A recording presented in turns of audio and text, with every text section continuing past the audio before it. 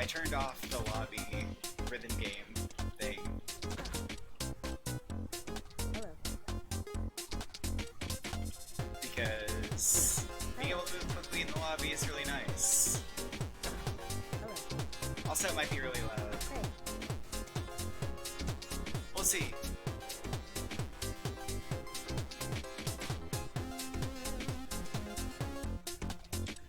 Got all these game modes. Just gonna do a run.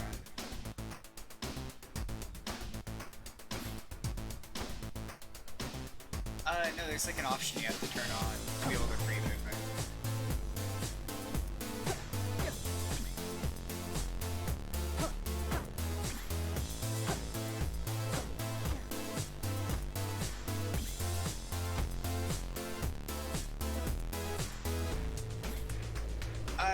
I figure it's okay for the game to be a bit louder than me because I'm probably not talking much. That may be faulty logic.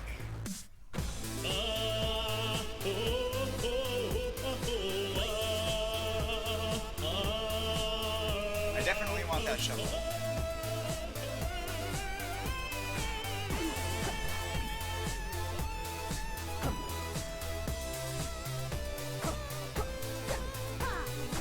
Also, that was definitely me being dumb, just walking directly into his gun. God, I looked down at my minimap and I saw the minimap on stream. I don't know if you have to have the DLC for it, but you can switch the shopkeeper to a real-life voiced shopkeeper.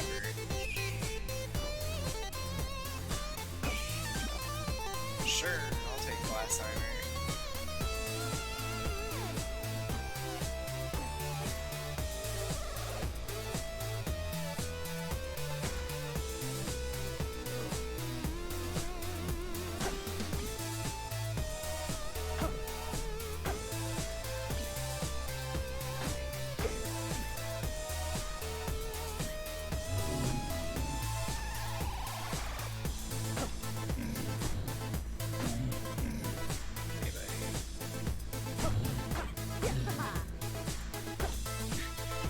That might have been a bit too close for your comfort.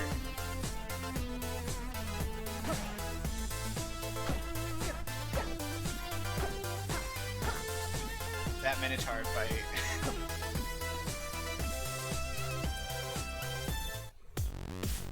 God, I always forget about diamonds.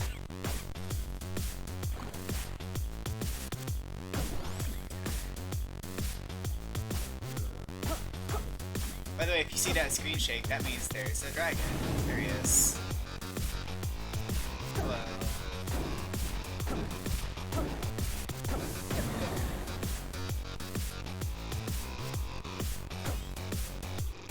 I didn't get the shovel, I'm dumb.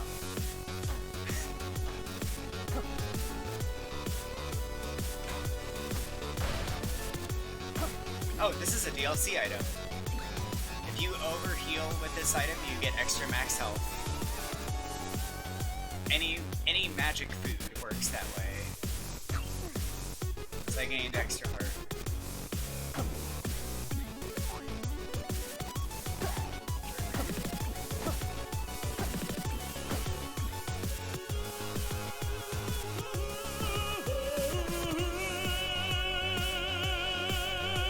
Yeah, I'll take these. I usually do not use holster, but we'll see. There's an item in here. Ooh, another DLC item. It makes your bombs do 5x5 area effect damage.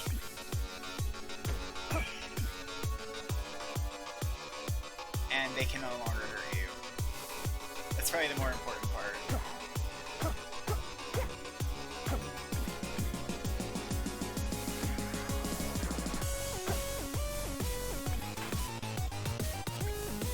Shit. I just played Diamond.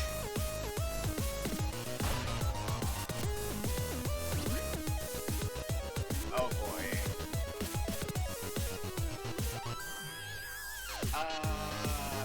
Yeah.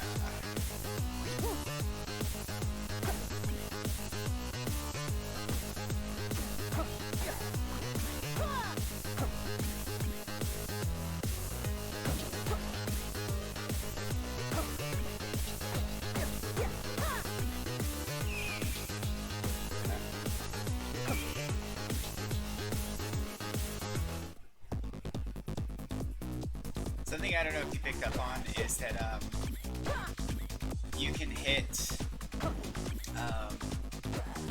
switches that change the tempo and then blow up the switch and the tempo won't change back.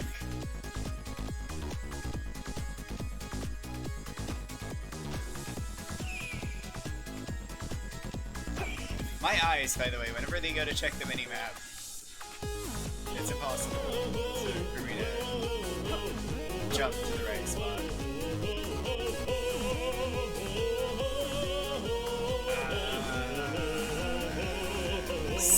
And then this.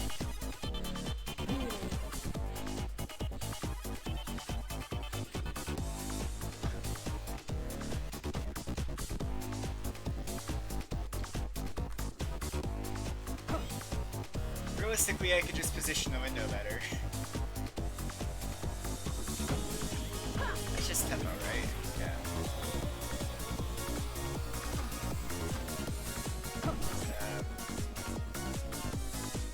Oh, you know what I really need is I need somebody that gives gold to be here.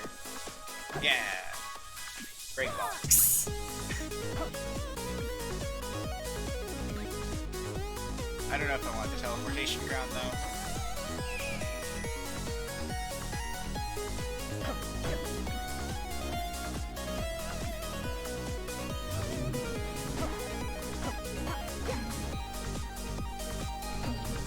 Oh, see ya.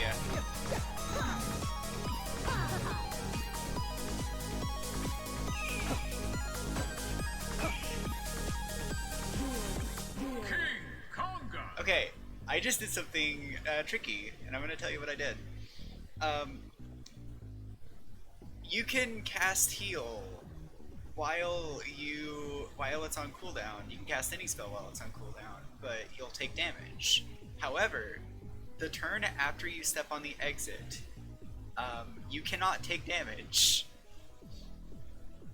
But you can still take a single action, because there's like one turn where the screen's fading out.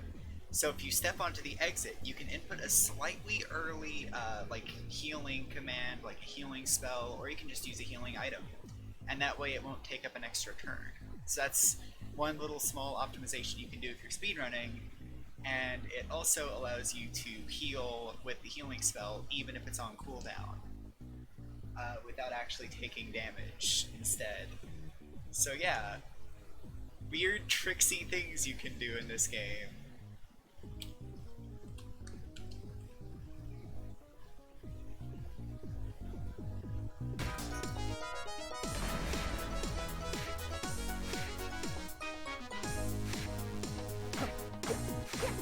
That bat's gonna be an asshole, by the way. Calling it now.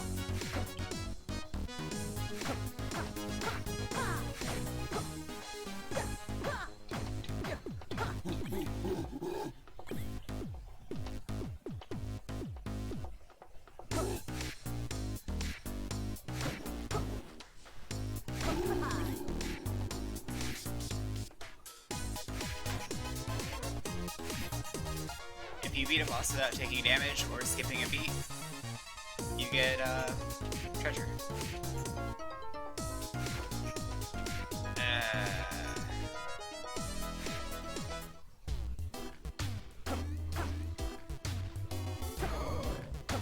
A lot of the items I pass up are just based on preference, just to be clear. Ring of Shielding is very good in various situations.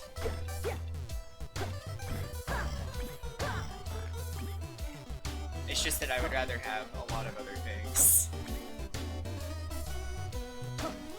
And the Ring of Charisma has shop prices, so I might be able to do something with that.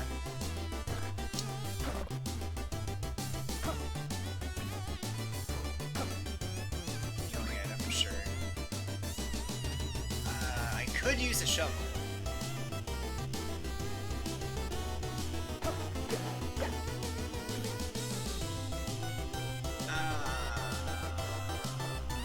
Yeah. There we go.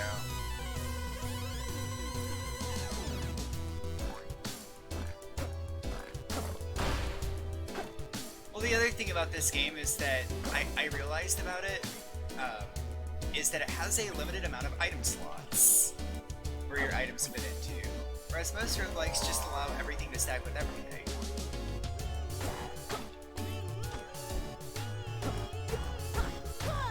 Those guys take forever if you don't pick up gold, by the way.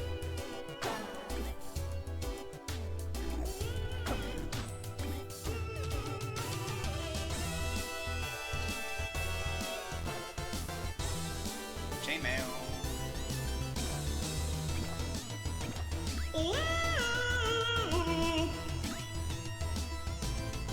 I guess I'll keep the holster.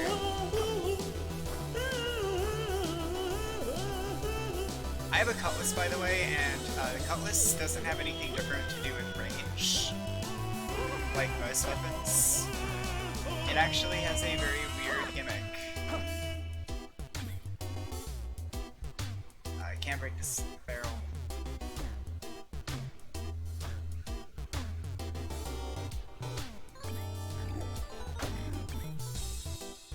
I could if I had more time, but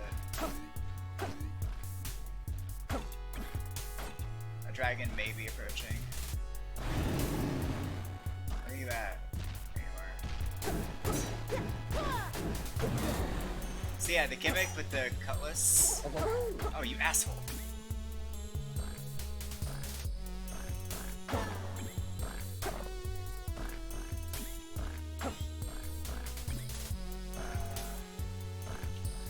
I'm not gonna get this money. Oh well.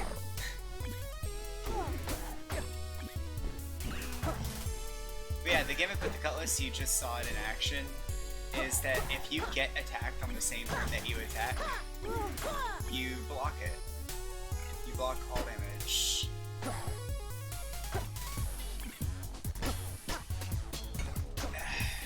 He didn't, like, stay lined up long enough.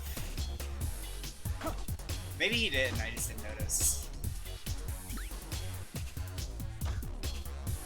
This is why I'm really bad at holster, by the way. I'm gonna bomb these. Get grenades. Okay, so this is definitely a bomb run. Also picking that up. Ring of Pain's pretty good. Ring of Pain does 1 damage armor piercing to all adjacent enemies, including diagonals, whenever you attack.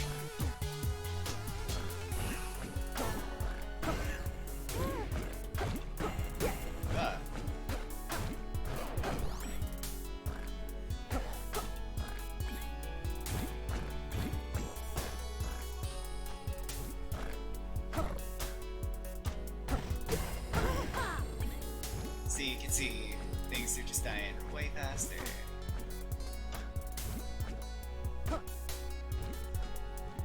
I have bombs, I don't know why I'm doing it the hard way.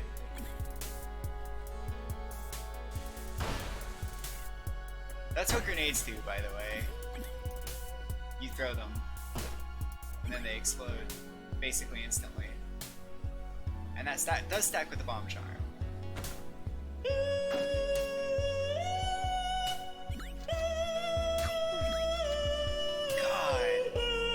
Obsidian crossbow, huh?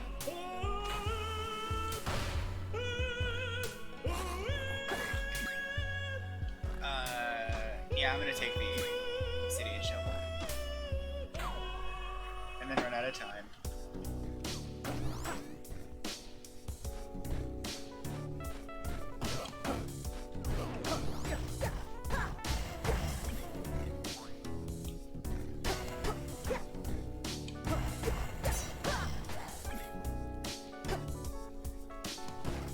Basically, the DLC items are pretty overpowered, but you have to get them. I don't know. Because I think the Ring of Pain is new. The DLC. They kind of are. The main thing is that moles will break your combo.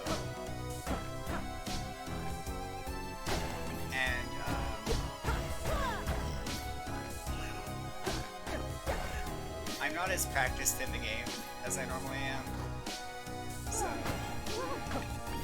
I'm just just not that concerned about it, because the losses from being tricked by a mole are not that bad. By the way, you can tell what a secret shop is based on the color of its symbol. So that was a glass shop. Damn it.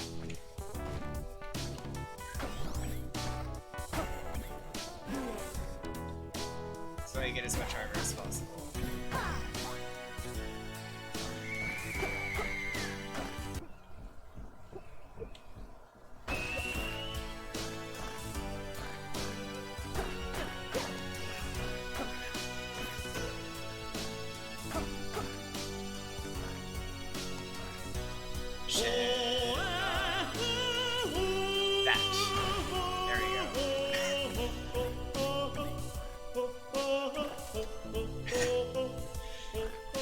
If you're just short of money for shopkeeper's items, you can just... oh god.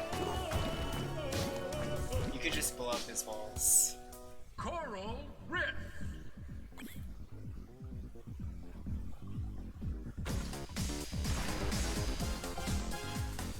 If you don't like waiting for Coral Rift, you can do that.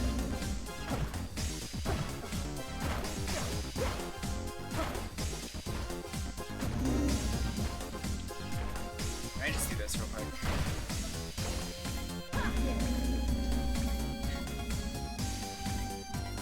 There we go.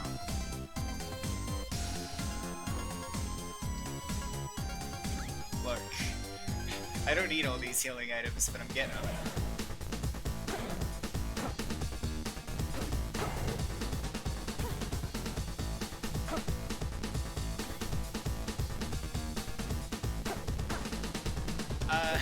I threw a bomb at Coral Rift. Because I have the grenades, so I can throw bombs like 3 spaces in front of me.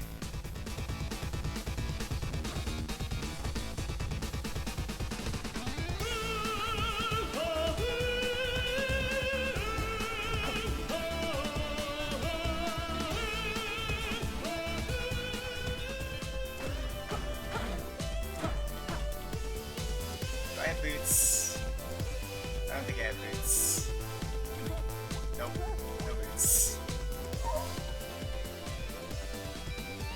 So that 3 ghosts are assholes. They teleport behind you when you swing at them.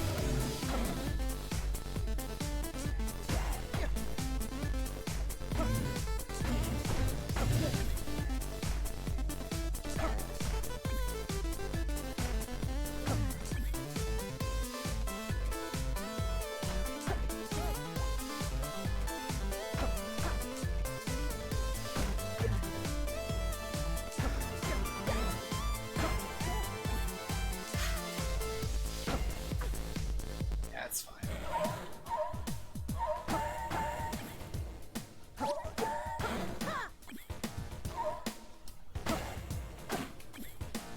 God, the Ring of Pain actually failed me out of those ghosts.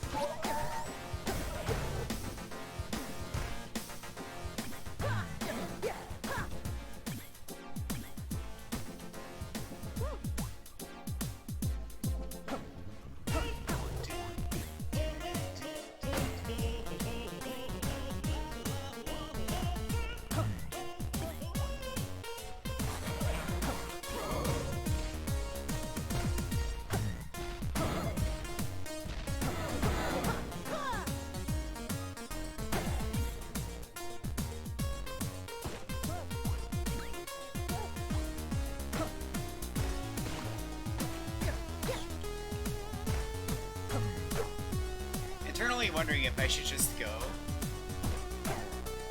because the shop didn't have anything I wanted.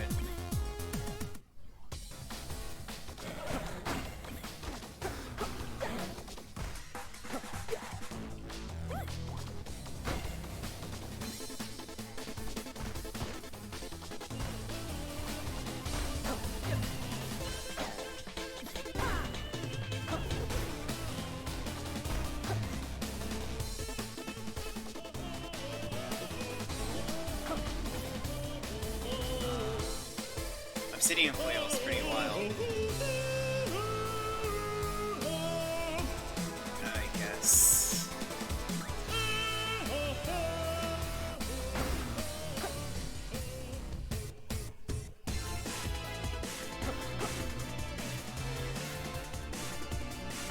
down here. Is this blue? Wait. It's a pretty good kind of blue, actually.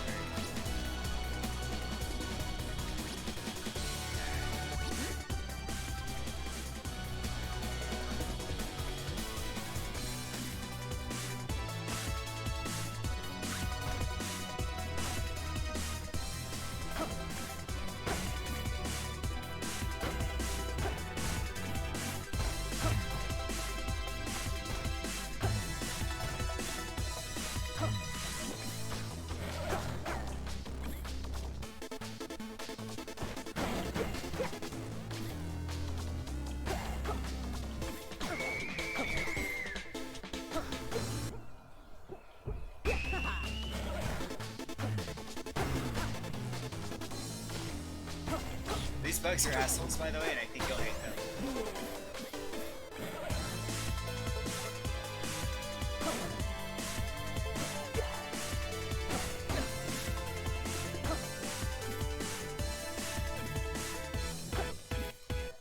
Death metal.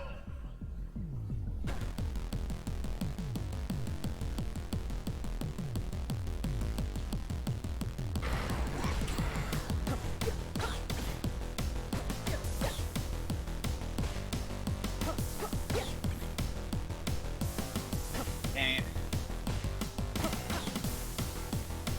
Wait.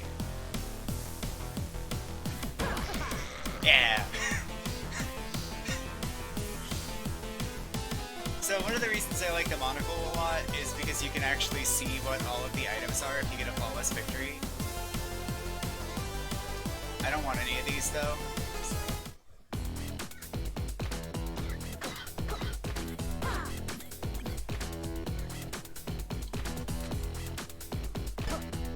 The main issue with bugs is that if you have like a 2-range weapon, then you have to like approach them from the side while they approach you, and it's annoying.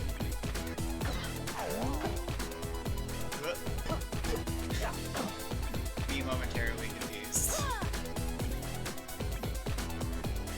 Yeah, no, like, the thing I like about this game is that basically everything in it is very powerful and useful.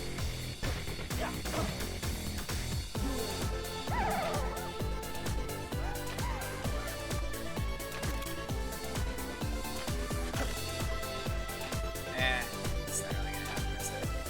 You're the asshole golems. They're not going to stop leaving behind you for you, though. So you're gonna want some means of trap immunity.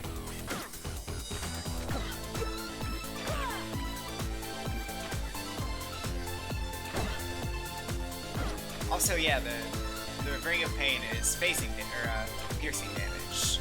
So those armored guys do just die to it. The poor shopkeeper is just killing himself here.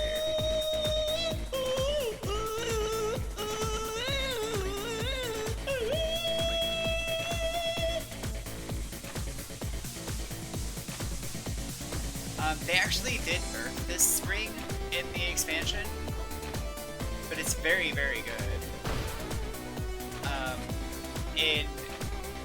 Without the DLC, it quadruples the rate at which spells cool down.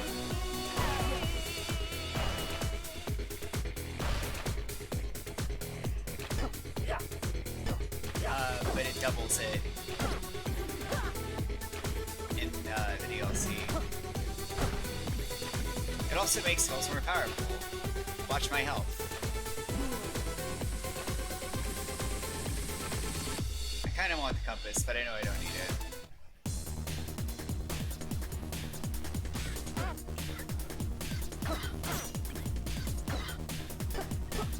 I forgot I was using a cutlass.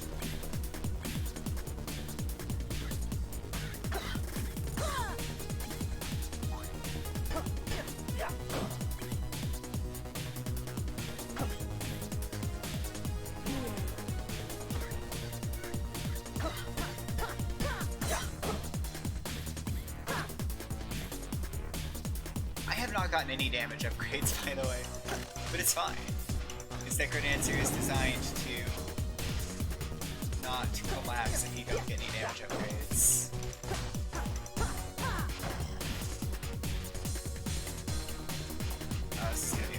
pass. Okay, never mind.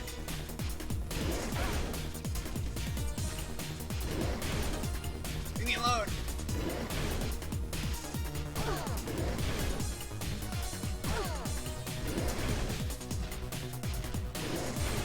Okay, this is good.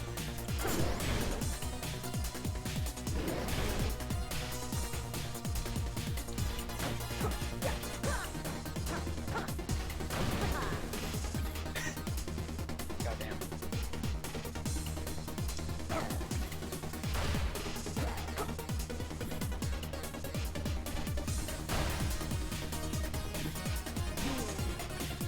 It's a good thing I have a ridiculous amount of defense.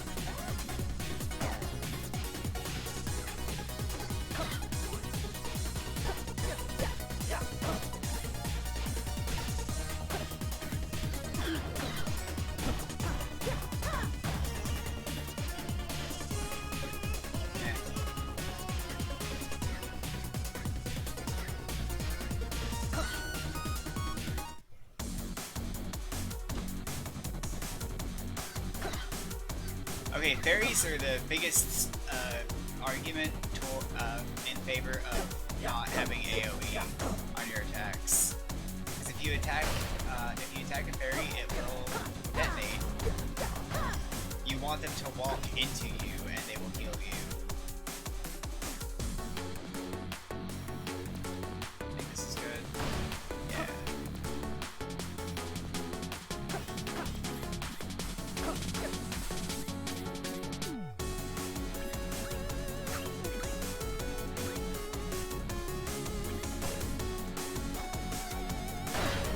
Dang it. That was pretty wild. I'm not 100% sure what happened there. Okay, you know what? This is fine.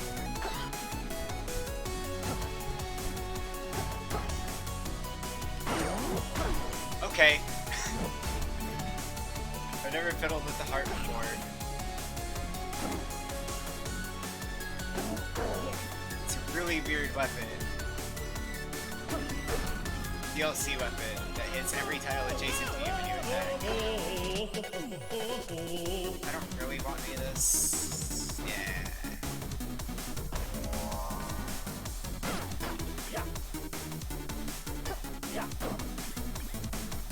Transfusion. I would argue that it is very important to not panic in this game.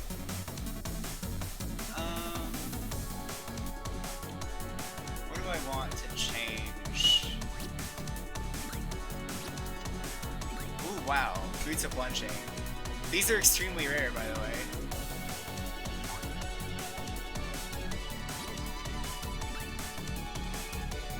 Whatever. Fortissimo. New boss in the DLC.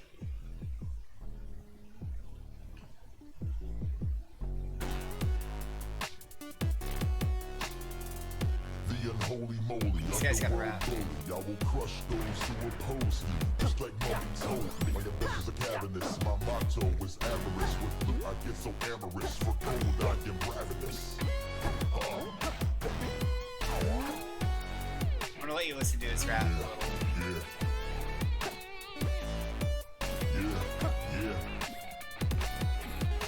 My manner is bombastic, my statements sarcastic, my flow's pyroclastic, my legend's dynastic. Yeah, when I rise like Lazarus, my odor is always hazardous. Your skill is at best average. This is a very good boss fight, by the way. Notice Just to your get the rules are experience. atrocious, so quote this. Hopeless is what you are. Now that I'm get you star, I'm works like thunder. He's gonna kill the crowd. You better hide under covers, I do what I want. Your feelings get hurt, step up girl, you better stay alert. Or you'll be napping up in that dirt. The way you're supposed to do this is you're supposed to... Oh, oops. Well, I guess you'll find out. I will ruin if you don't play to my tune.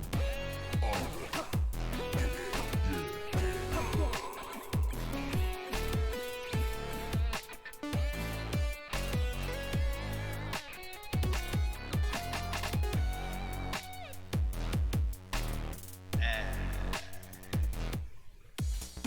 Here's the Zone 5 that the DLC added. the main reason I wanted to get rid of my Boots of Levitation, because you can't benefit from these.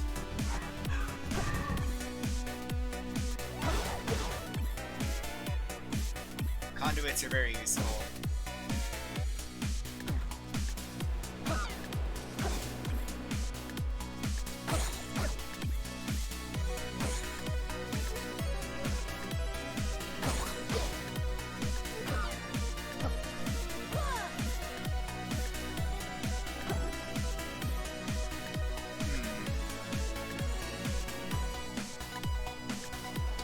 Oh yeah, Zone 5 also introduces a new trap that will probably destroy you. Yeah, this is Zone 5. Basically there are conduits, and if you're standing on a conduit and you attack an enemy, it chains. Also there's this trap, which makes you drop every item you have on the ground. You can pick them back up. This is the only way to get rid of an item willingly, aside from the Cell Shop and the Transmogrify Shop, I think.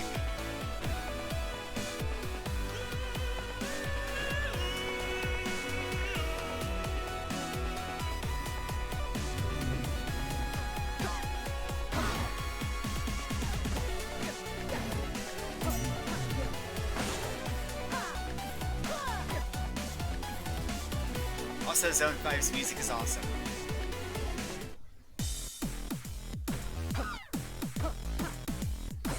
Medusas are basically the equivalent of monkeys.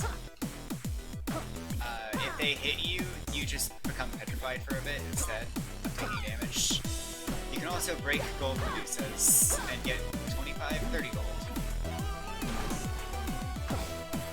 There's also water orbs that try to drown you.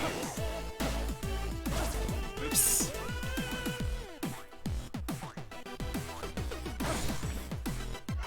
And beholders.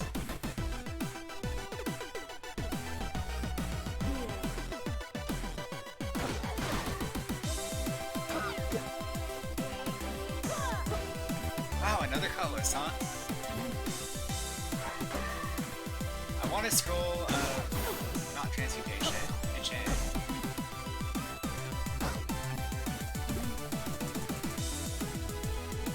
Sure.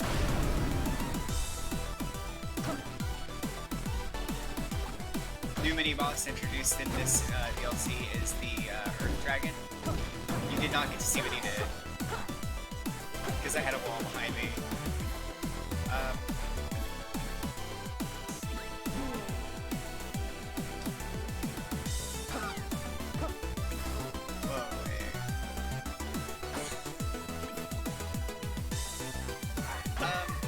Basically, the first time you hit an Earth Dragon,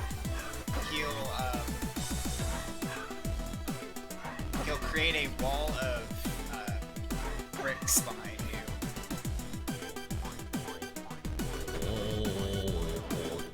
Oh man, it's this ring.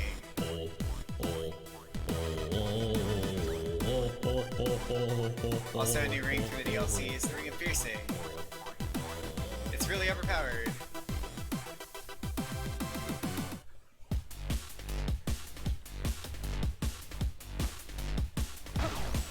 How do you feel about bats? Because I just zapped them.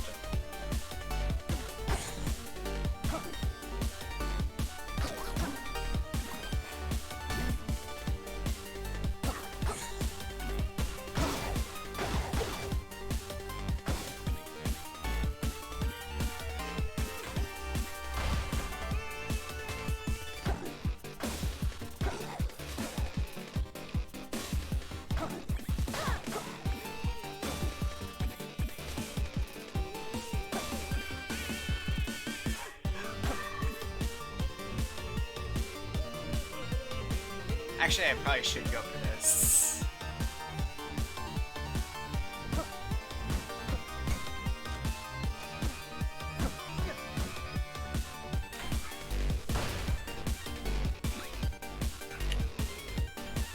I'm actually a bit short on bombs for where I like to be at this point. Oh, there we go. Plus 3 bombs. That's actually probably enough. Is that enough?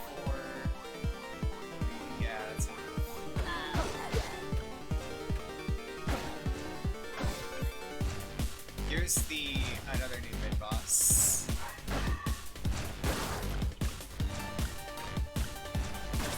Oh. I move first, you say.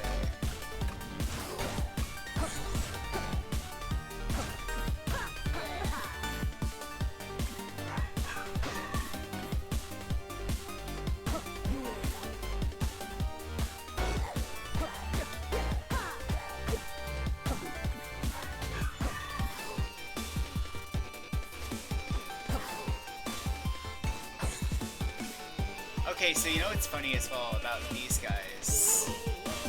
In randomizer mode, it's a good shovel. Don't need it right now,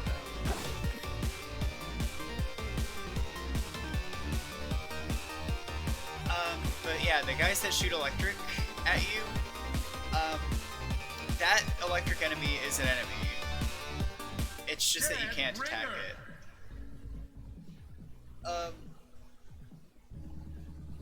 The electric enemy is an enemy, so it's scary. Also, the three major story characters each have their own final bosses. So, for Cadence, it's Dead Ringer.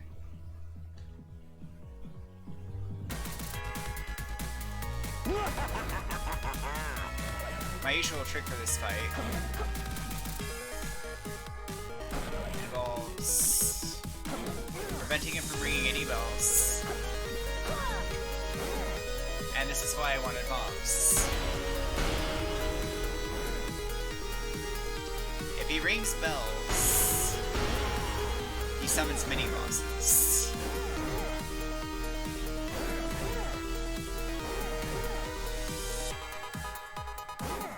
So you need to either break or ring all the bells, then make him charge into the gong, and then you beat him. Your damage is irrelevant for this fight, which I think is cool. I could have just gotten 3 bombs.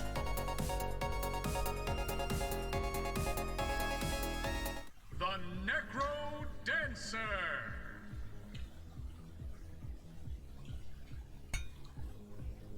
And the reason I like having bombs for this fight is because I like doing the quick kill.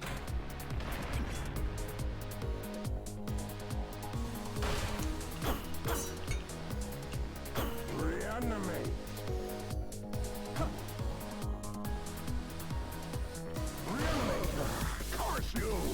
Give me that loot.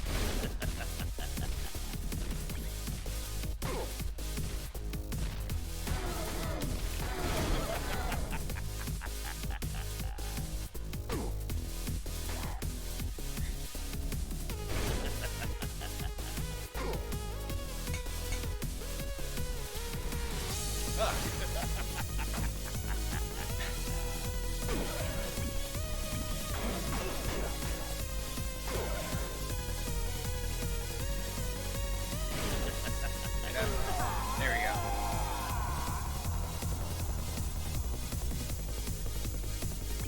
I like to leave the golden loot behind. It's my preferred thing to do. That fight, whenever you actually go to do it, that's gonna be interesting.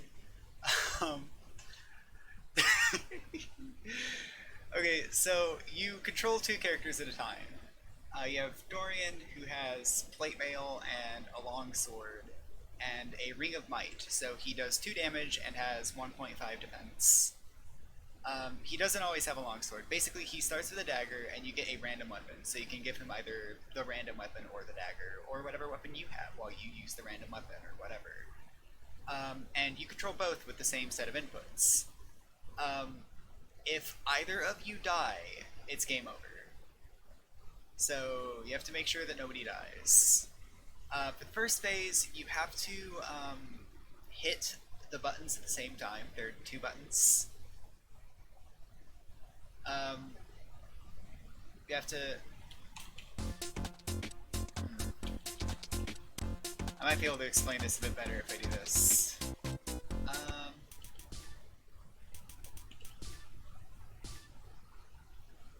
Oh, I see.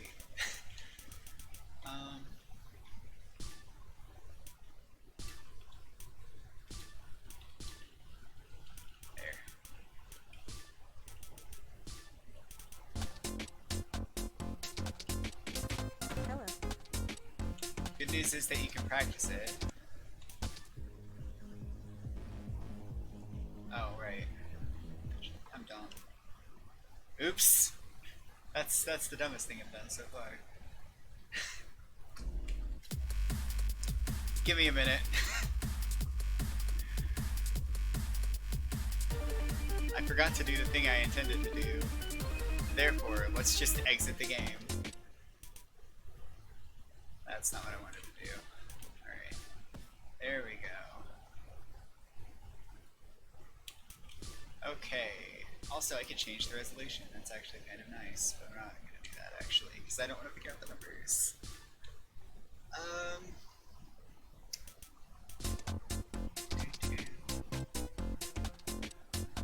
Right. I'm gonna go to character select. Oh. Well. I also messed up my control inputs. Right. And on left. Yeah. Basically, you can remove the rhythm aspect of the game from every character if you have Bard in as co-op, because his gimmick takes precedence. Whoops. Hey. Dang it, other hand. Alright, there we go. So you need to press the pairs of buttons at the same time with both characters. You get a free weapon, and in the single player version of the fight, you are given a second character with 4 hearts, plate mail, and a ring of might. So he'll always have 1.5 defense and do +1 damage. In the actual fight,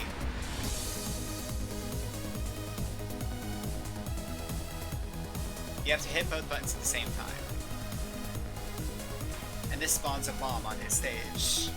Yes, in all forms of the game, you do the Necrodancer fight like this.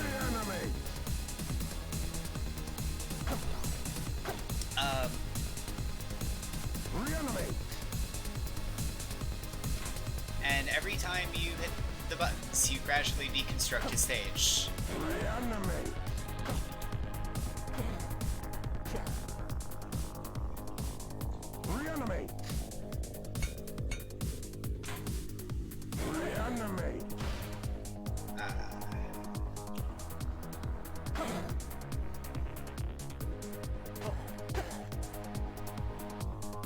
And it frees the enemies. Oops.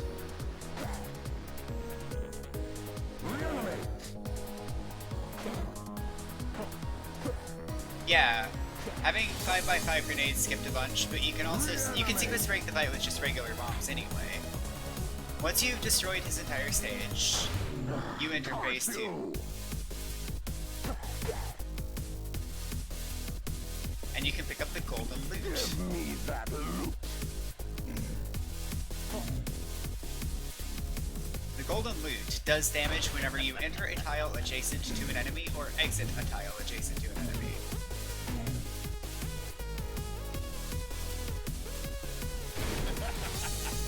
And it is the only weapon that the Necrodancer is susceptible to.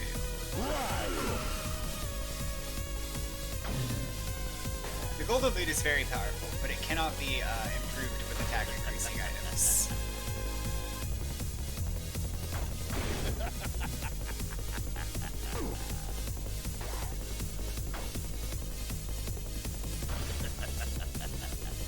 And yeah, sometimes the Necrodancer does an explosion instead of his ice spell.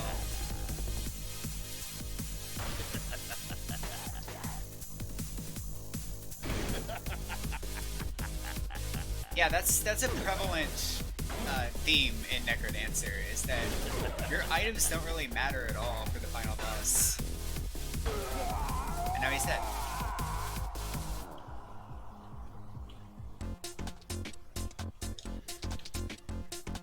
So yeah, that's the way that fight works. There's also Necrodancer 2, who you fight with Melody.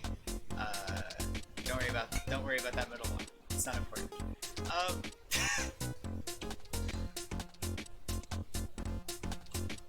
And Nocturna has a really good final boss as well. Oh yeah, I'm using the Danganronpa soundtrack.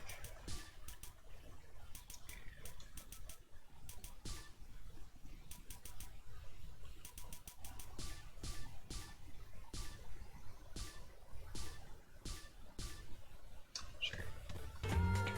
I'll play a Nocturne run. You can already notice a very strong difference. Zone 5 is omnipresent in Nocturne mode.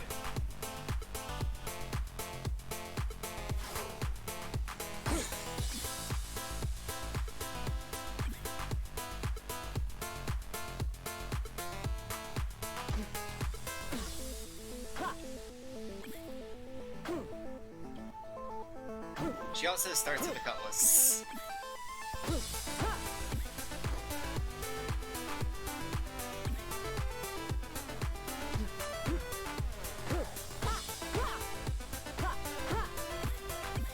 She can also turn into a bat.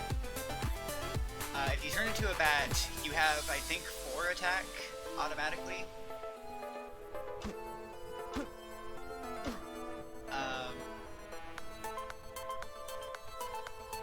The Zone 5 thing, it just means that there will always be one room on each floor that has Zone 5 enemies in it. And like Zone 5 features.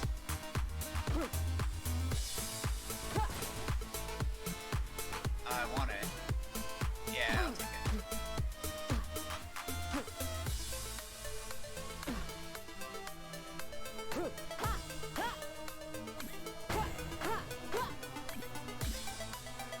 It basically means exactly what you would expect.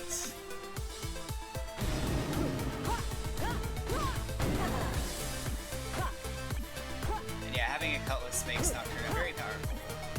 But she also has the hardest playthrough. This bat's an asshole. Alright, there we go.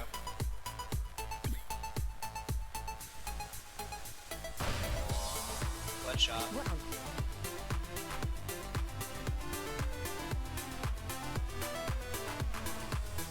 I mean, I'm taking it.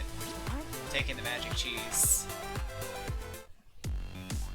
If I can get any other form of healing, I'm in business.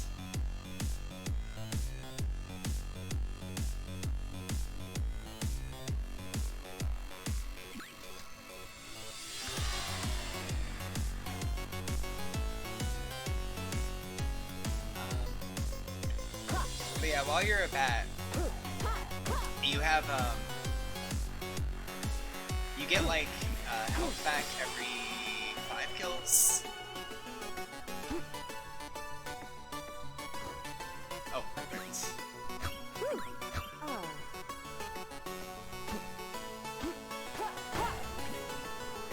You get health back every 5 kills, but none of your items apply. So you have basically dagger range. And you do 4 damage, I think. You also cannot dig walls, because you're a bat. Bats can't dig.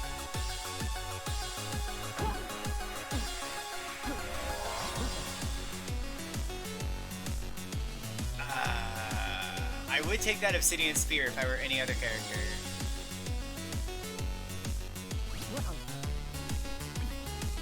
You know what, I'll probably be fine. Famous last words.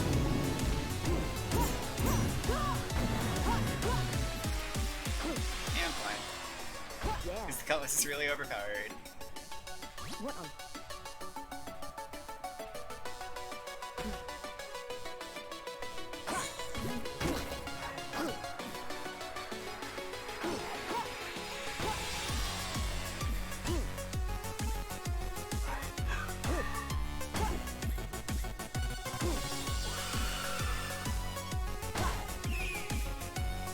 The Iron Maiden Shrine is a shrine of get hit and you'll get stuff.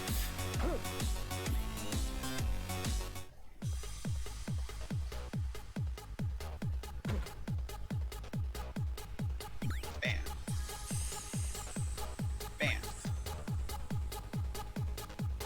Fun fact, getting really good torches is actually a bit of it has a downside associated with it as well.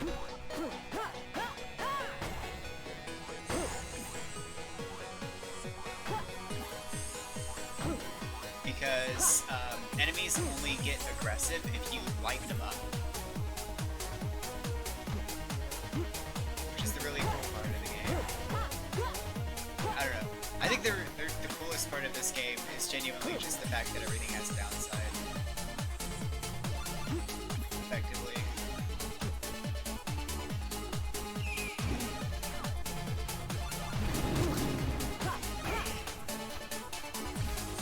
Yeah, I've already fought a red dragon, buddy.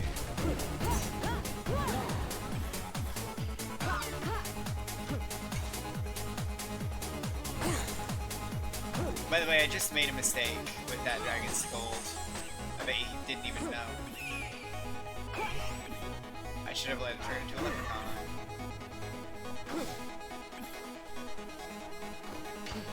Oh my god. I mean, I have to. Why can't this be the run? Where I have a fucking... Where I have a holster.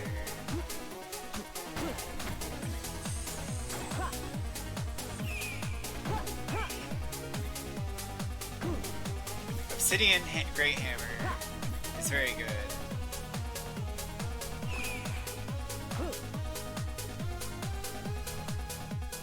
I'm really upset that I don't have a holster. Oh well. Fortissimo.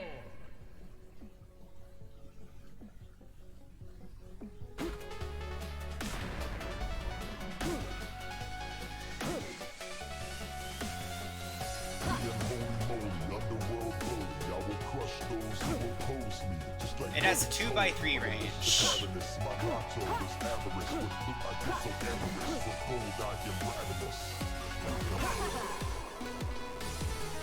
It's a Warhammer, actually. I said the wrong name. And before, this is a holster. Okay. Good. It's gonna be really upset. Yeah, it's a life sword.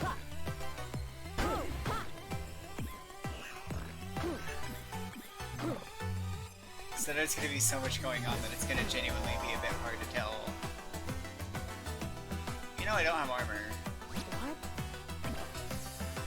May as well. Probably should have checked the main shop first.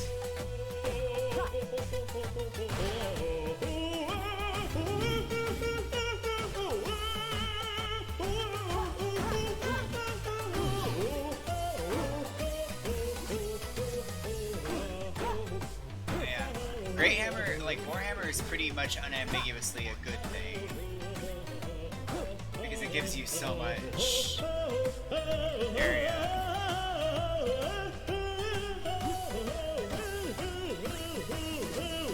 There is something with the T range, actually, and it's the axe. I'll take this. I also really want the transmute.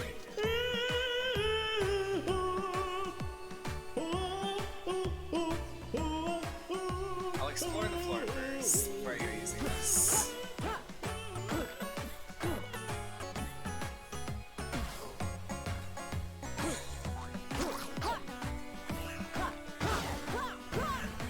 The one thing I could ask for most is like Ring of Piercing, and then I'm basically just in go mode.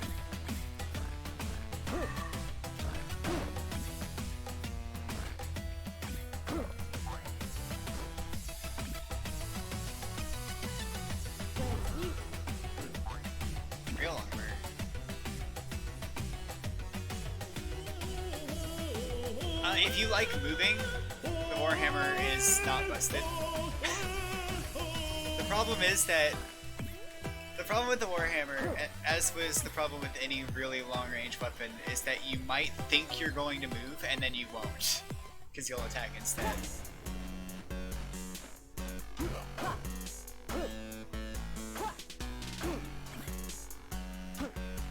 It is still very, very good though, which is why the developers made it very rare.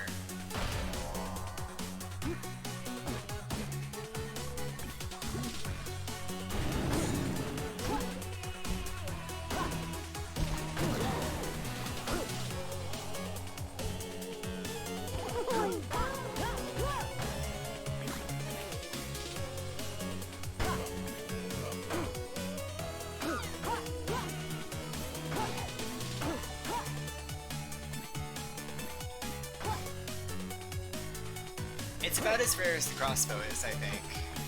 I think it's got about the same rarity. God, Rocket Box, I think you might be the only person who likes whips. Whips are so weird. Whips are the weapon that can become the most problematic thing in the world. I'm sure there are people out there that like whips. I'm over-exaggerating, obviously, but...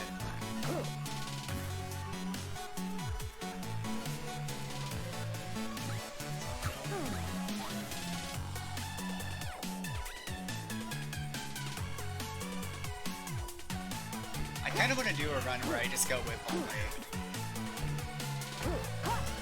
Like, if there was a character that just started with a whip, that'd be great. Ooh.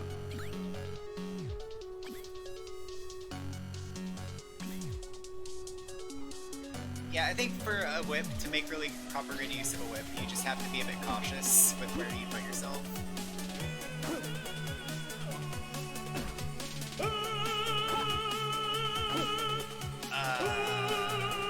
I don't want these boots.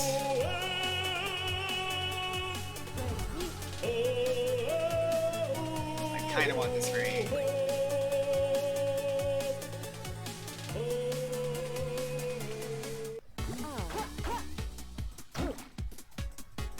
One of my favorite dumb little things about this game is the fact that the shopkeeper just doesn't care what you do to his shop at all.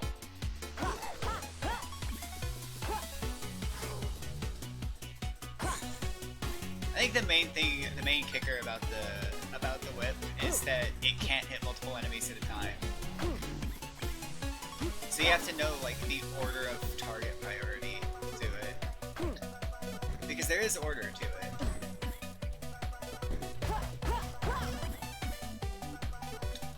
God, I can't believe I'm playing as Nocturna and not sticking with the Cutlass for the entire run.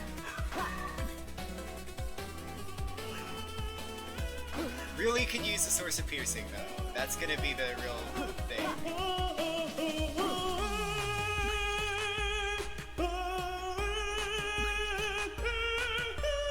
And yeah, this is the axe. Where the rapier has like a lunging double damage attack, the axe has a lunging, Jesus Christ, really? I mean, I'll take it. Shovel of Strength is also very good. Has a big AoE dig, and it also increases your damage. Lucky runs exist in Necrodancer, but like they're not super common. And you just kind of bend the game over your knee and murder it. It's kind of the thing.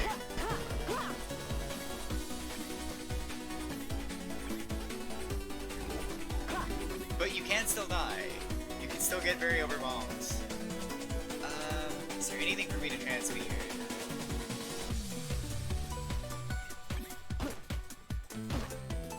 I guess I could transmute the shopkeeper's old stuff.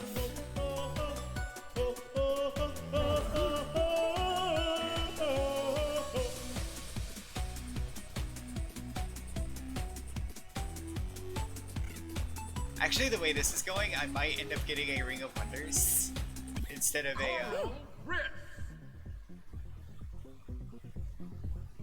Ring of Piercing.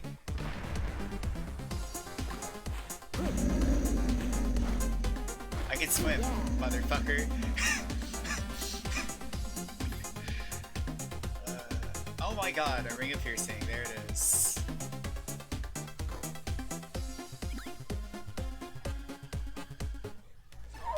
Basically at the perfect time to get it, too.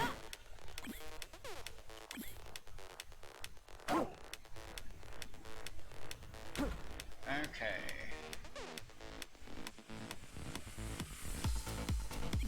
Take that.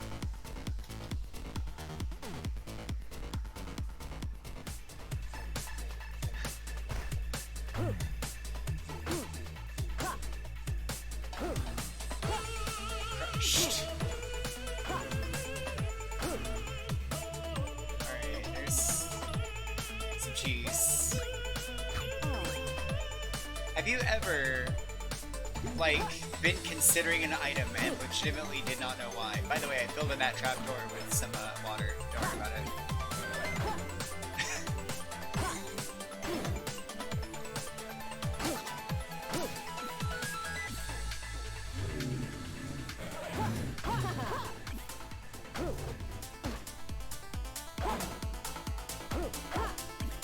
Yeah, with Ring of Piercing, I'm gonna be crushing everything, basically.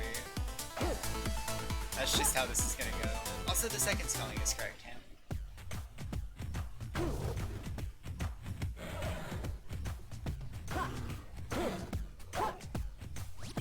Oh, dang it.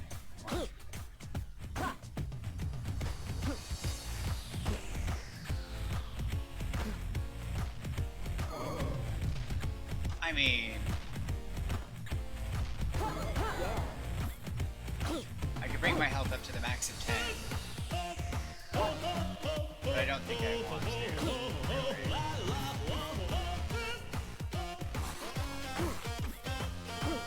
This, by the way, would be like the one really bad part if I didn't have my Explorer shoes. Because I wouldn't be able to walk on these coals safely, or stop on them safely, rather. Which means if I accidentally attack, I just start taking damage instead. There are very good reasons why you don't want to accidentally attack. At least decent reasons.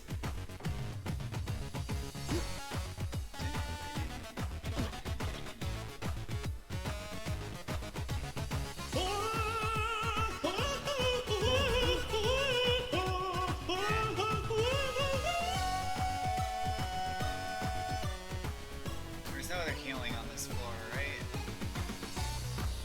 So we're good to go.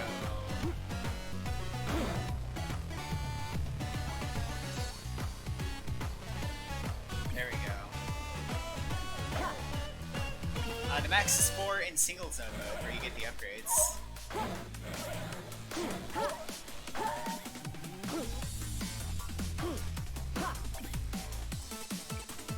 Okay, this is just silly now. I'm not gonna take it, but Glass Cutlass is also very rare.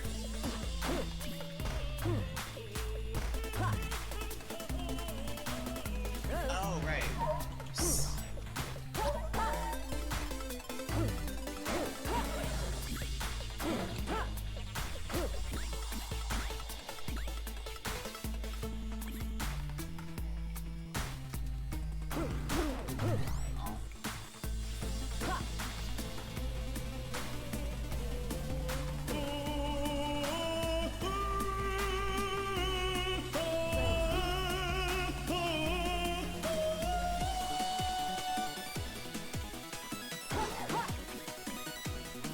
I really want to shuffle the shop some more, but I gotta get some kills first. It'd be very irresponsible of me to just waste all my health on rerolls.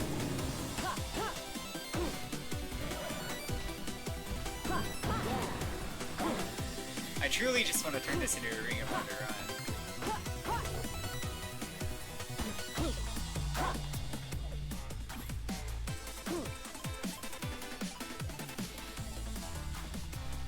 Kills.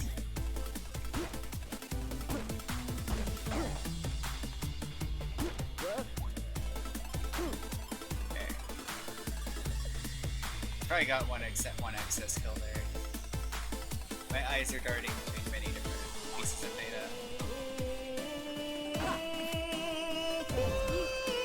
Okay. Piercing is extremely powerful. You know those, like, Skeleton Rider guys? Piercing just does direct damage to them. It ignores the shields of armored skeletons. And many other things. Alright. King Konga! Whoa, sorry about that.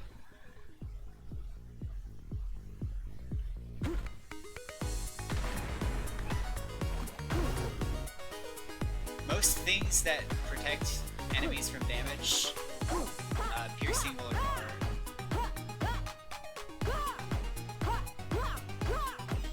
Lorna, is this swinging this hammer getting a little exhausting?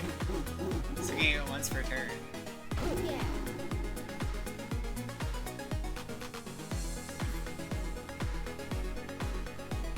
Dang it. All I want is the ring. The cursed ring to show up.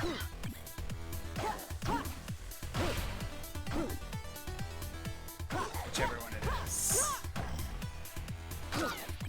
And yeah, I have trap immunity with these boots.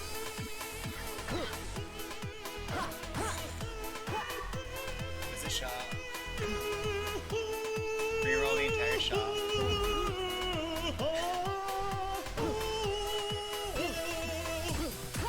Fishing for the Ring of Becoming. Oh my god, the urn showed up. There you go. Dang it.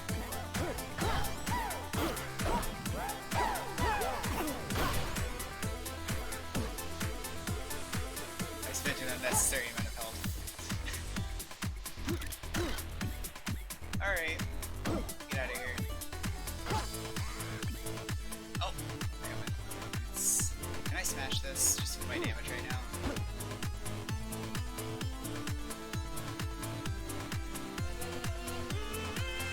Ring of Becoming.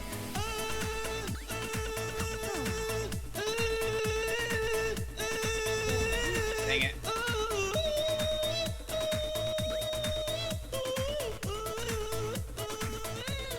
Yeah, the weird ring that has like question marks on it.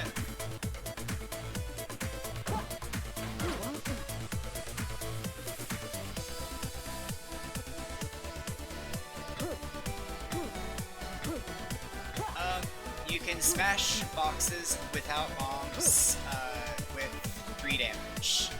If you do 3 damage in a single hit. Okay, this is excellent. Watch this. I have a move.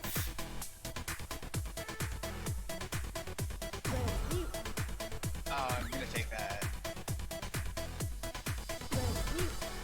Alright. Alright.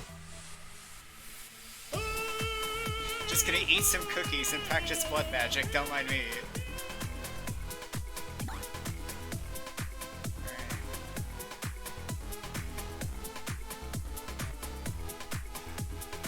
Alright, whatever.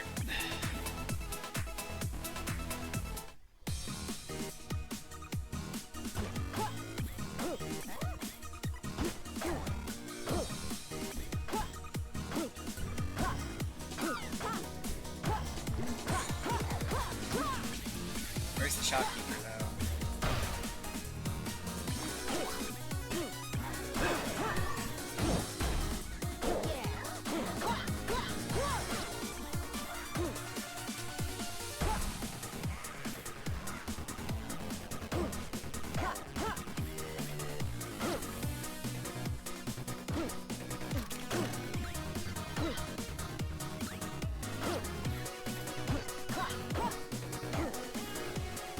The Ring of Piercing is really what's kind of making this work, by the way. Alright, here we go. More transmutation. Dang. There's no, like, means of healing or anything, right? No. But yeah, you need to do 3 damage in a single hit to break a box without a bomb.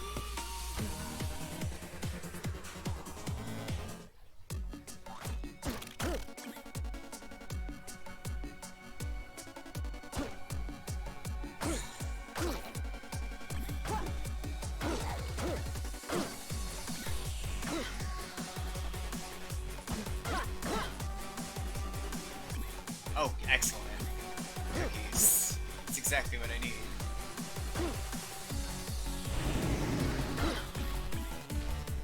Down here.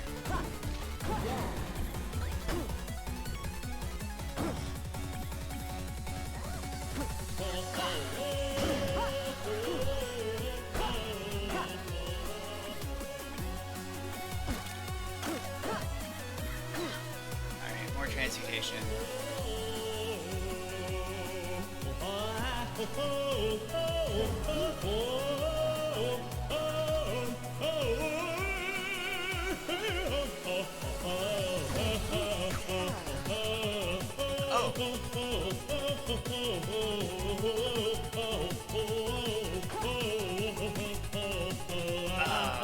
Tongues of transmutation though. Is there any other place where there are like items lined up? Here, kind of.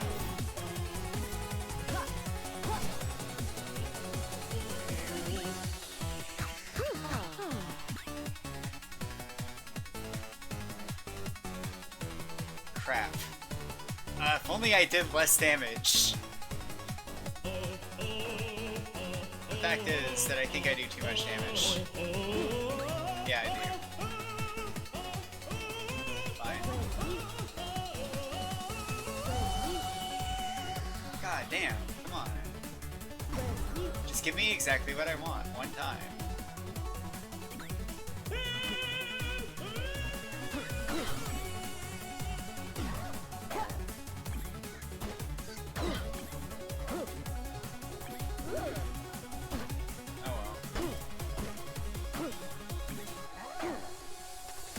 Uncertain about my ability to... Yeah, I don't think I have enough dig.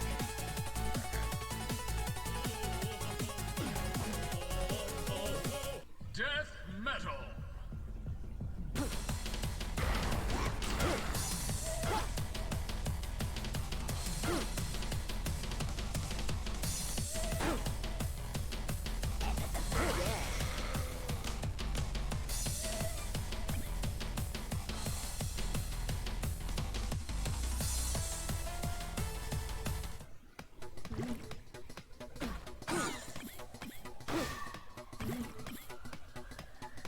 Where's the shopkeeper?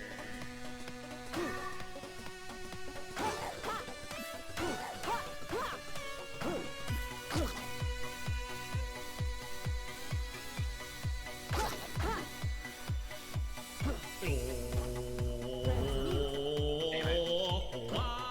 Need to open the box first. Always forget that.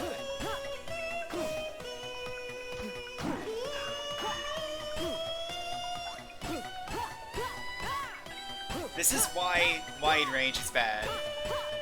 So annoying.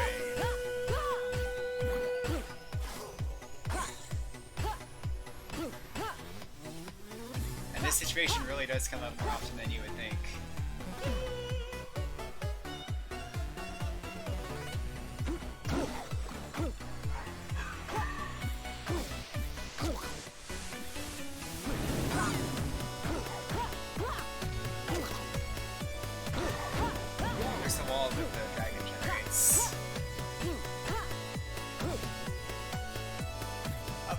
Is up.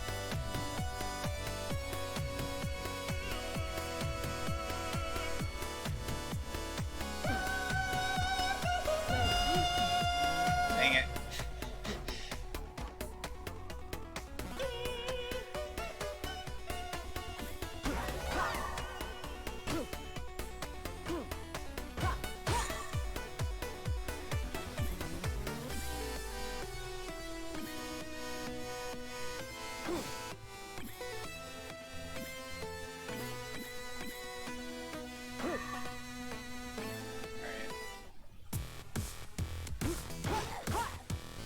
Shop's up here.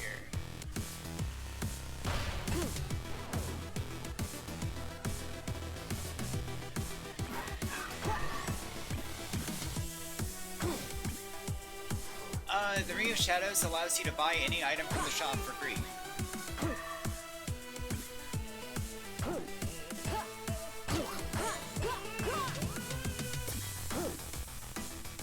As it will hide the prices of the shop.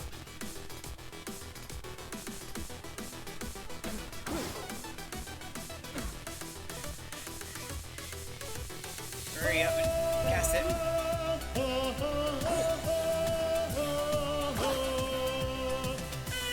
I think it's making you invisible, but therefore you cannot see.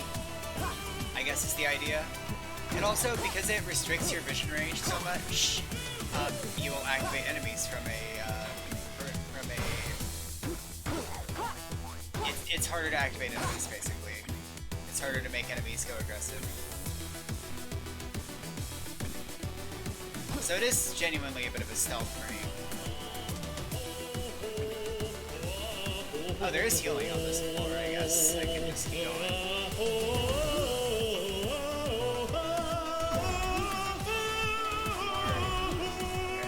Okay. Dagger Phasing's good.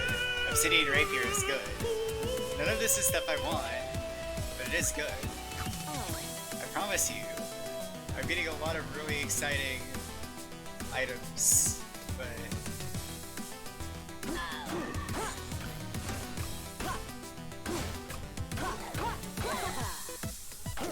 the one thing I want is not occurring.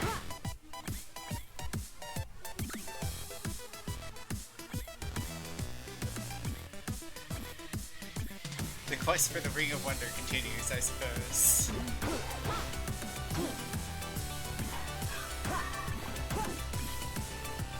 Alright, one more. One more. Hurry up.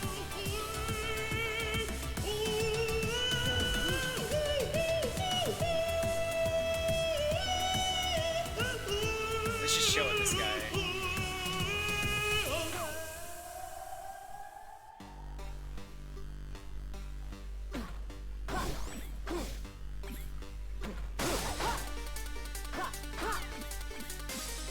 Oh my god, a titanium cutlass. Fucking hell. God damn. Just go ahead and give me 2 damage on a platter. 2 damage, pretty good weapon. I might actually swap to that.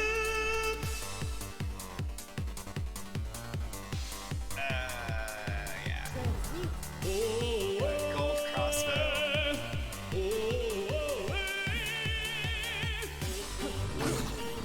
The game's just running out of stuff to give me. I was like, come on, don't you want a gold crossbow? Like a crossbow, come on. You passed up an obsidian crossbow earlier. Crossbows are good. Doesn't know what to do. Perfect.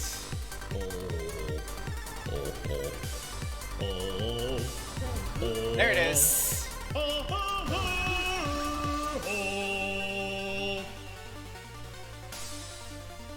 And I'll take the titanium cutlass.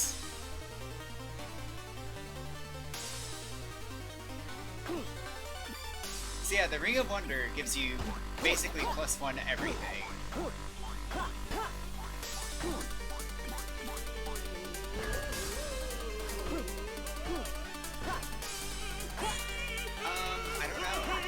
I don't know if you have to unlock the Ring of Wonder before you can transmute anything into it.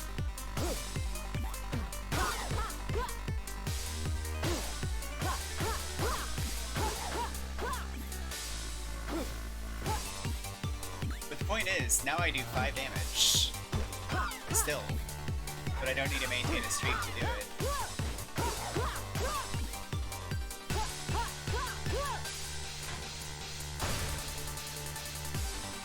I can get a Ring of Frost, which is reasonably tempting.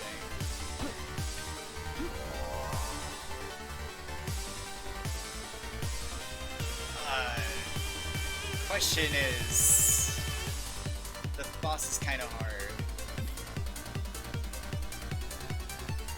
The Ring of Becoming is the only ring that does. Basically, the Ring of Becoming, normally you die in one hit no matter what whenever you are hit while wearing the Ring of Becoming. That's all that it does. Or, if you transmute it, it gets really overpowered and gives you +1 to basically everything. It gives you basically every ring effect you could possibly want at the same time. And that's the only item that changes into a preset thing when it's transmuted.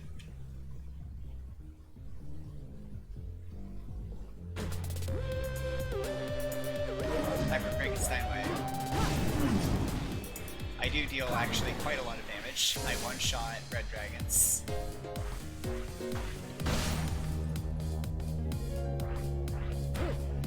This fight's pretty cool.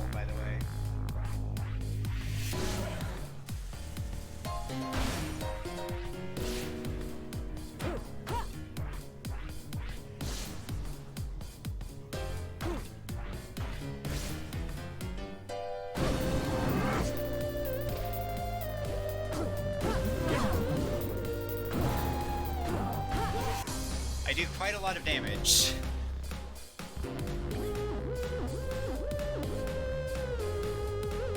Oh man, I could do more damage. The Conductor.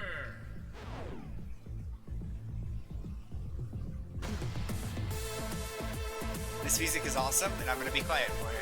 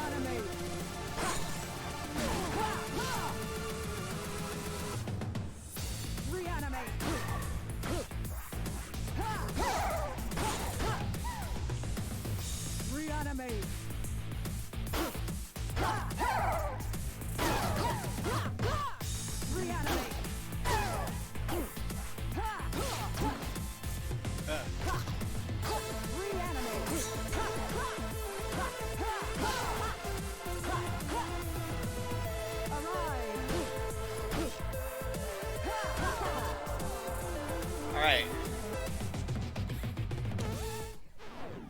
That is probably my favorite boss in the game.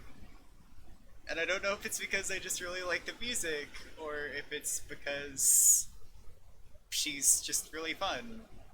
It is a really fun boss fight, but you do need to be kitted the hell out in order to be able to handle it. Because, yeah, you saw what happens there. She just kind of throws mini-bosses at you constantly. Granted, the less damage you do, the faster the last phase goes, because all you need to do is stand on the conduit below the battery and attack something, and it's just based on number of hits.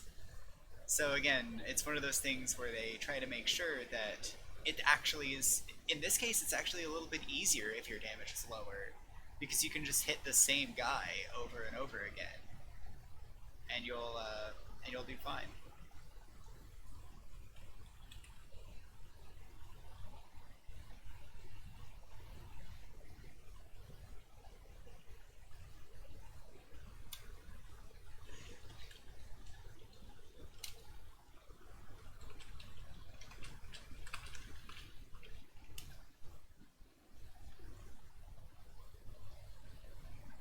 It's really fun. It's a really fun fight.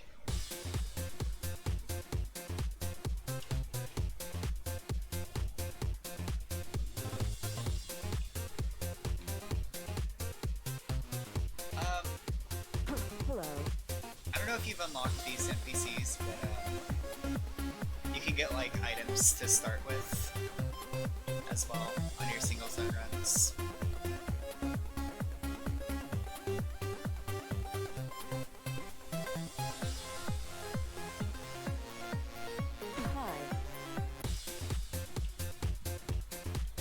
See, the Conductor is one of those fights that I would not recommend you try to play without actually doing a run. Like, playing it in practice mode is crazy.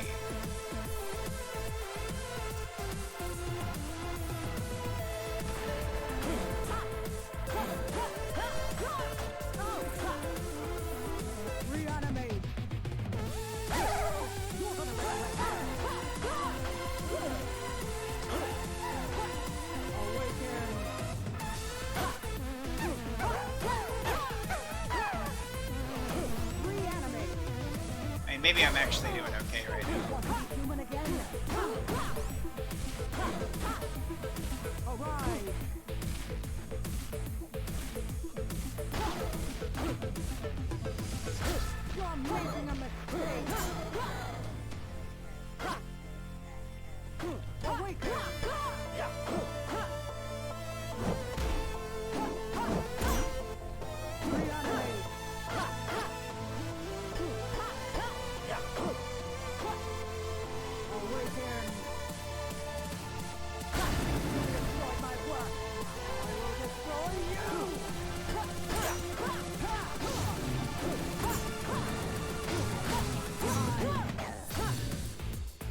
again, you do start with a cutlass, and cutlasses are pretty busted.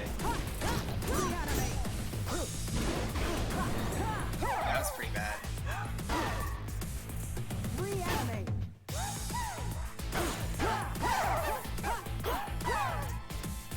Oh, wait.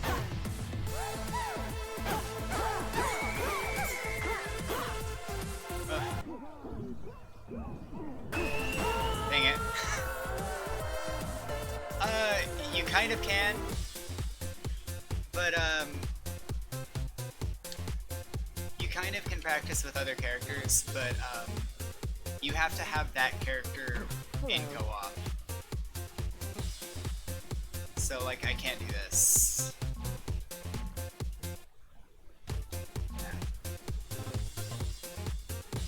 You need to have the correct character as one of the players. I turned it down a little bit, so maybe you can hear me better. Oh my god. I don't know what else to do.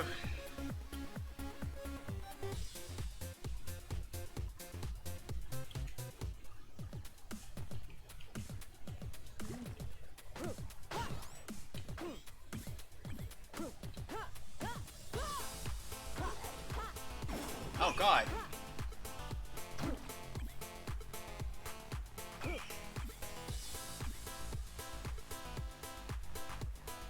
I have already batted.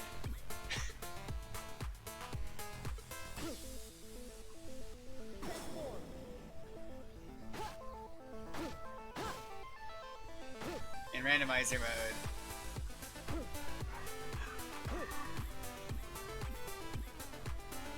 I really like randomizer mode. The problem is whenever like green slimes have like 6 health. Or when ghosts, oh god, when ghosts have like 8. Great.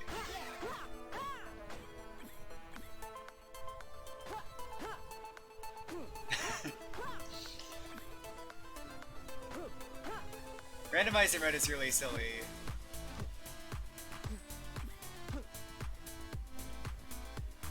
I really could use some help though.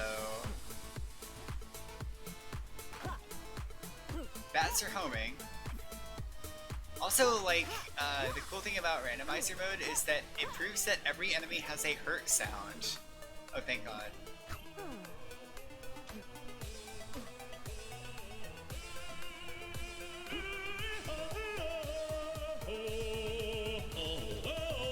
I'll take it. It's the best I can do. A slightly better shovel.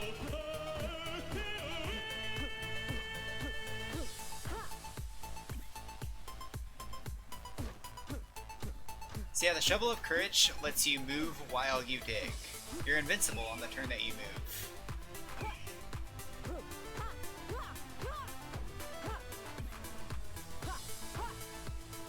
Also yeah, skeletons are extremely dangerous this run, I just have to make a mental note of that.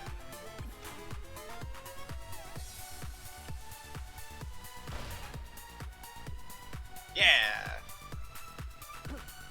Nothing quite beats spending a bomb to get a bomb. What's in here? I'm at the start of a run. I'm gonna test and see if this works this way. Yep. Okay. That's good to know.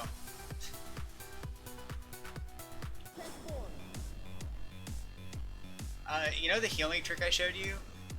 It works with changing back from a bat, because changing back into a person after being a bat, does cost you 1 health. Also, a much better shovel.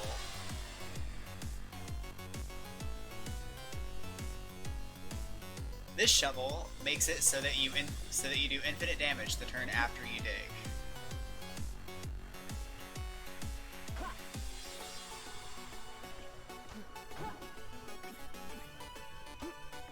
Speaking of ways to help against beefy enemies that shouldn't be beefy.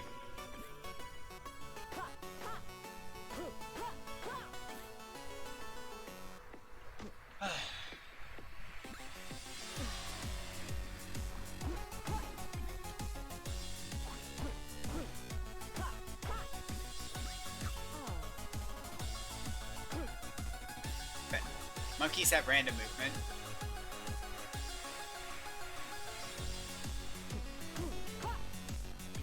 skeletons can fuck off. Armor.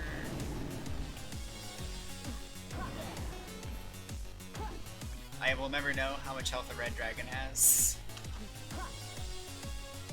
Yellow slimes fly. That's good to know. Also, the red ghosts, the funny thing about them is that they don't anymore. How often do you move? Come on. Every other turn. Okay, good. Yellow skeletons are pathetic.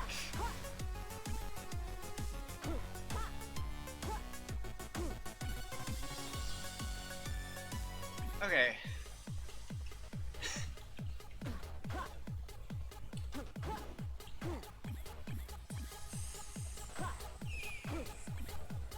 Zombies are a bit scary because they move pretty fucking fast by zombie standards.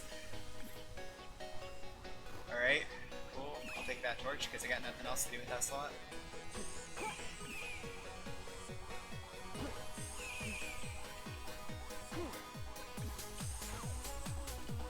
Good. Ghost fell down a trapdoor.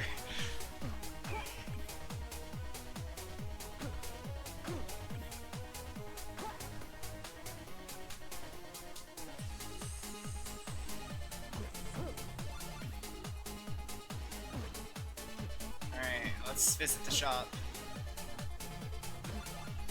Holy water. I don't know if I want the holy water 250 gold bad. I think I want this torch though.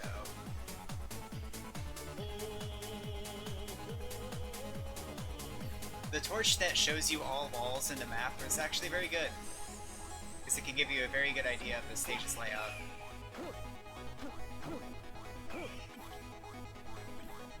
This monkey's gonna be an asshole, isn't he? Okay.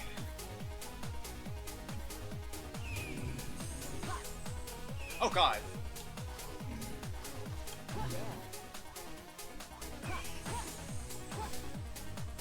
Medusas can move diagonally and have way more health than they should. Red bats want you. Okay. Okay, gold Medusas are very dangerous.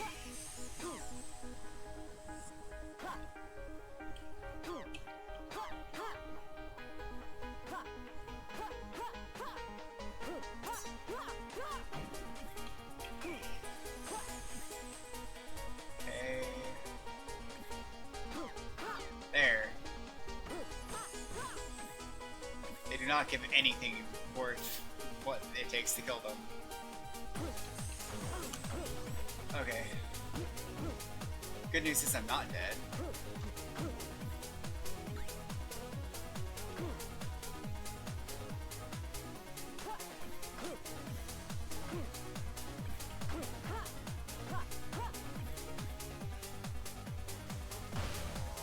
Oh my god.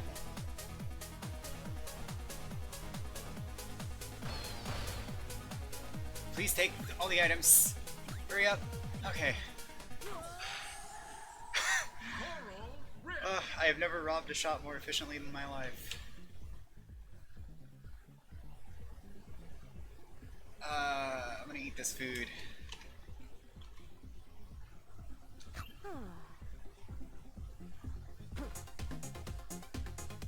I don't know what changes in this fight.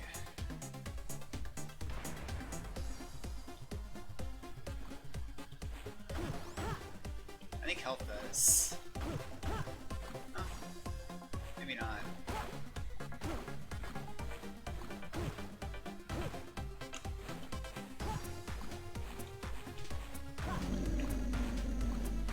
Oh good. Coral Rift doesn't fly, and that's hilarious actually. Normally Coral Rift technically flies. So yeah, he has to like free up the water in the space he's on, and then he can move. This mode's really good, by the way. I have the best armor I can get. I don't have a ring or a spell. Oh my god, it's happening again, guys. I gotta transmute. Oh good! The mushrooms also don't fly. If mushrooms don't fly, they just hop.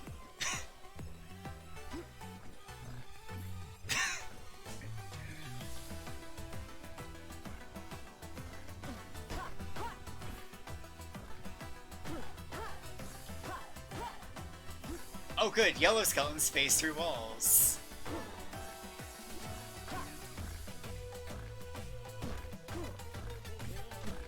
How much health do you have? 1? Okay.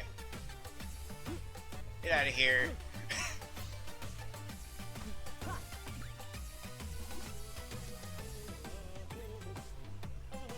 I need a good healing item. I'll take that, I guess.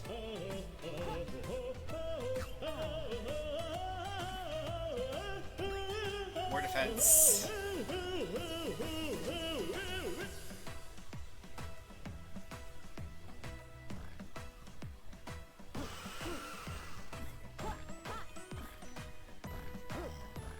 I like how in randomizer runs, red dragons often end up not being dangerous at all.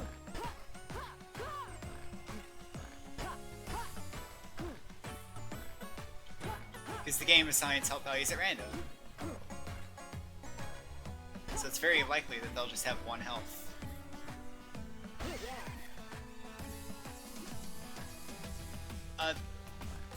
No.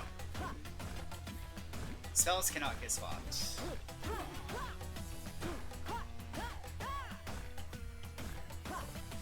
Although frequency at which they cast definitely does.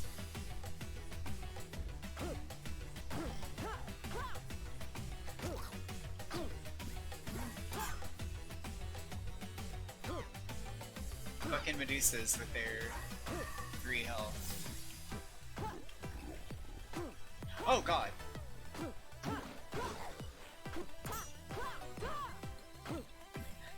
Mimic walls have more health. Alright, let me get out of this floor. I don't need to be here anymore.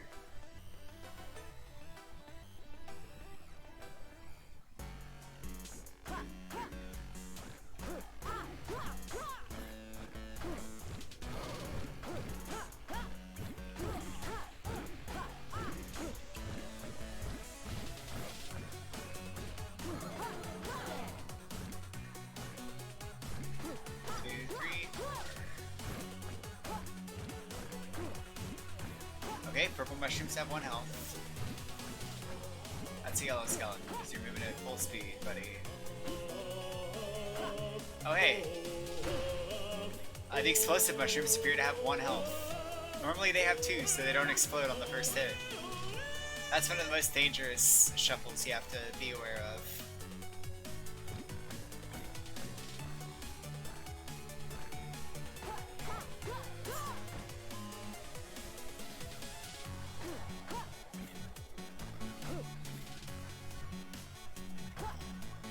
Red golems have 1 health, but move in a random direction every turn.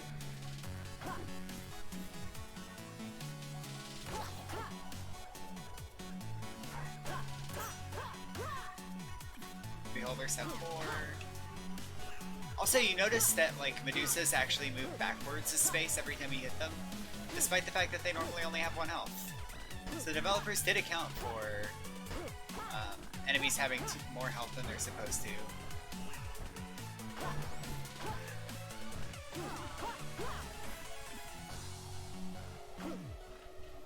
Guess I can break this. Yeah. Well, I guess I can break the shrine.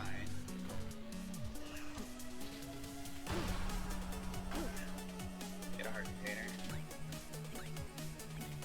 Burning stars.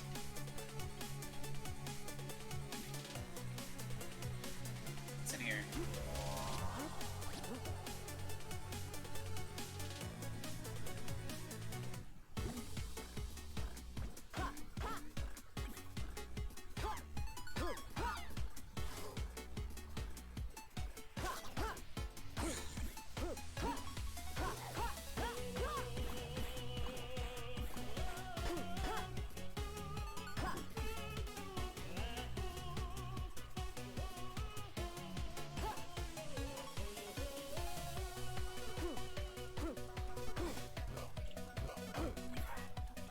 I think you just need a lot of familiarity with what's already in the game.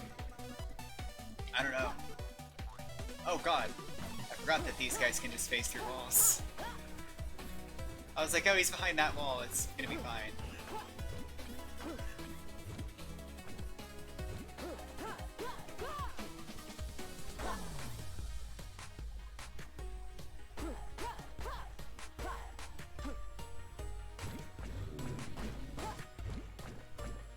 Minotaurs can fly, by the way.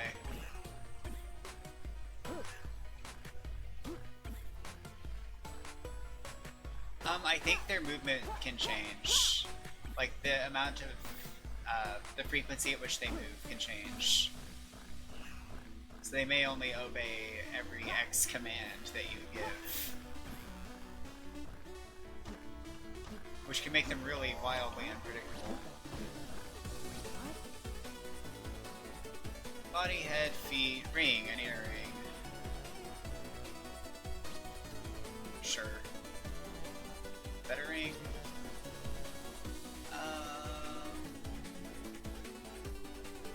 Better ring. Yeah.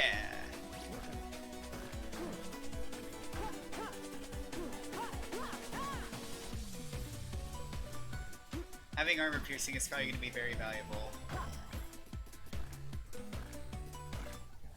Fortissimo.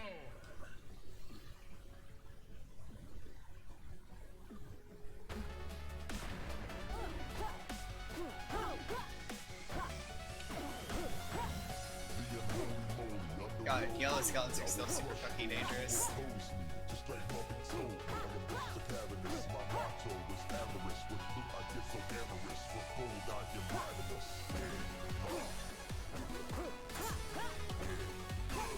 Okay.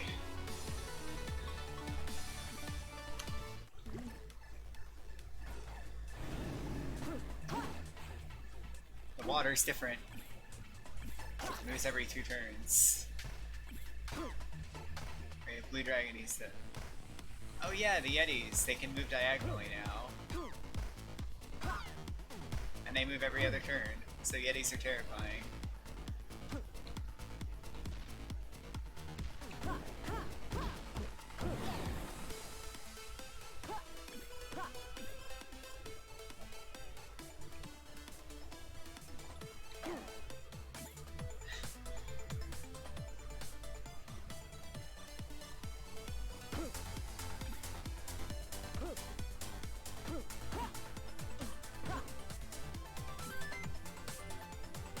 Pull this guy down.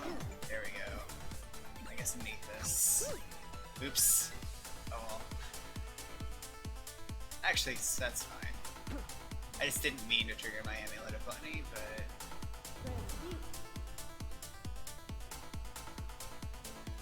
This is a very cool ring, actually. If you don't have any other source of infinite damage, this makes it so that if you hit any enemy, they get frozen. And if you hit a frozen enemy, they take infinite damage.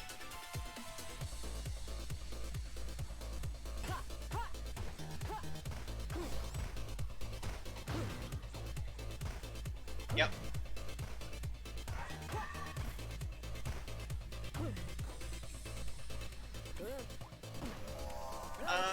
It has the same properties as Frost Dagger though, where if you are hit with fire-related things, it will melt. Oh lord.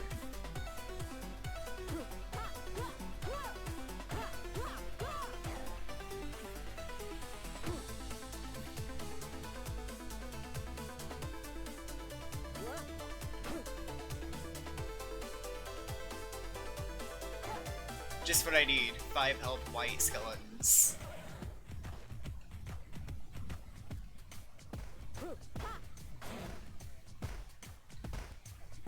The funny thing is that skeleton horsemen actually do not fly anymore, so they can kill themselves on spike traps. I approve.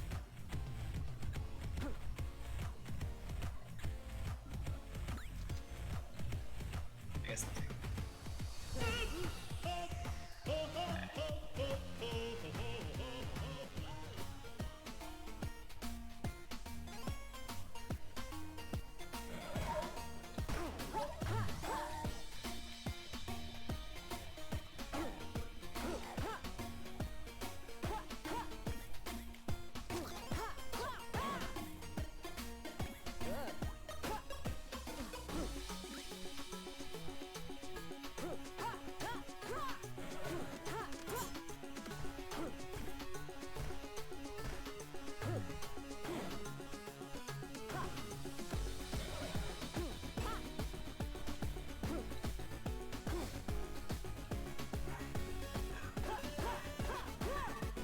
Yeah.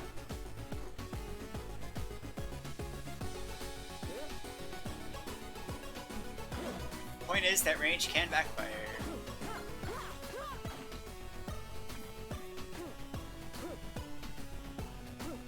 Thankfully it worked out because I had a parry.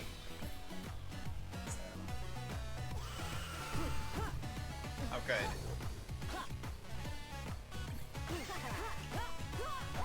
More enemies with irresponsibly large amounts of health.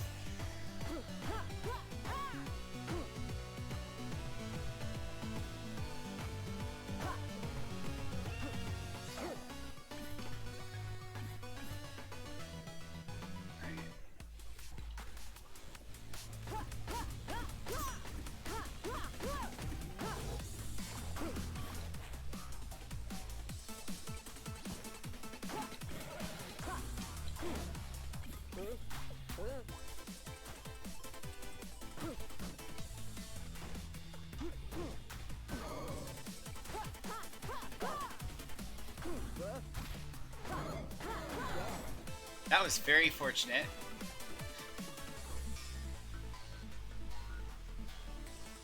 Because I would have just kept going if that guy didn't hop in the way.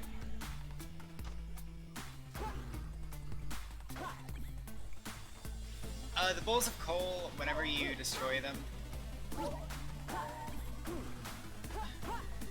Hang on.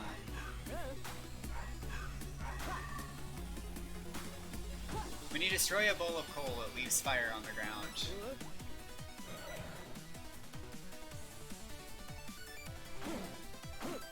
Ah.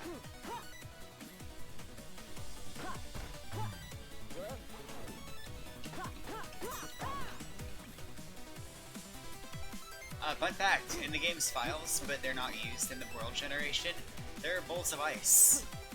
They do a similar thing, but with ice.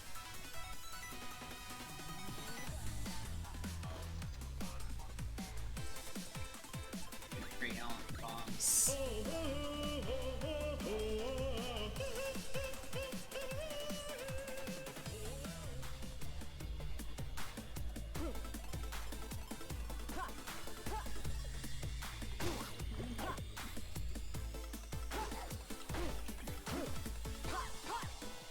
So, count me lucky, by the way,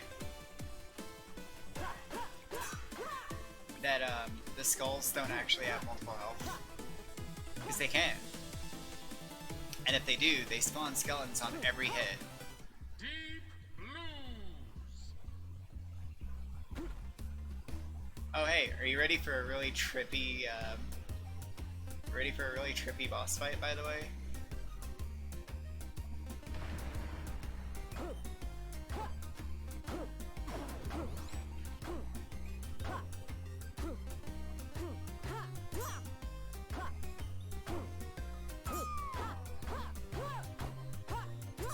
Oh, good.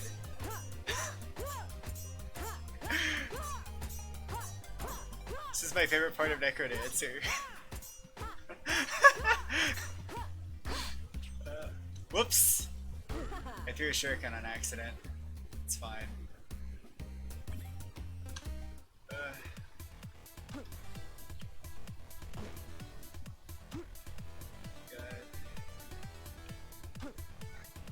This is the reason I play randomizer mode exclusively with Nocturna, and not with anybody else.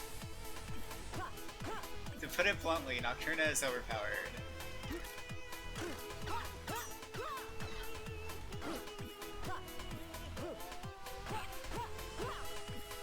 It's probably possible with other characters, but the developers have not done anything to guarantee that.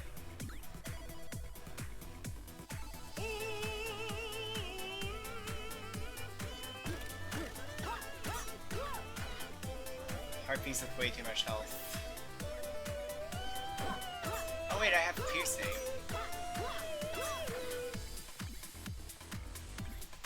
Feels good to have piercing. Especially when you're dealing with weird enemy attack patterns.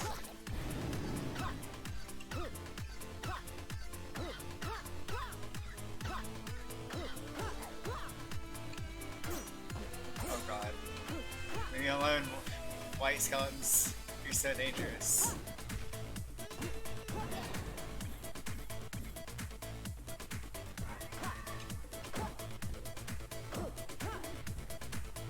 leave that Skeletal Mage alive. Especially because the spawner activates every other turn now, instead of every, like, 16 turns, I think.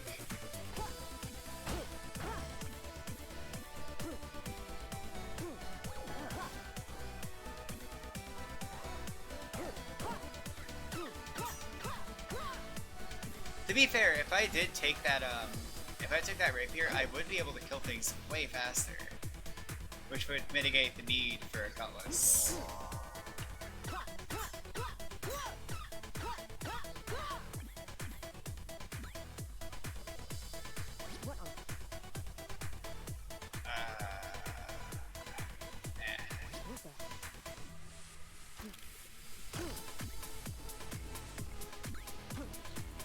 Okay, let's get out of here.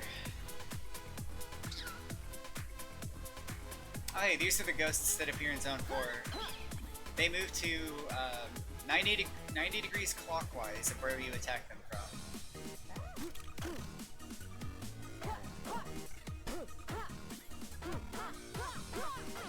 Good. Warlocks with 5 health. Alright.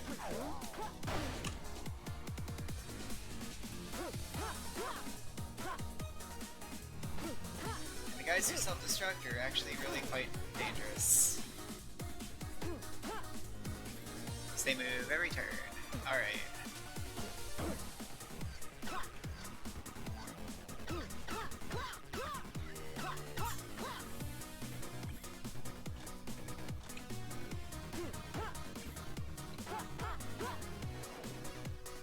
Dude, come on.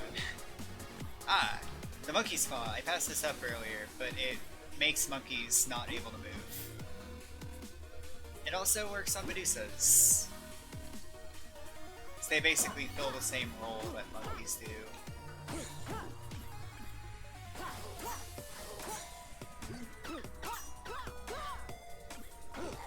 Fuck. Okay, whatever.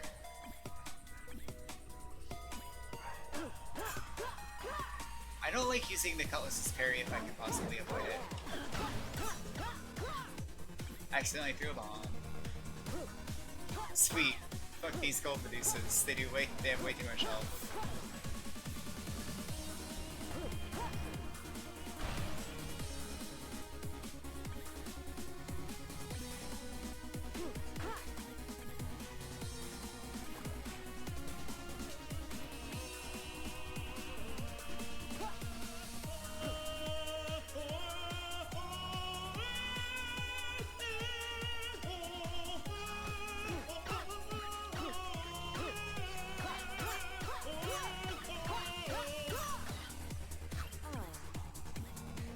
Can't overeat for hearts.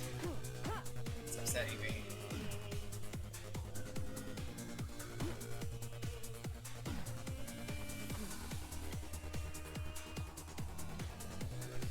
Alright.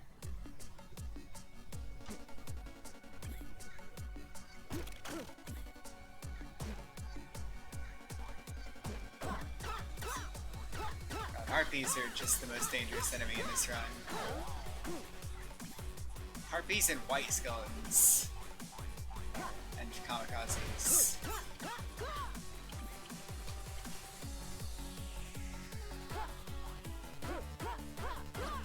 By the way, in case you're wondering, black bats actually do have a difference compared to red bats. Normally they move every turn, but if they can attack you, they will. Guaranteed.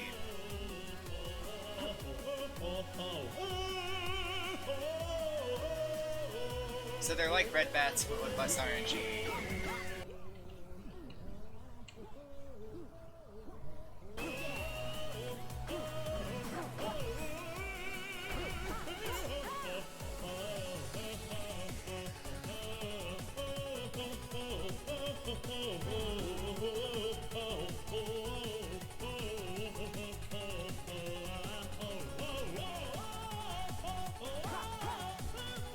Come on.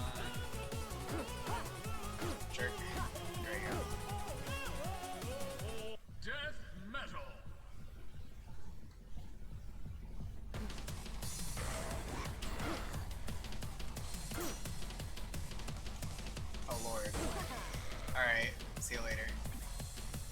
I don't know what was his behavior, but he died. He wasn't turning his shield.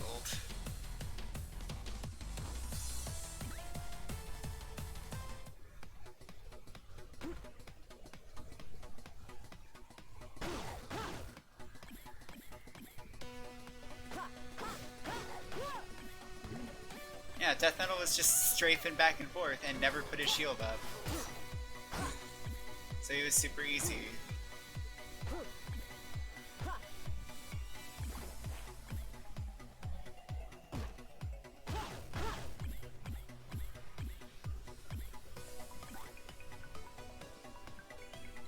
Ow.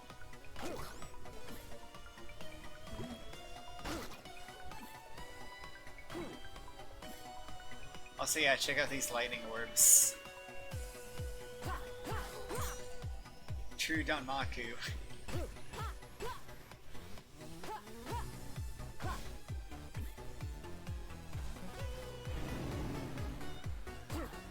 I will tell you right now that they are very dangerous if they are allowed to shoot very much at all.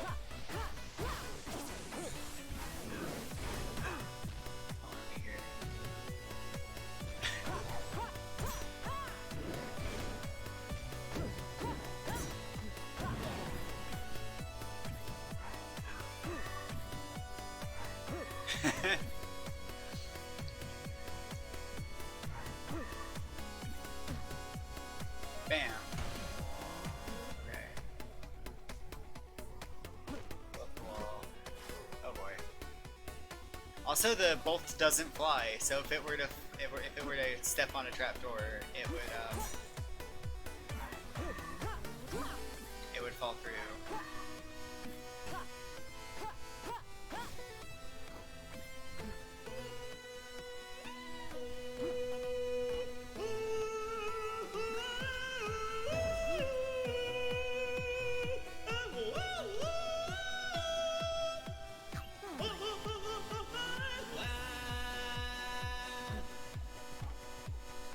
But until then, it's Pikachu's neutral B. If only if it was Pichu's.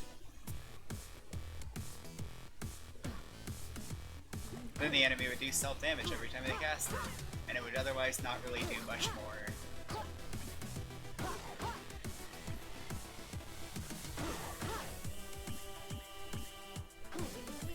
Oh, another fun fact. Normally the skulls don't drop money.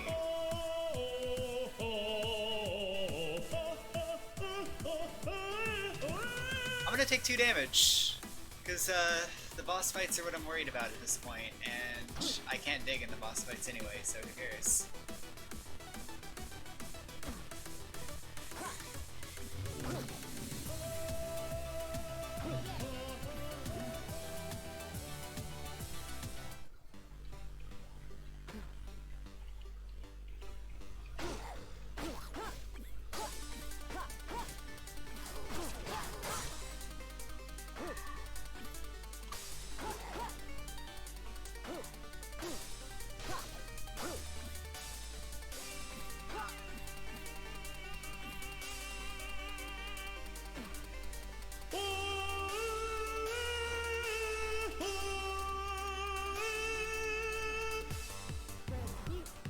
Dang it.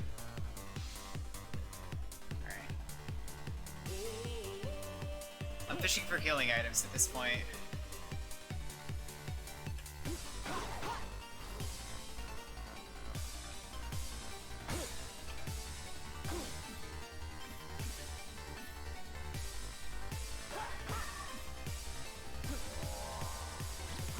No?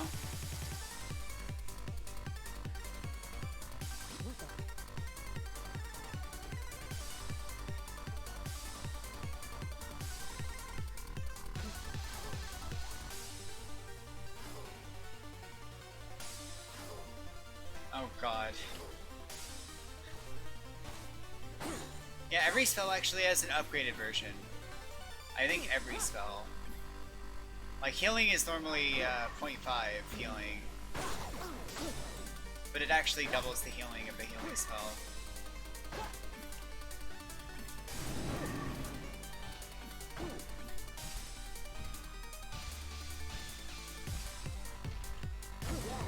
Okay, Earth Dragons can go through walls, which is a power befitting an Earth Dragon.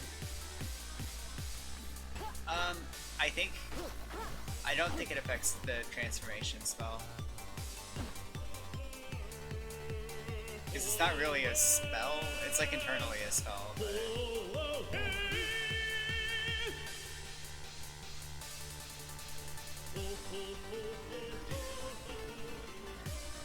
I don't know though, I haven't messed with it. Frankenstein way.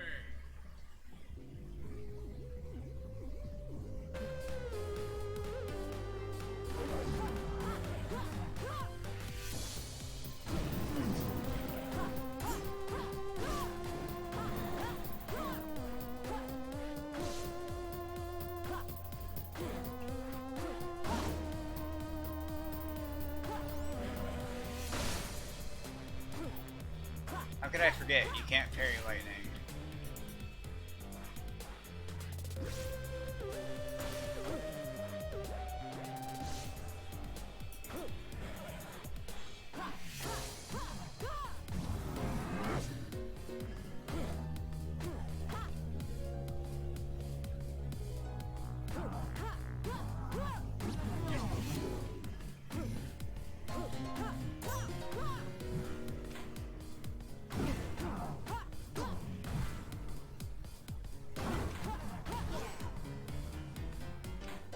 Probably should have used my shield spell. The conductor.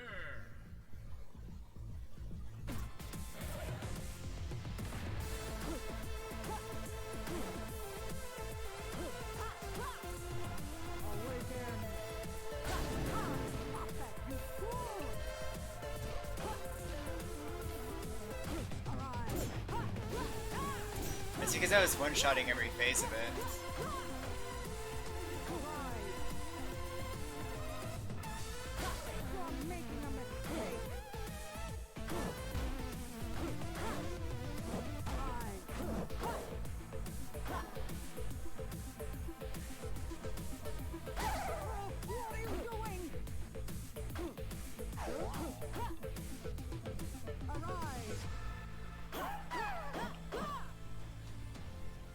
Reasons why piercing is very useful.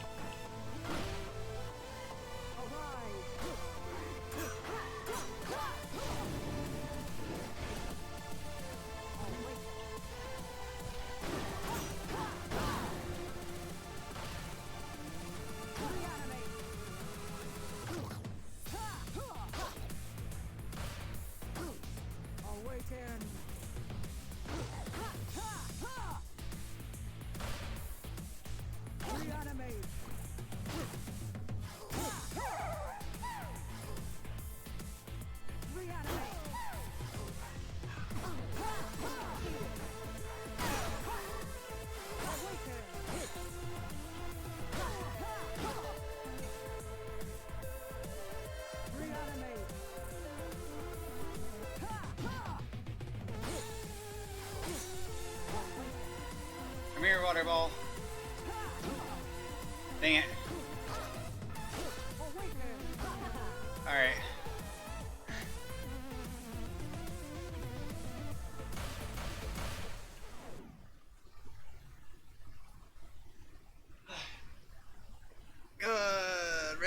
Randomized mode is hard.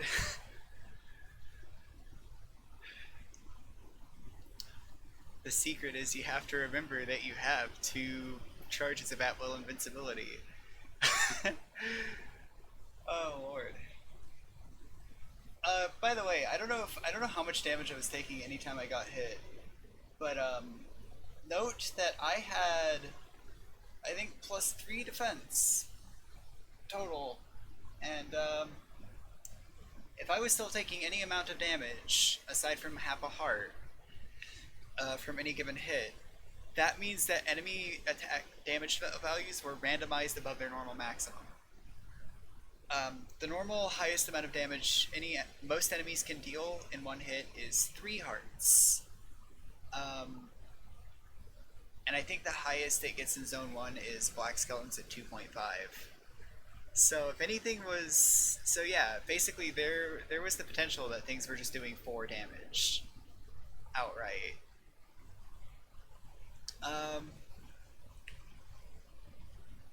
So yeah, that randomizer mode can really turn up the dial on enemy stats. So that was scary.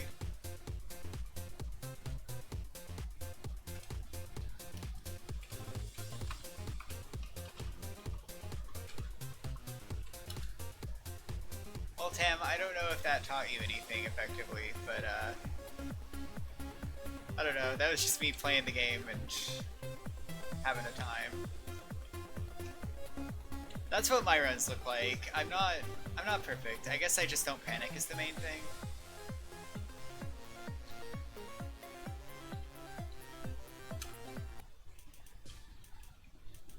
Anyway.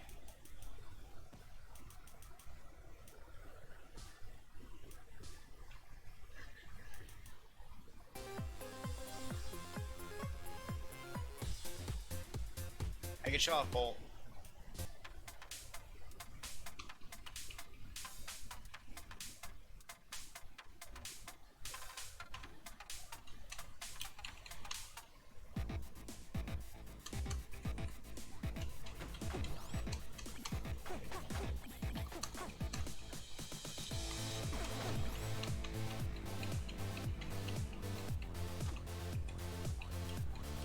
Really?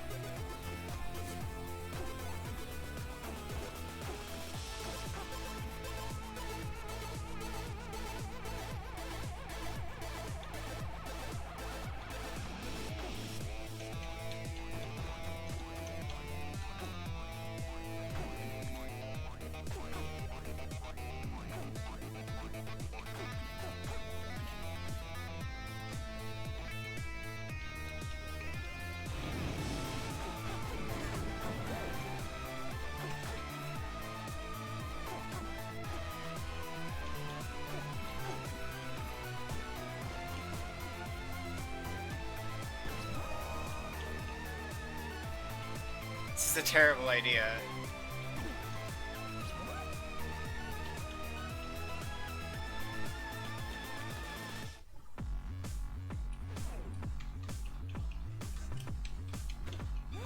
Shit.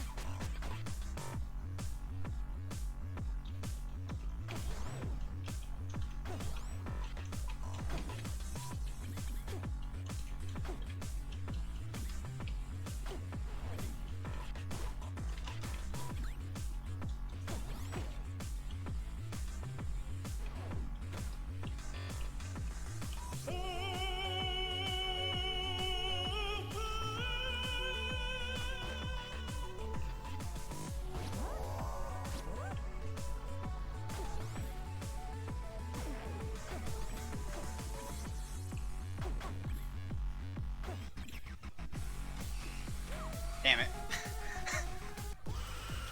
I give up. Alright. Oops. God damn it.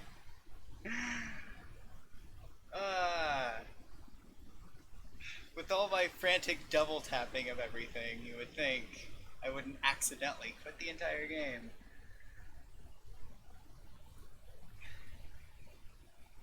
Well, that's what Bolt mode is like, just in case you wanted to know. It gets way harder later. Because the songs get faster. The tempo only goes up from there.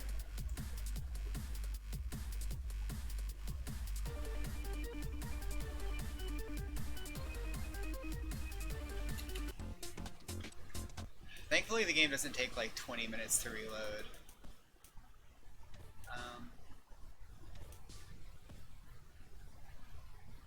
After I exit it the first time on accident, it doesn't take forever to reload it. That's a good sign.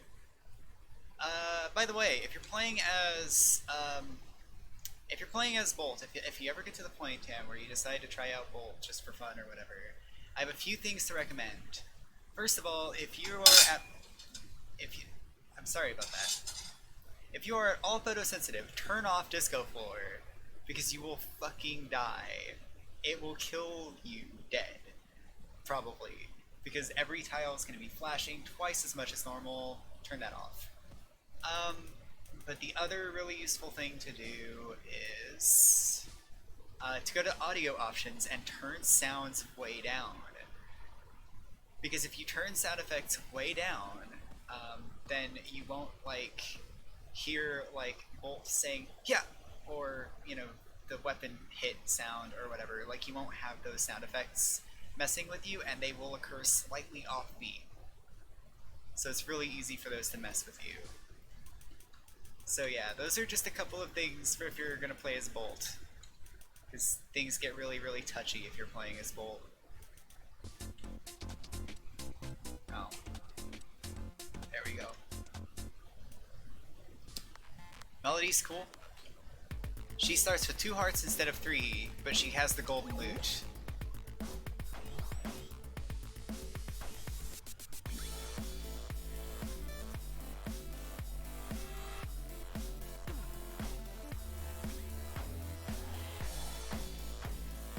So she's really powerful, but you cannot attack enemies by moving directly into them.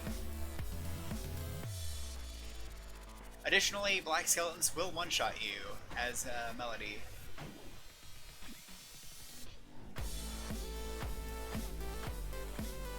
Because they do 2.5 hearts of damage.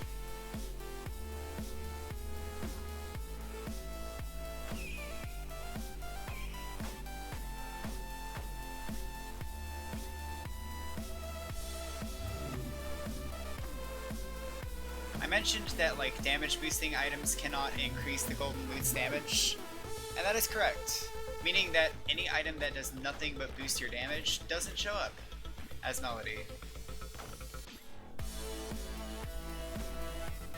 Also, because she already has a pretty good weapon and can't swap it out, her shop doesn't have a weapon ever. And therefore only has 2 items.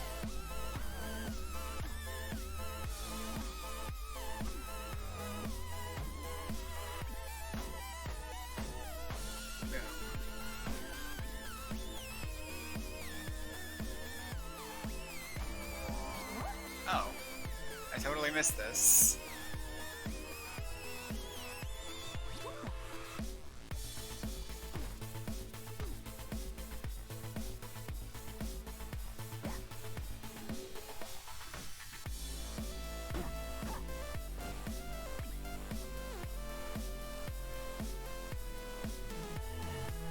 The game didn't used to have a really long startup, but as they added more stuff to the game, it started taking longer and longer to start up.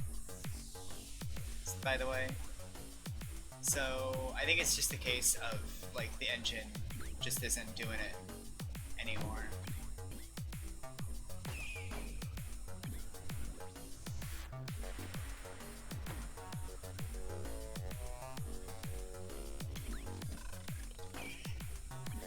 Melody also has a different final boss.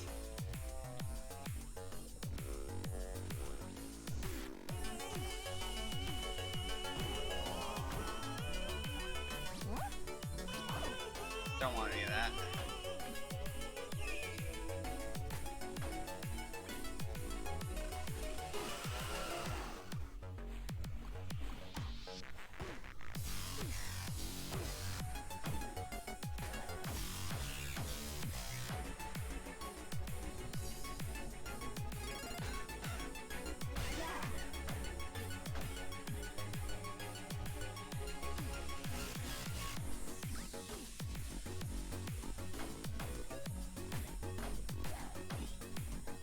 always loved how wild the playstyle differences are for each character.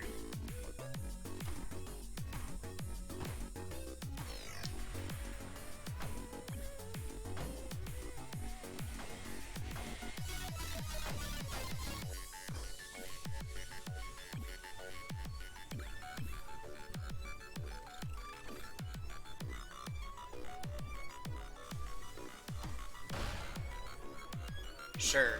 Actually, no. I already have blood boots.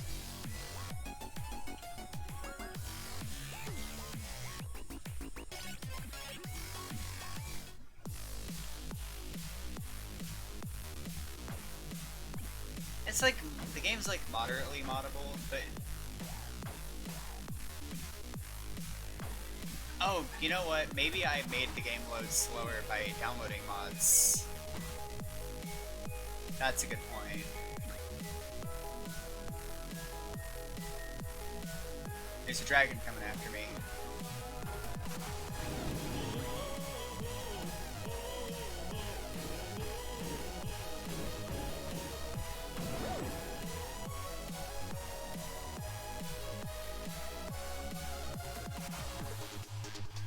Yeah, but maybe I'm not helping it by having it modded. That's kind of my logic. Also, yeah, bumping into an enemy does nothing. There's your proof.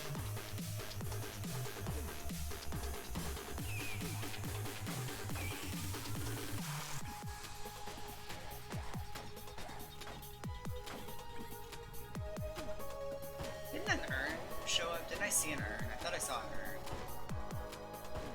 Maybe that was just in a previous life.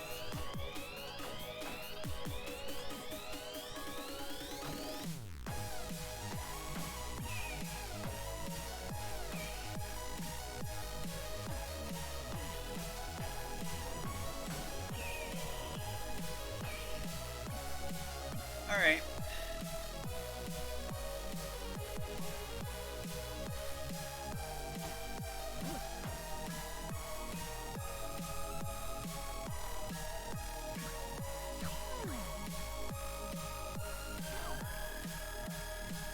Deep blues.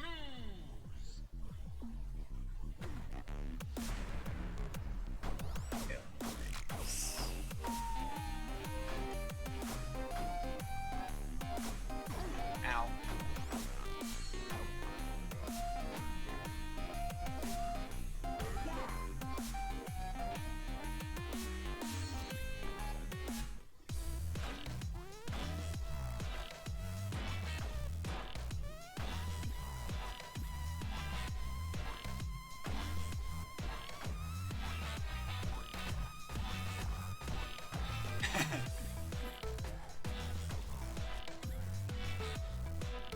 It does make the last phase a bit difficult, to be honest.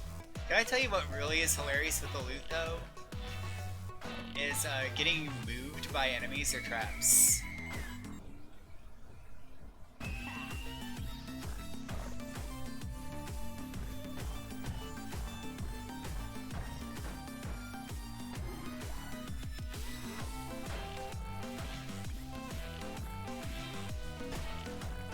I can't help but feel like you're gonna like Melody.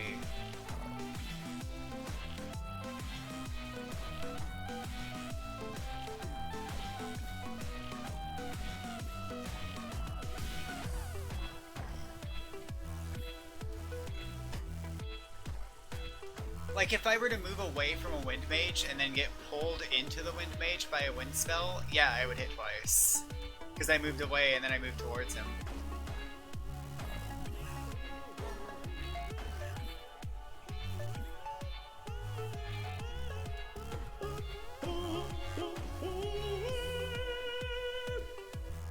There are also all sorts of very weird interactions.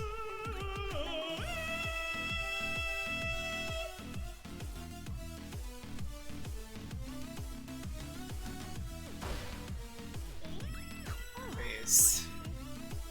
Apple.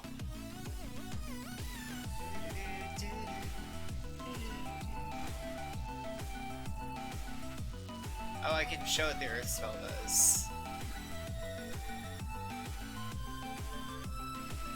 basically just raises walls around you. This will push enemies away.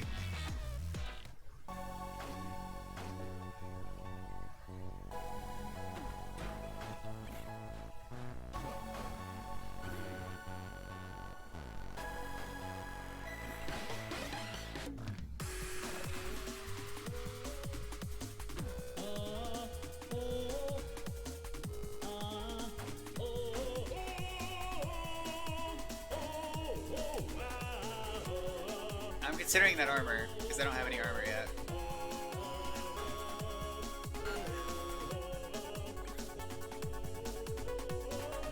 Whoa, hey.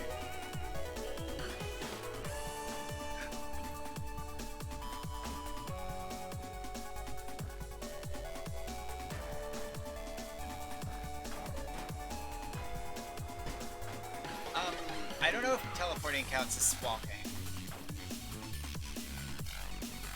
Oh, here's an application for the Earth spell, by the way. You can smash boxes into walls with it. Yeah, like, I don't think Warlocks will teleport you. Or I don't think they'll deal damage when you teleport. Because that could result in some really weird and wild chain reactions.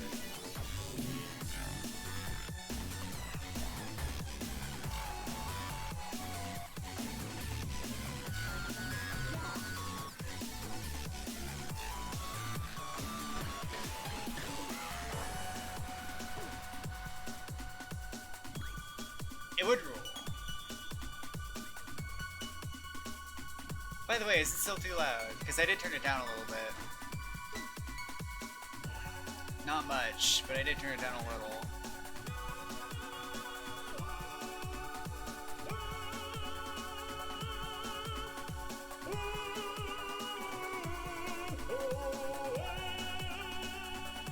Alright. That's good enough for me.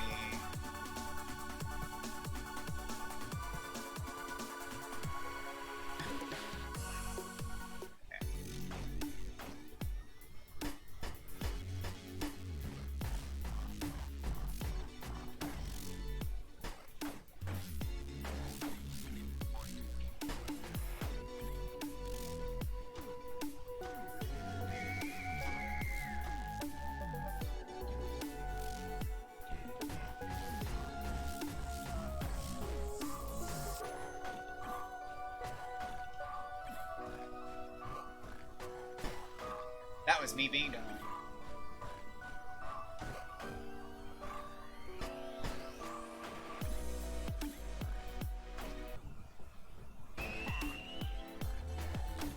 And that's stun locking kind of in a nutshell.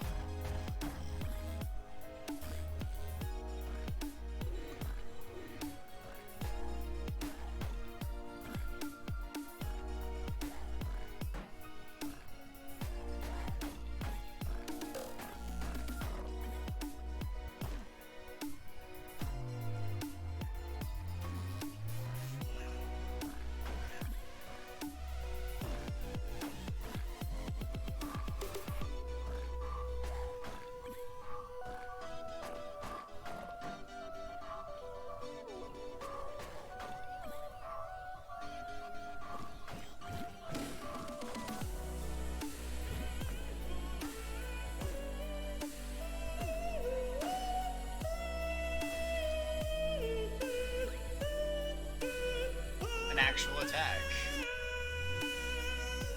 Holy water, I'm probably not gonna be able to make any use of. I can do this though.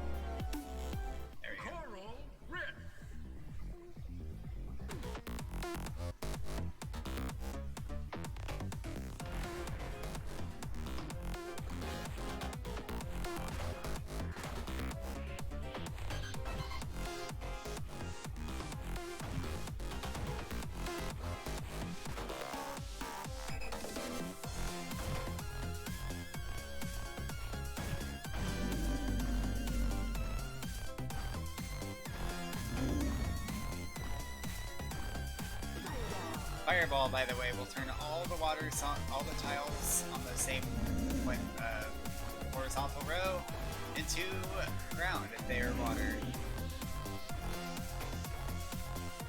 Just wanted to show that off.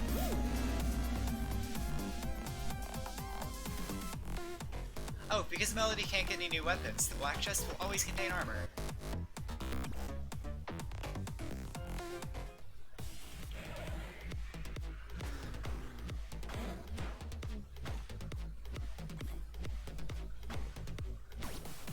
Oh. I'm over here now.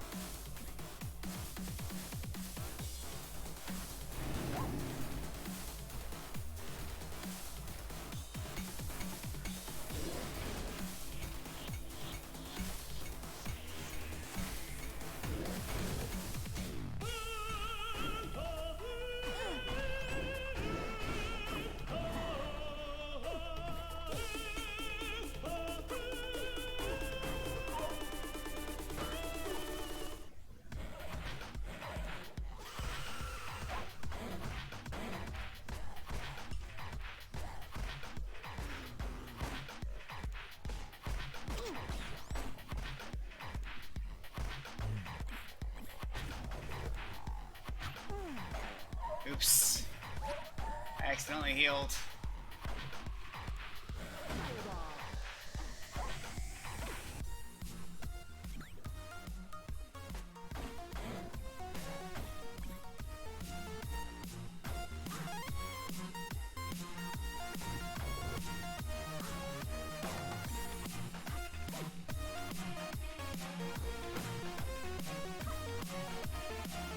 I got a few spare fireballs just in case I need a fireball along with my fireballs.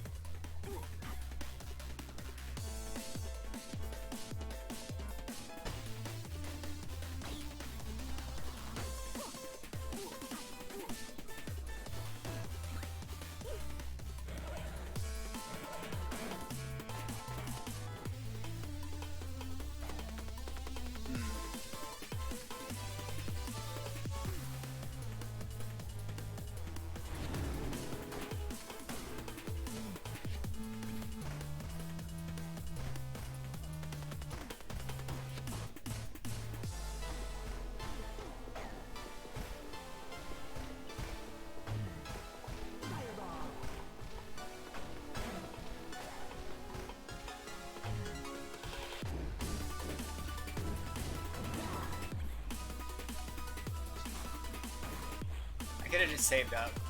I mean, I could have just used one of my fireball scrolls, but... Oh hey, do you see that purple slime? That's a super rare enemy, actually. I didn't get to show its pattern, but it's really weird.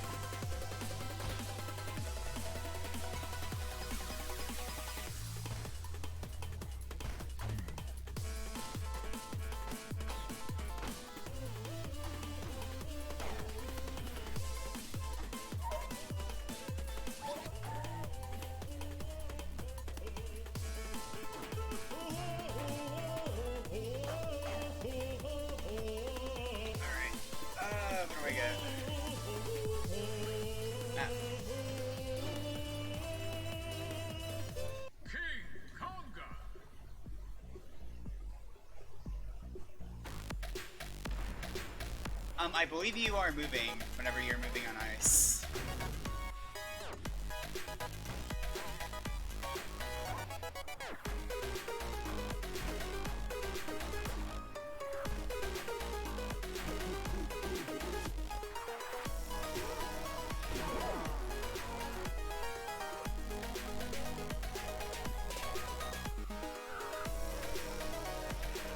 Alright.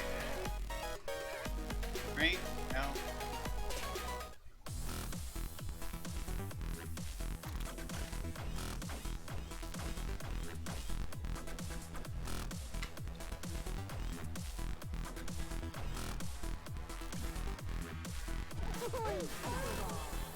Huh. Melody's pretty overpowered, to be honest. Melody makes the game pretty easy as long as you actually know what to do with her. But the problem is that you can also make your life really hard, and she finds different situations difficult. I think I might want this.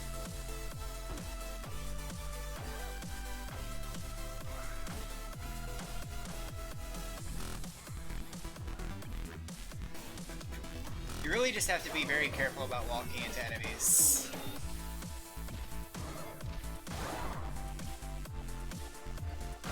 And account for the fact that you do not have damage boosts. Those do not exist for Melody. And the parrying guys will go diagonal to attack you. So...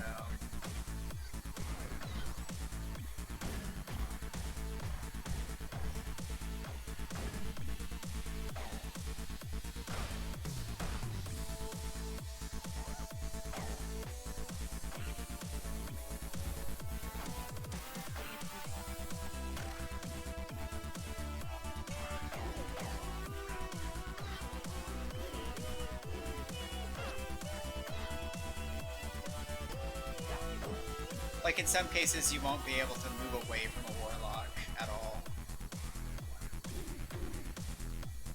Oh hey, if I had transmutation, I'd be set. I would take that shovel, but it won't increase my damage.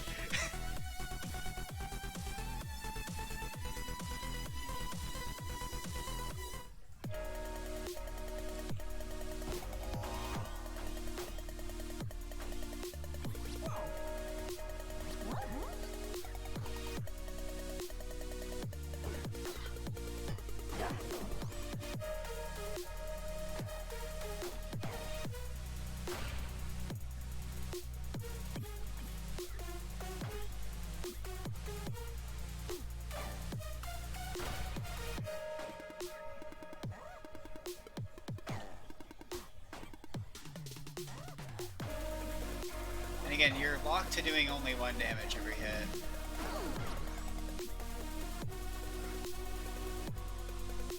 Huh.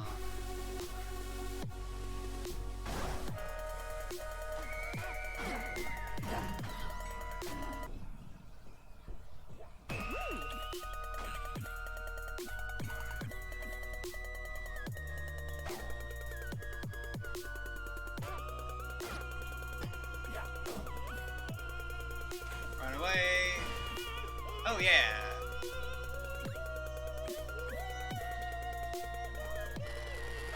Oh god.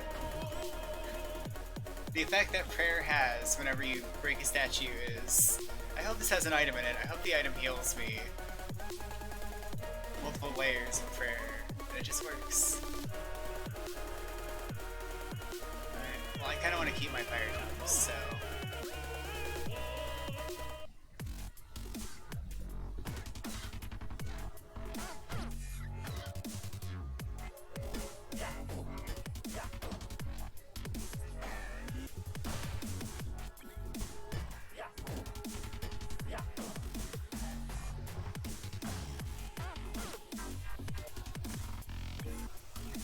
Okay.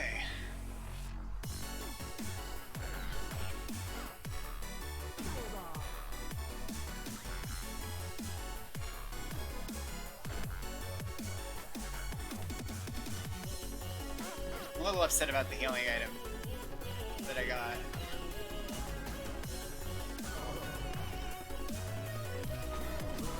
I didn't know it, but the game was forcing me to choose between a really high max health or that. Couldn't have possibly been anything good.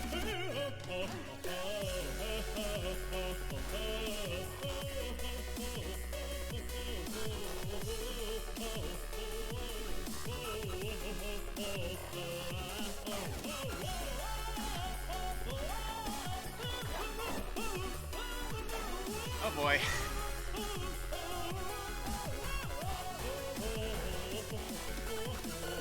mileage out of that spike trap on accident.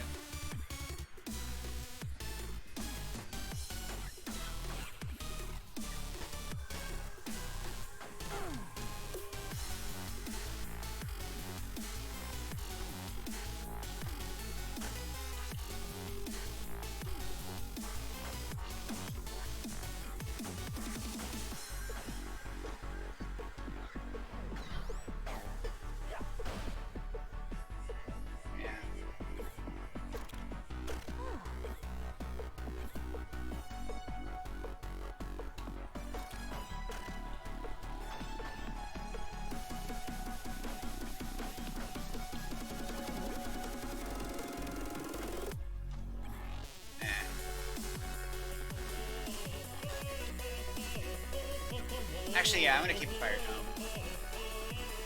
Death metal.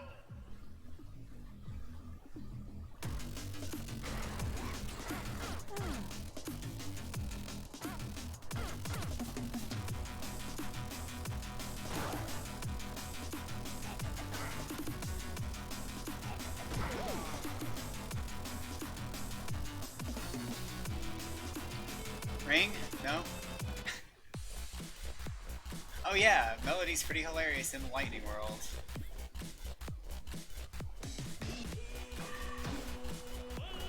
Because the lightning triggers off of every attack.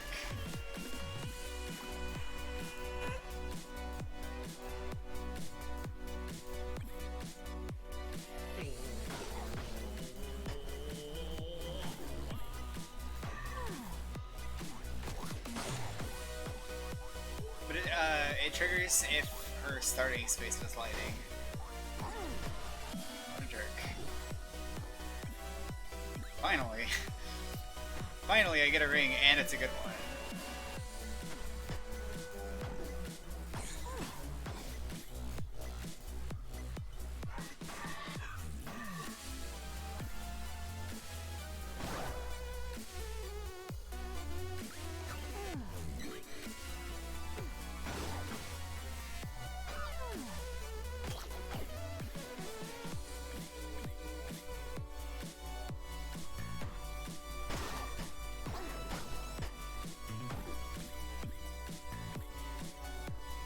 Alright.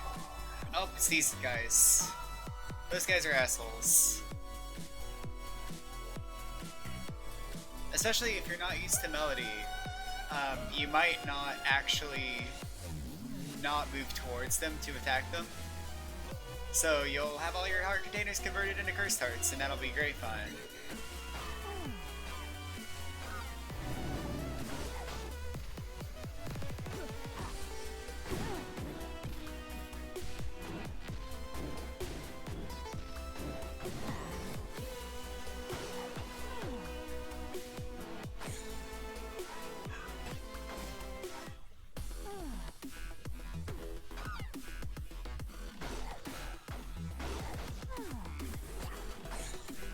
Also, Melody's default soundtrack is dubstep, in case you're into that.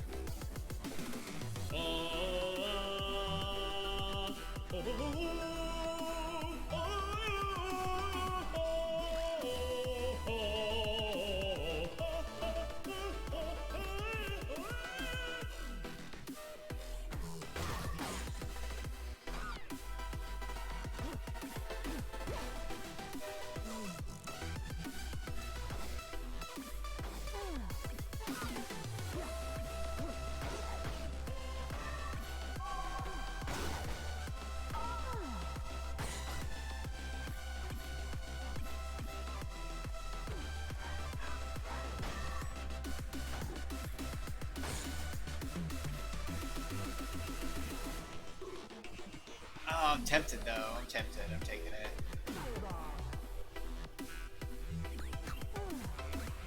So this means now my fireball will charge at double speed.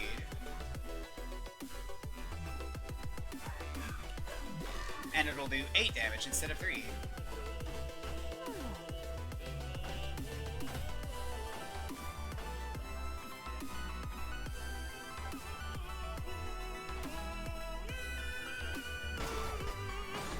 Oh boy.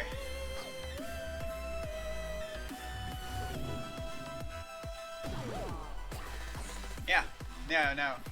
Greater Fireball does an insane amount of damage. And it recharges really fast. Because you're playing on Classic mode, basically, your Ring of Mana is 4 times speed recharge, but it still makes the spells the same level of power as well. So, it's insanely good. Ring of Mana is extremely good for you.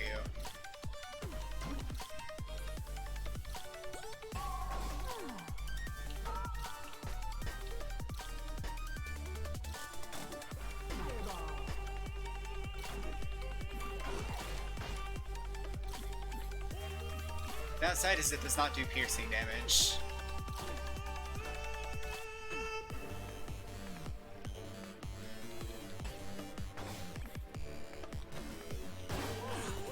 Whoa, okay.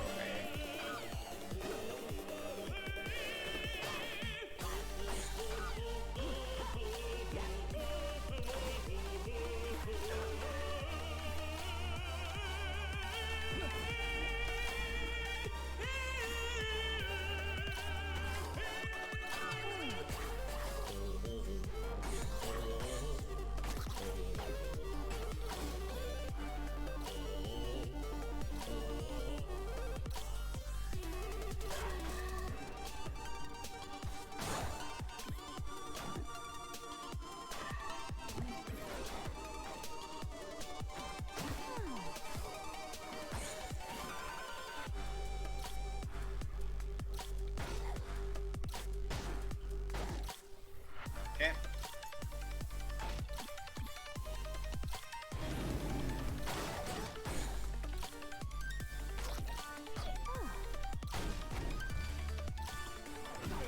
Dang it.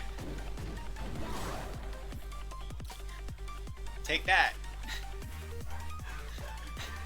Just gonna go ahead and miss. Return of the Necrodancer. Okay, this is the second Necrodancer fight with Melody, and if you notice, the music isn't playing yet. There's a very special reason for that. We're gonna find out right now.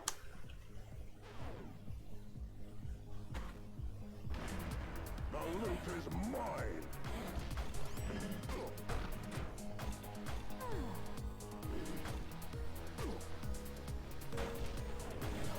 Oh god. Fuck your skeleton spawners.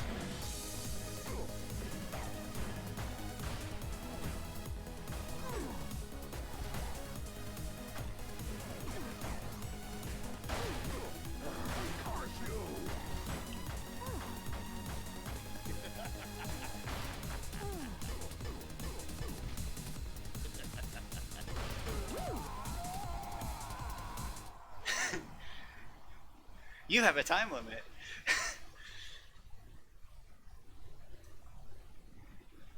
If you get crushed between a wall and an enemy, or between a wall and the wall, then you die outright. I think it's the only instant kill in the game.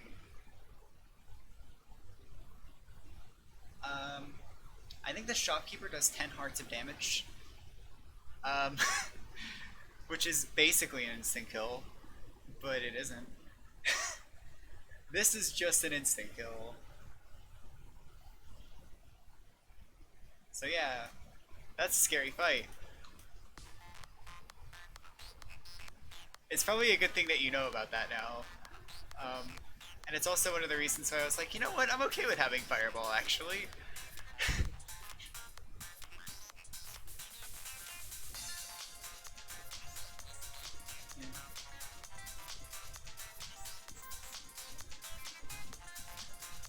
Yeah, it's pretty cute.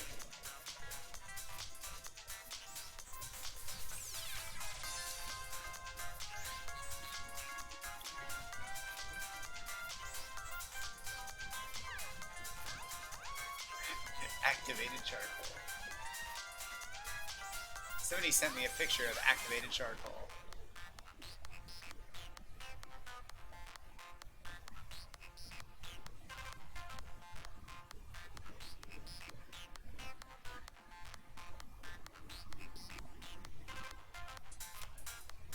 Alright.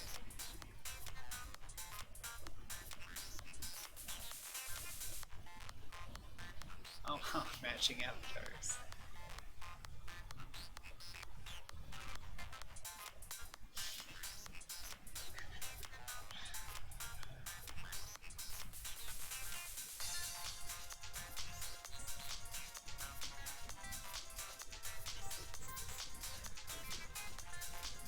Alright, cool.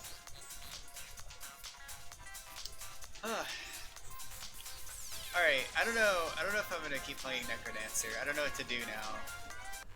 I just like playing a run or two and then stopping usually. That's usually how I play. I can show you what no return mode looks like. Big little red tile. If you step on it, you take damage. If you wait, then it actually removes the tile.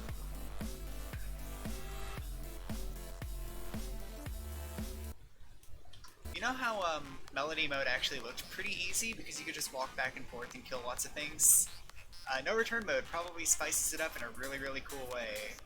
So it's worth consideration. I feel like switching to a different game if I keep going. I don't know what to do though. I'm just gonna browse my library and let you listen to this lovely music.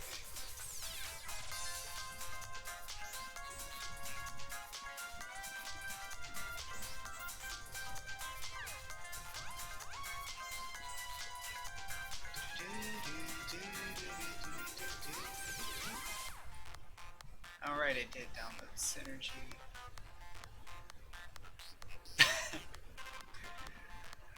Tam, fun fact, I only play the modes that I know I'll win. That's all I do. That's how I handle my self-esteem, is I just do the things I know I'll succeed at and never challenge myself.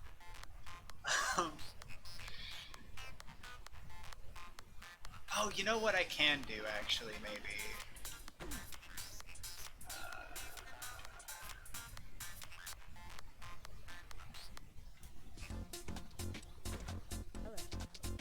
I will say, I probably die more with Bard than I do with anybody else. Probably. Because I rush with Bard. Which is definitely lethal. Just trying to see if the slimes... Shove monster called Zone 4.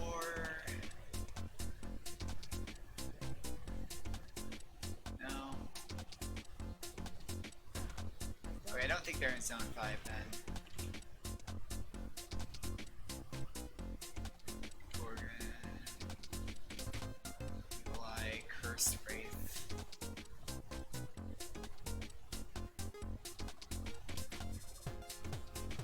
Ah, Purple Slime.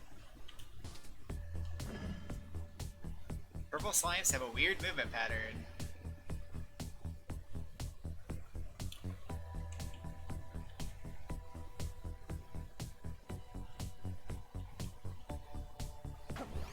So the cool thing about purple slimes is that basically no matter what you do, you'll be able to attack one row of, like, one of its rows but not the other. So here I'm synced with the bottom row, but if I dig, I'll be synced with the top row, including if I go around, or if I go up here, I'll still be synced with the top row.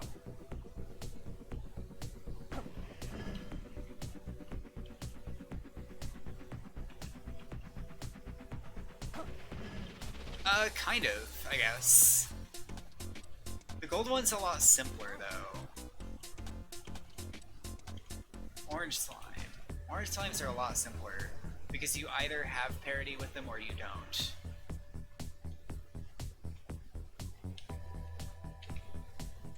You can also do wacky things like this with orange slimes. Because I think if you have parity with them, you cannot be attacked by them either.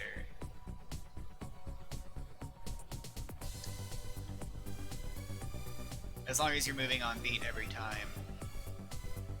If you're able to attack them, they are not able to hit you. Same as red bats. Not something I ever realized. You can still, like, move along with them, though. Do the square dance. I love doing the dances. They're like little dances you can do. You probably got to do the red dragon dance if you did the codex. I'm actually going to get out Mard for this, Greetings. so I could show you the red dragon dance.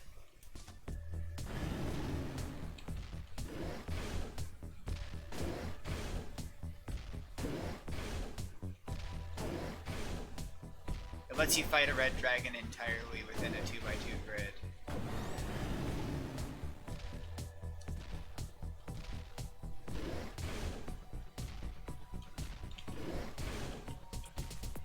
I'm being dumb.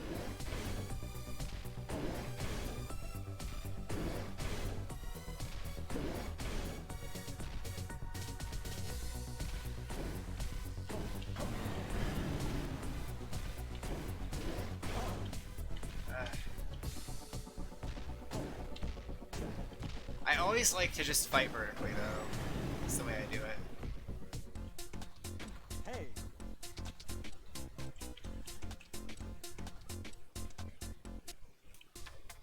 This is Mary. I don't like playing as Mary.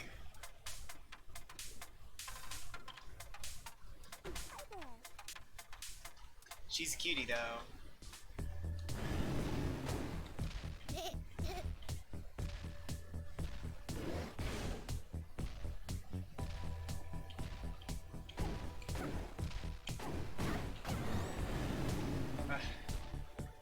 I don't know how to fight red dragons.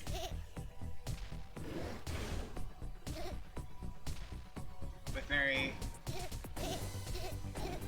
I guess that works.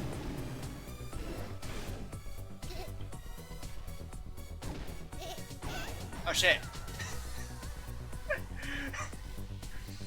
That's what happens if Mary Slam dies.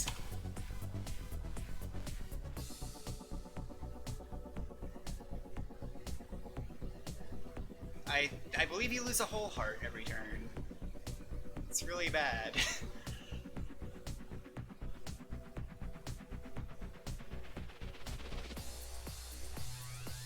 Yeah, I shouldn't have attacked that last turn.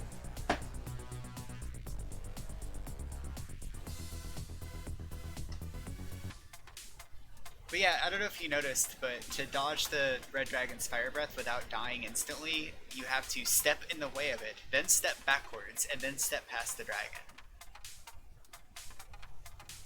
So that's part of the trick with Mary, is learning how to work around each enemy without dying immediately to Mary's curse.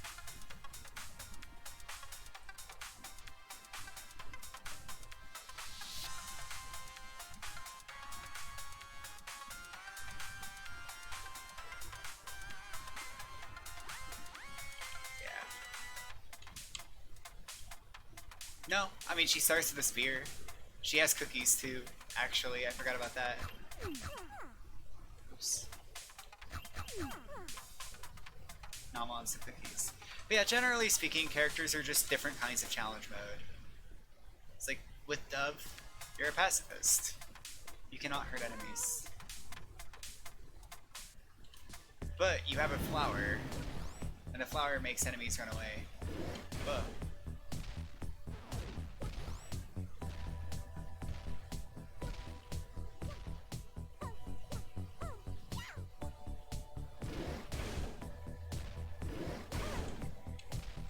Even when whacked with a flower, enemies will still attack you with Fire Breath. Also, Mary's bombs just make enemies teleport to a random place. Or Dove, rather. Dove's bombs. Dove does have a crystal shovel though. Normally crystal shovels, I think, can only show up in urns. So...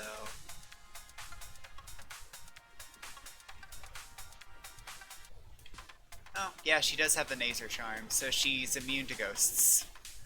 The random appearance ghosts will not show up for her. Which is really just a courtesy.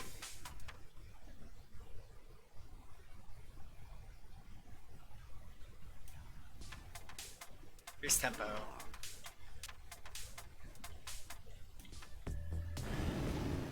You have a little heartbeat indicator down there. And you instantly kill everything you hit.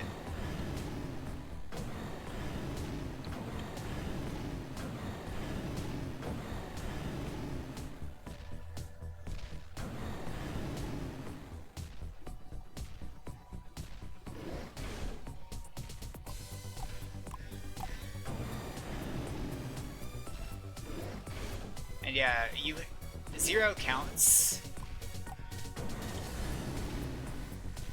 So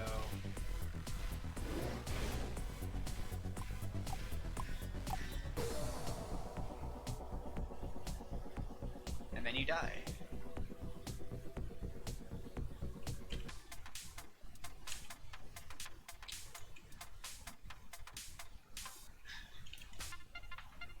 Yo.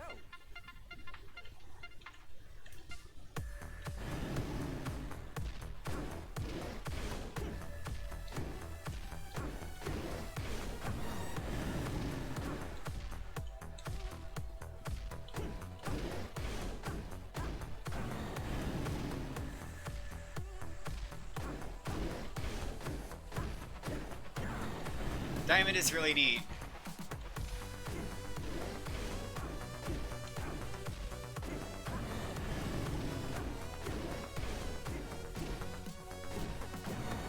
I will tell you, not much is harder than trying to think about this game in terms of diagonals, though.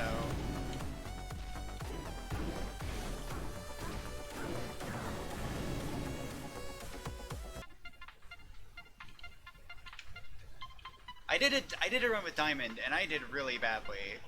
It was a disaster.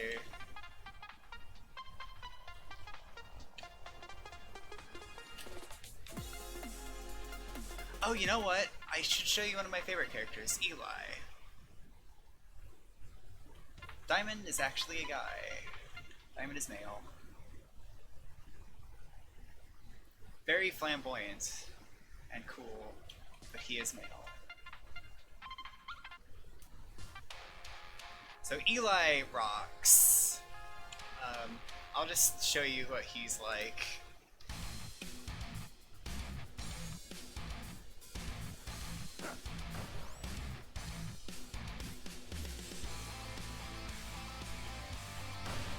He does not have a weapon. He instead has infinite bombs. And he has bomb kick.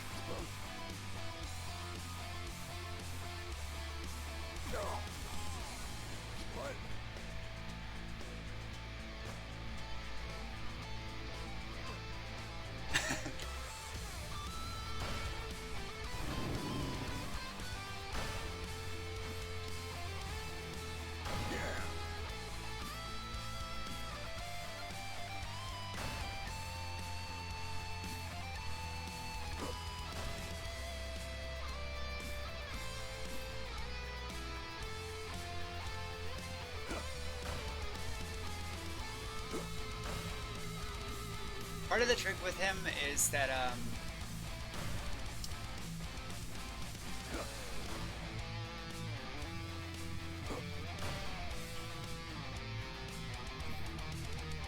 oh, did you read, you misread it as he can only attack with bombs and doesn't necessarily have infinite bombs?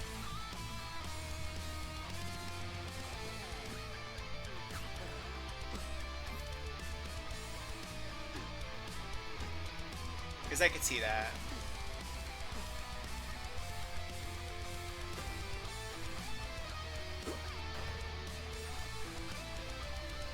You have to be really careful with enemies that can move every turn, by the way. Because it can become basically impossible to stop them.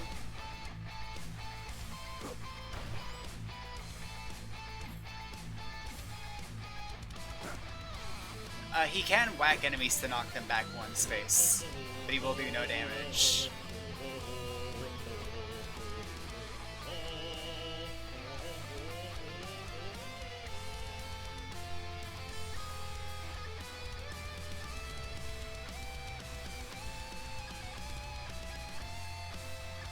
Yeah, that's him. He's really cool. If you want a really unusual character, here's Dorian, who has Boots of Leaping mode. Basically, you always have the Boots of Leaping enabled. If you turn off the Boots of Leaping, which you are allowed to do, you will start taking damage. Every turn.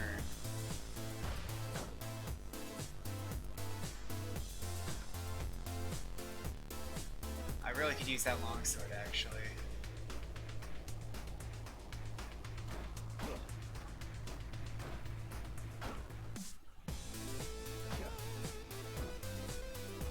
Just jump over the gold, don't worry about it.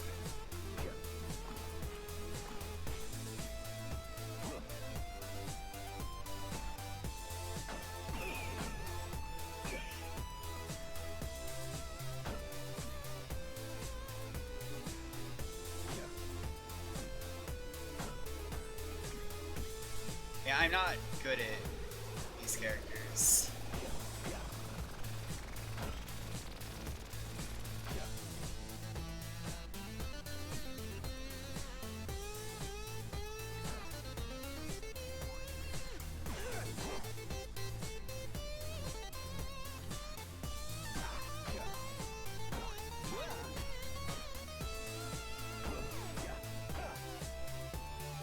To be fair, you only take a quarter of a heart of damage, so in some cases it might be better to turn off the Boots of Leaping and get out of range.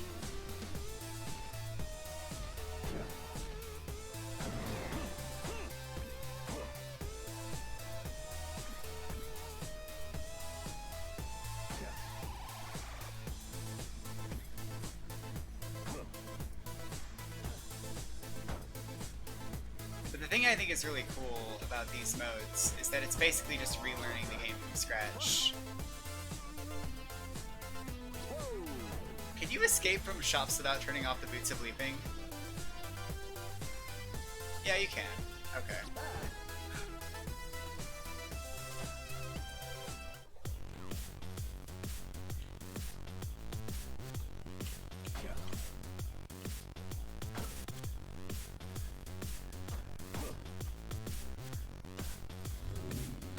Hey there.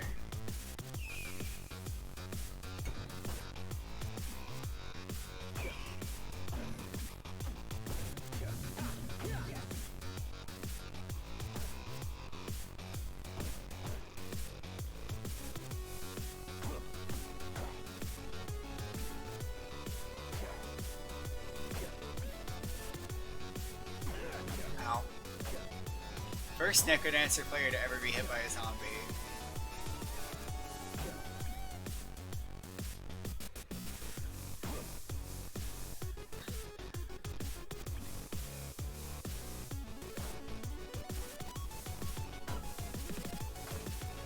Oh, Lord.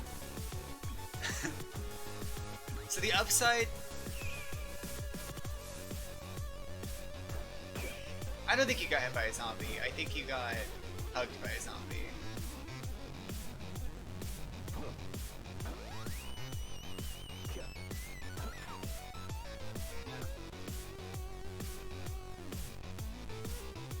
Help me escape this room! Ah!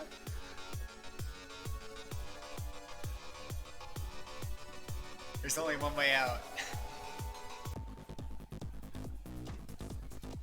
Just jump in a hole. Oh my god! I can get this carrot.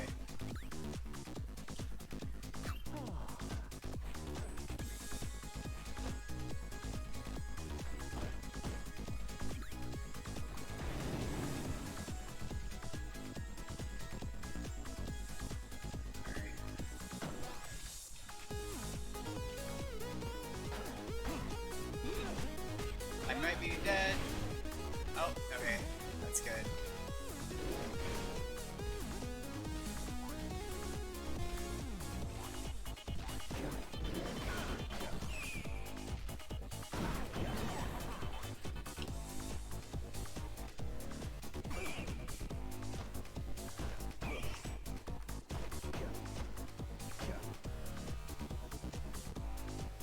Your first priority is to not have a dagger, basically.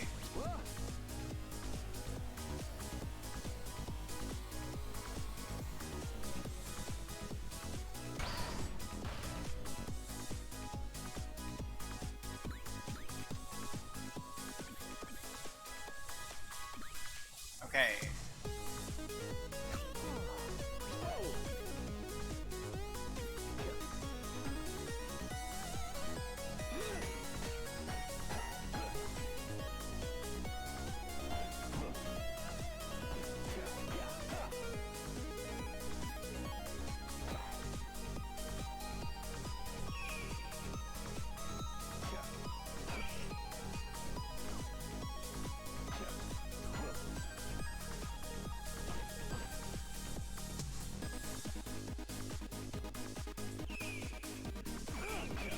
Get me out of here.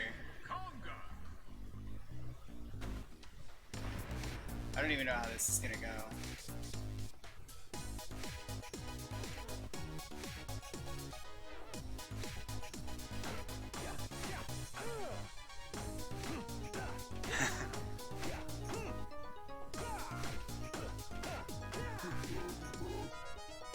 Shit!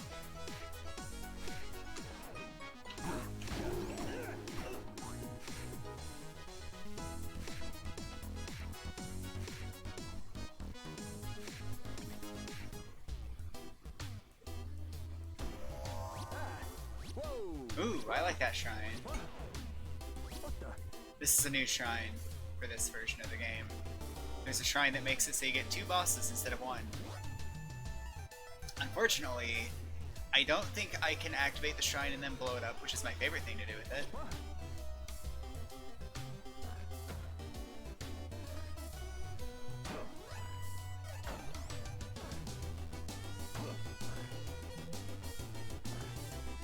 Oh good, the Dorian doppelganger only moves 1 space. Aren't you lucky? Ow. Finally, a weapon.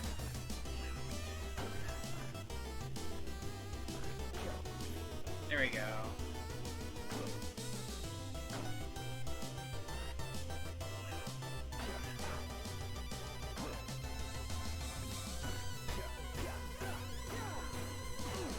Dang it.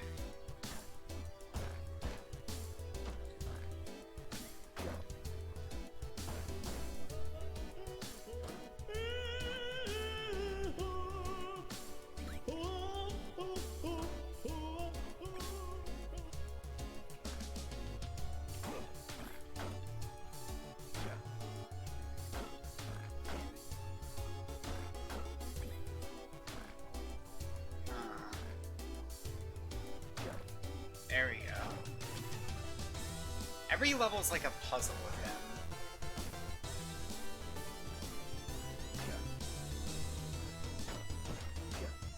God.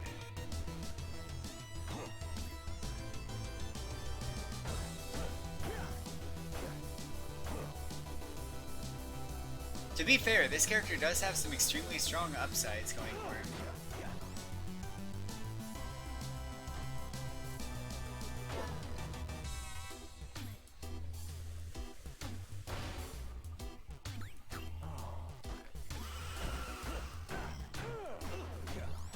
I don't know if you noticed, but he does start with a Ring of Might equipped. Get me out of here.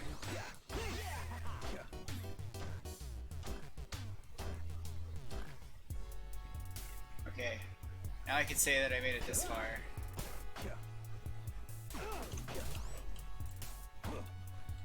But I will soon be dead.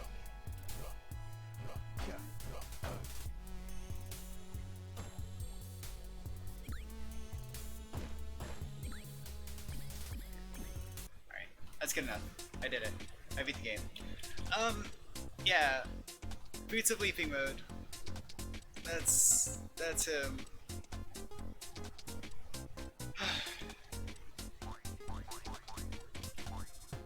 I don't know how much further I would have gotten.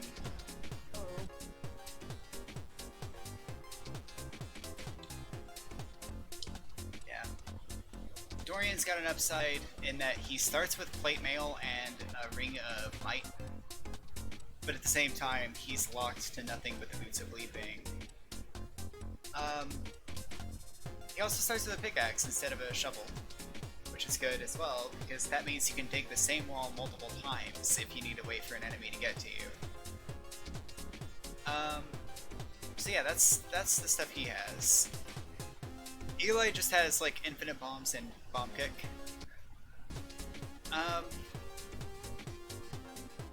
Monk has no upsides really. Shops do give free items, but it's not like getting items is that hard. Honestly. Dove doesn't really have any upsides either, to be honest. Actually, yeah, her exits are unlocked by default, but trapdoors don't exist. That's kind of a neat thing about her. Koda's hard. Bolt is just double speed gameplay. Bolt is also genderqueer.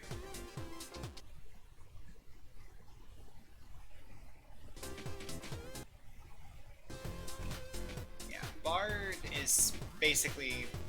I feel like Bard is like the speediest speedrun mode, effectively. Just because, again, you can move whenever you want, infinitely fast.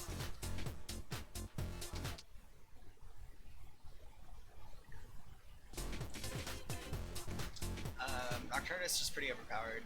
Become a bat. Zone 5 invades other zones. Also, you have fucking Bellas. It's great. Diamond can diagonal. Mary has a little lamb. To be fair, Mary's lamb does make an adorable sound whenever it's next to an enemy.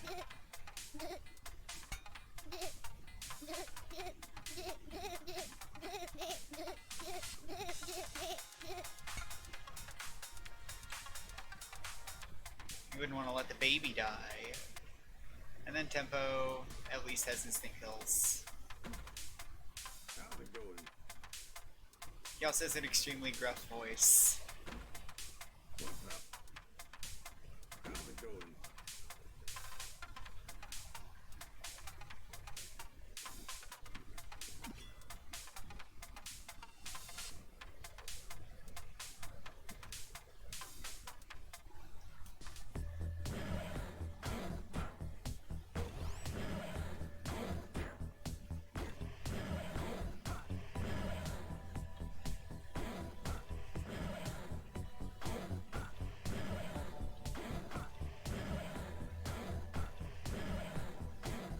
This is the axe. It's kind of like a two-range lunging broadsword.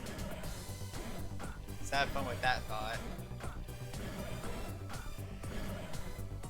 If you want to think about axes.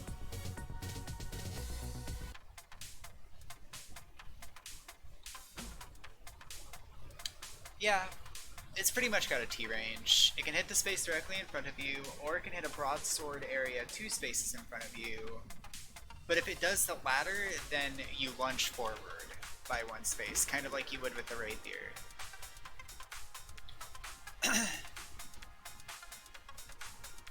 So it kinda has a T-range.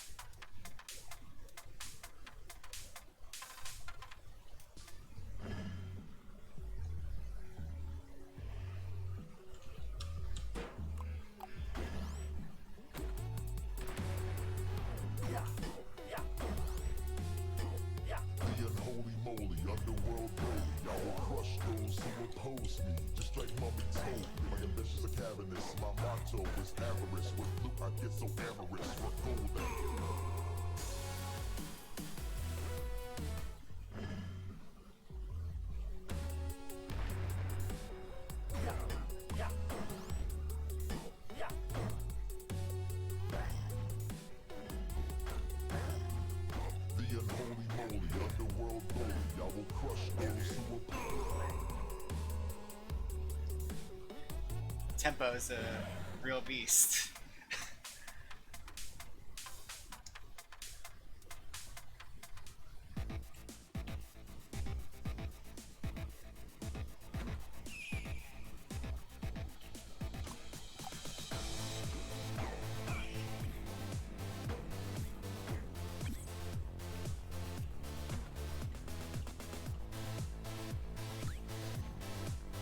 Oh god, get me out of here.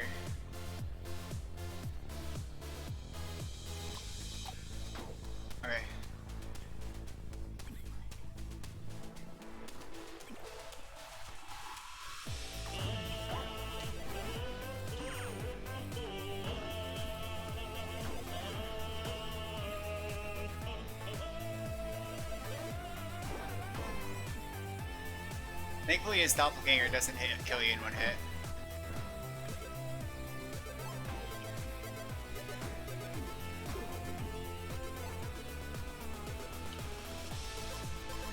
I might be dead. We're not dead.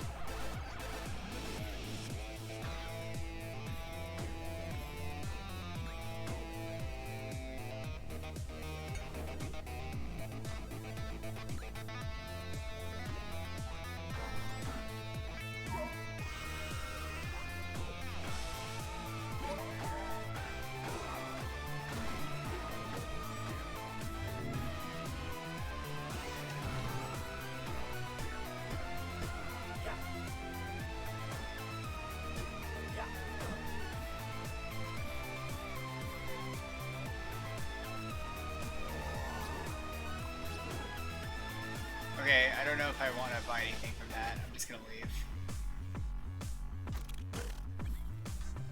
What's in the shop? I'm getting out of here.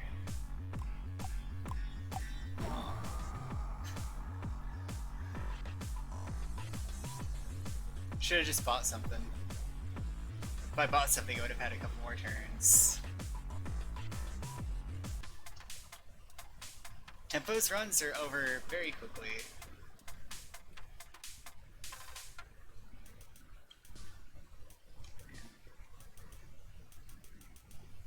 This is the best mod in the game.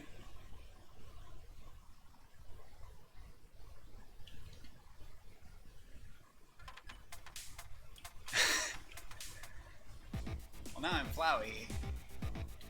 Don't worry about it.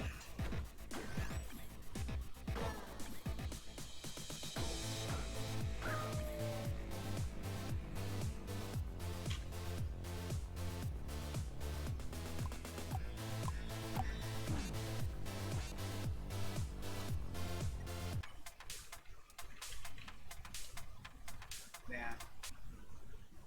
The Undertale mod is so unbelievably good, by the way, because it just has all this really good art for all the characters.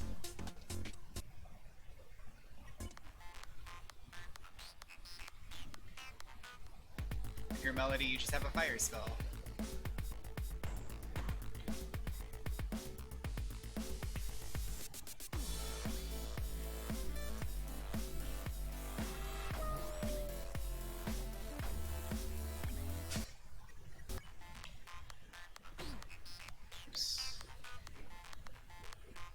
Arya is this guy. Forget his name. It's this guy, Azrael.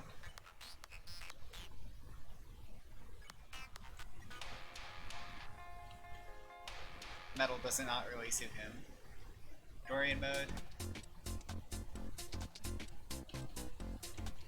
is Asgore. Eagle Eye is meta time. It's extremely silly. I guess he is. He is the absolute god of hyperdance in a capacity. Monk mode does not like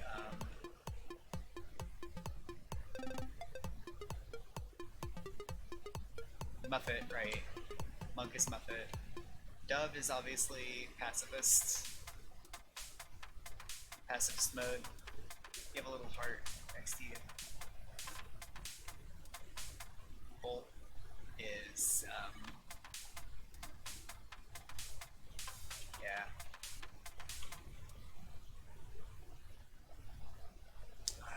I forget the characters' names all the time. I don't know why.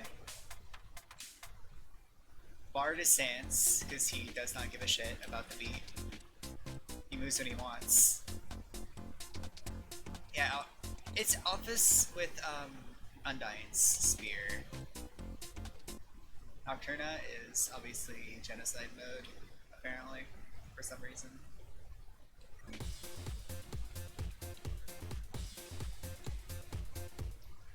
Diamond is Papyrus. Oh, Undyne is right here. Undyne is Mary, protecting the monster kid.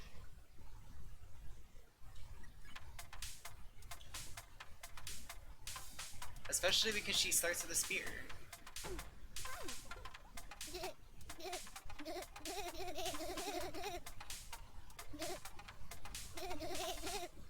The monster kid actually makes a sheep sound.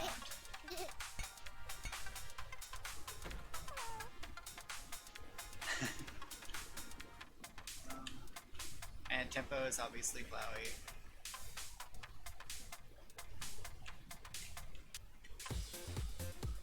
Hello. The river person is the person who lets you practice against bosses.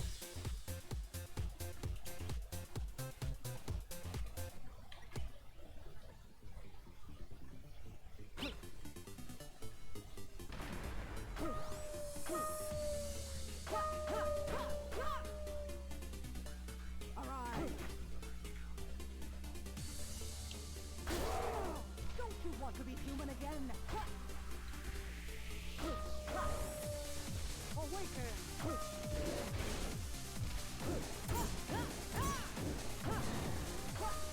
Reanimate! I don't remember who Coda is, but I did look in the game's files.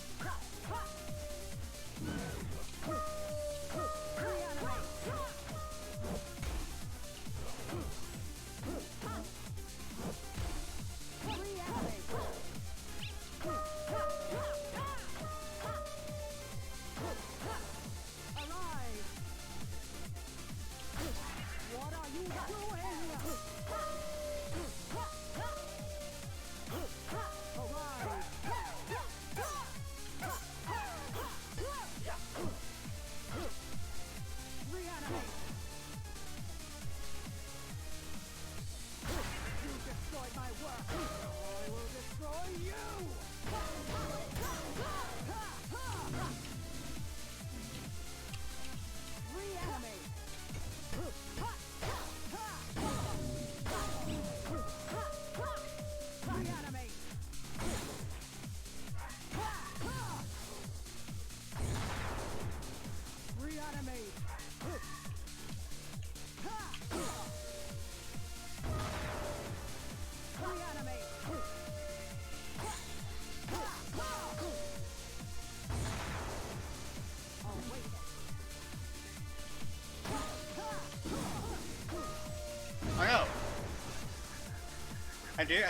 I turned into a bat. You turn into your soul whenever you die. Due to determination, I suppose.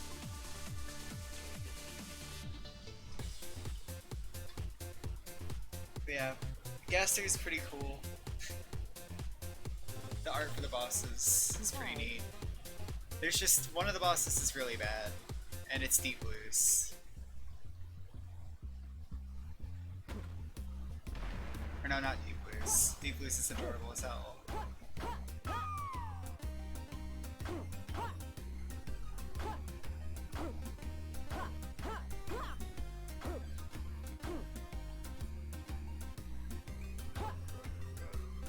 It's dog chess. I love it.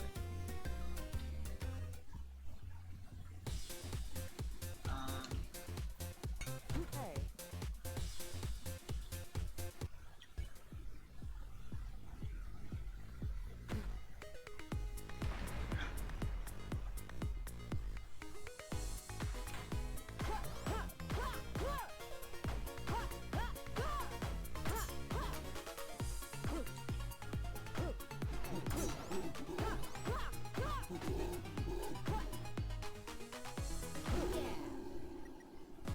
Yep.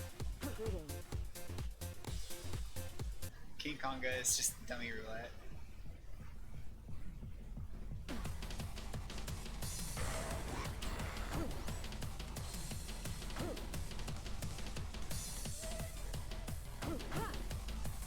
Metaton, complete with on-off switch.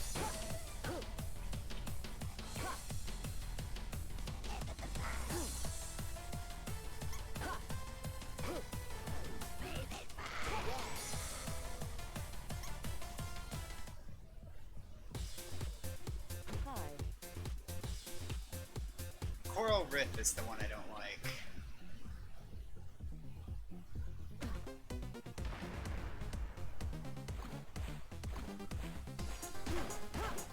It's just final boss Flowey. I think it's dumb.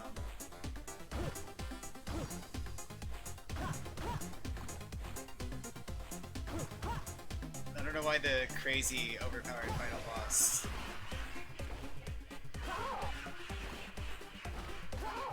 would be such a pushover. Just doesn't feel like it suits him.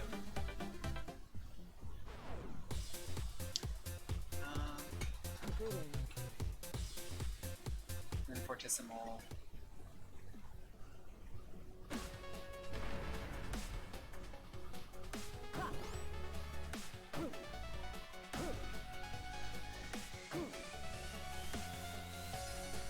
For some reason it's Snowdrake. He's calling his dog friends in for help.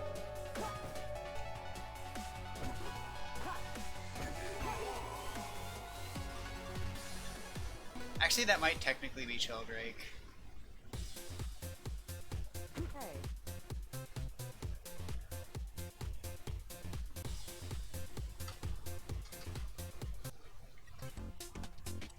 Okay.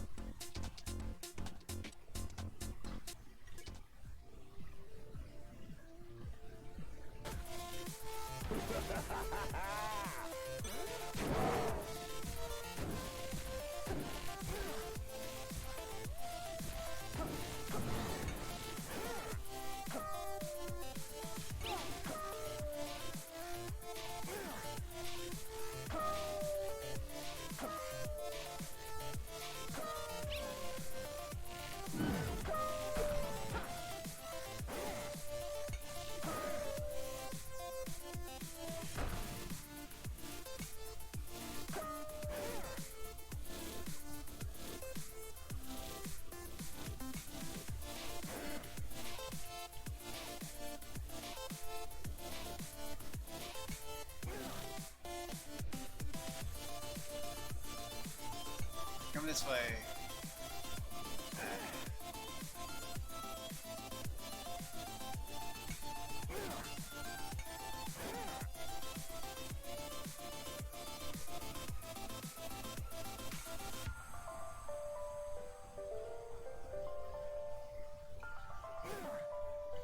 Trying to get him to charge into the hearts.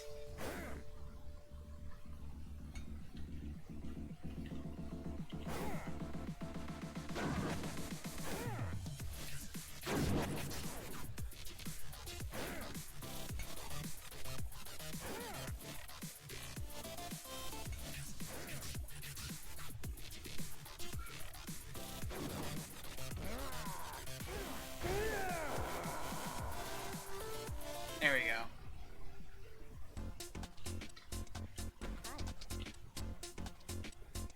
Necrodancer.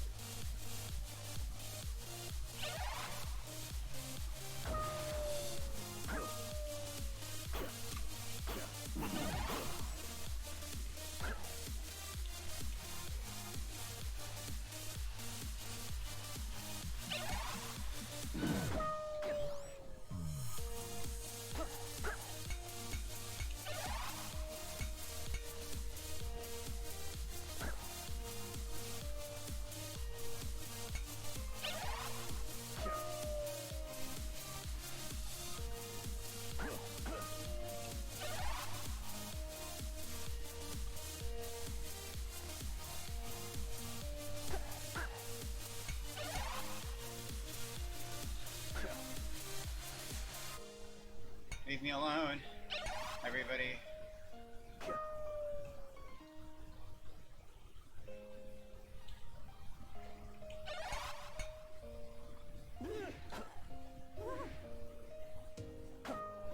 this is a lot harder if you have to do it the real way.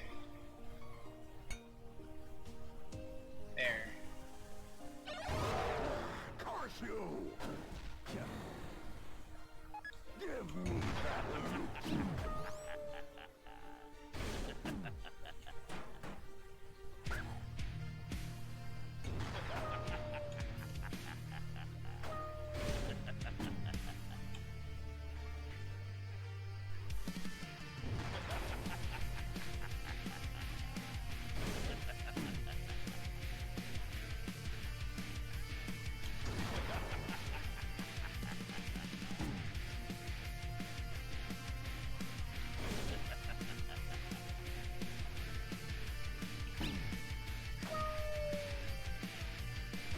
And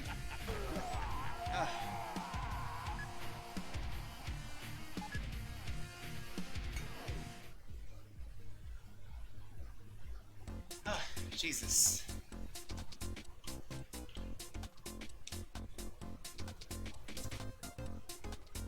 Yeah. Couple tricks for that fight. If you do the like bombing to the Necrodancer route, you end up leaving more enemies alive on stage, and there is an enemy limit. So the more enemies there are left alive, which is why I wasn't finishing off the skeletons, the more enemies there are alive, the fewer enemies you can spawn. So, really good thing that you can do if you're capable, again, if you're low damage, here's your solution to the fight, just reduce the skeleton numbers down, like reduce each skeleton to 1 health and have them just run into the wall forever. And then he will eventually kind of run into his spawn limit, and he won't be able to spawn as much stuff at you. But if you have plenty of damage, don't worry too much about it, because you'll be able to kill the Necrodancer way more easily. Yeah, I guess it's kind of a death metal strat, isn't it?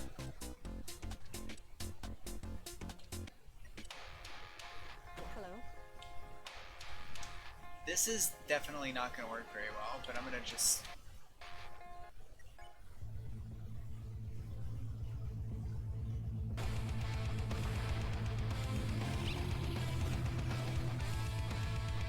Yeah, it's just the dragon made of a soul for some reason.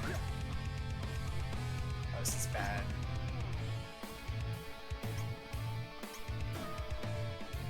That's fine. Damn it.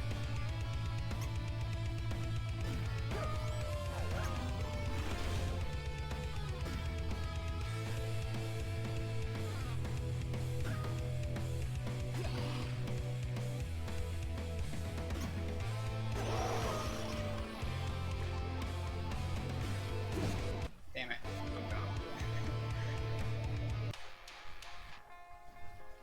Yeah, that boss isn't really anything that makes sense. Also, Aria mode is hard.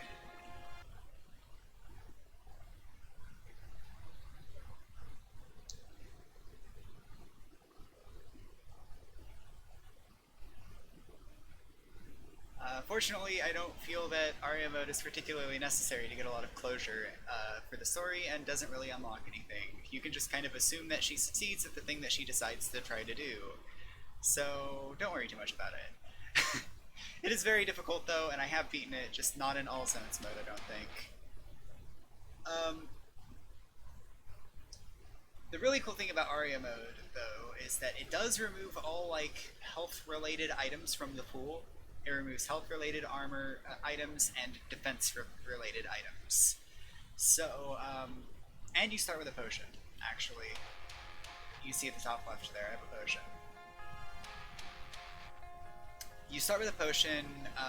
The only types of armor that show up are the Karate Gi for double damage and the glass armor for attack negation.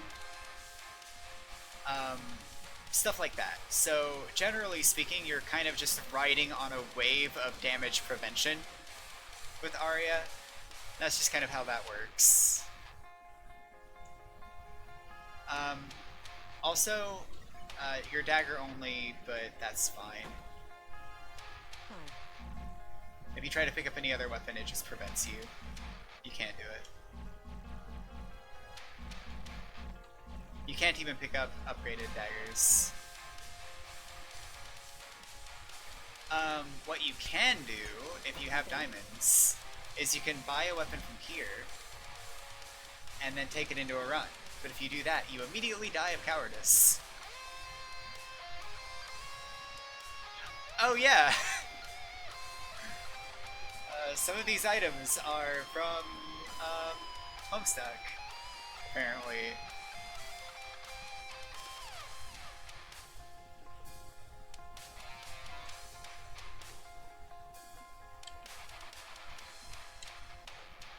Let me actually switch to a character that can pick these up. Hi. Because that way we can look at all the palettes for them too.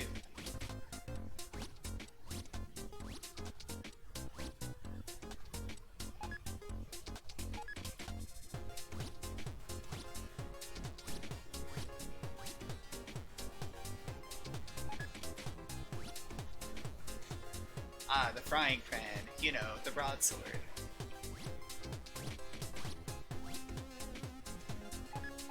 Bone is a longsword. Gotta get diamond and ice bone.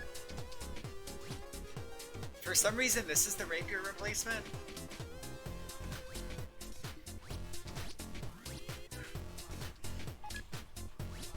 This is the bow. So you just shoot this at people? I don't know.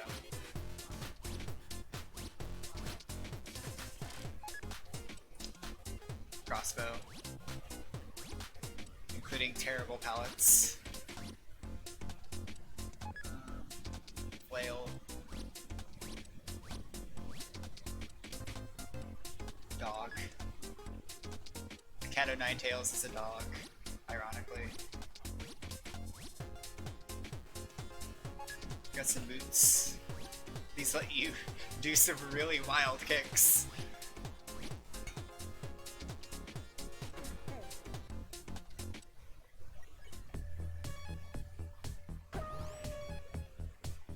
I think the graphic is even different, yeah.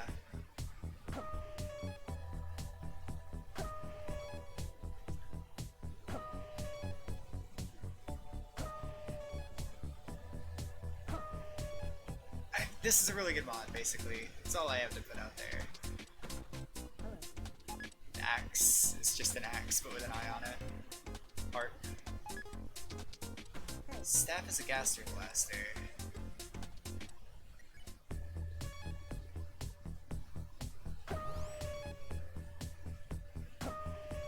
Shoot gaster blaster beams. Bam.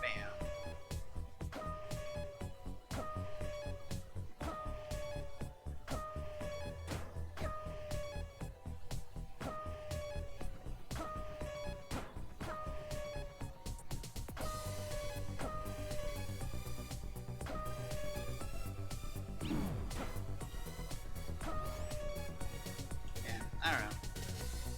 It's a really good mod. I'm done with Undertale now. Or not Undertale, fucking whatever.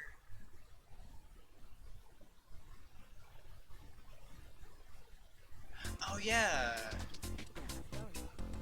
The Nightmares.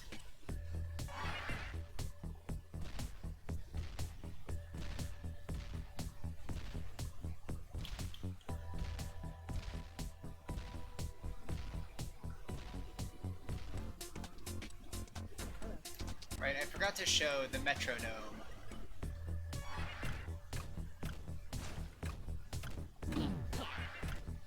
These guys just move straight towards you and make like a splash effect after they travel a set distance. But they teleport back to their origin point whenever you hit them one time.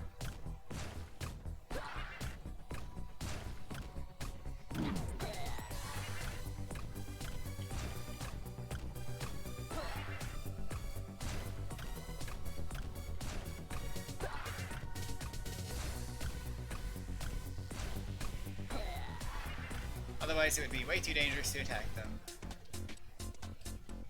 So you can see the game's kind of got your back, even if you have one range, one damage. Everything is still very possible. It's just awkward sometimes, but it's still possible. I think I'm done with. I almost said Undertale, but Necrodancer for now. I just don't know what to do now. If I should just call it, or if I should start something else. I could start Shenzhen IO. That way you can watch me program. No. Serious Sam crossed my mind because that game has harpies and so does Necrodancer. It's the one urge that I get.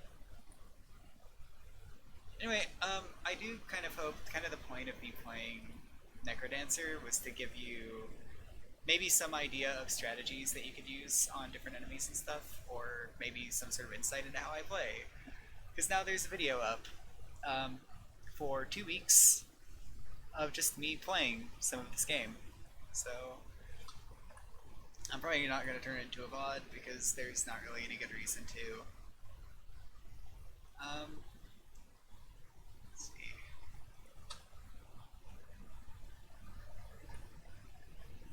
That was kind of my goal, was to give you insight into how I play, at least.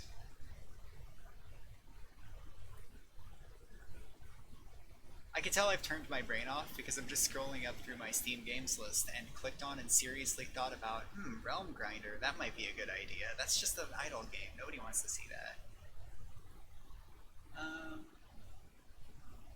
Rabby Ribby is not a game that I can play.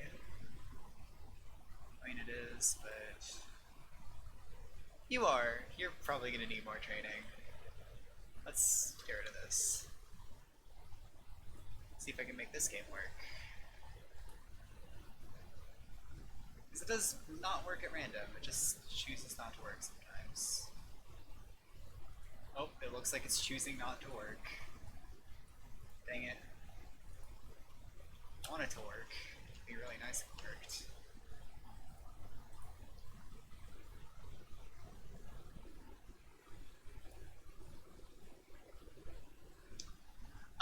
Something important to keep in mind about Necrodancer is that you can, the timing window is actually a bit more generous than you would think. So if you're not quite sure what to do, you're allowed to second guess yourself or just move backwards. Like you can have your finger on up and then quickly slide it to down and push down. It's still a bit of a delay, but the game is pretty accommodating of that kind of thing. So don't worry too much about that. How do I make this game work? It's just random whether or not it launches. This presumably badly coded game. I don't know why it wouldn't work, but only sometimes. It's really good though. Oh well. No Phantom Breaker Battlegrounds. Let's figure that out later. Maybe I need a restart or something. One Finger Death Punch, that's right.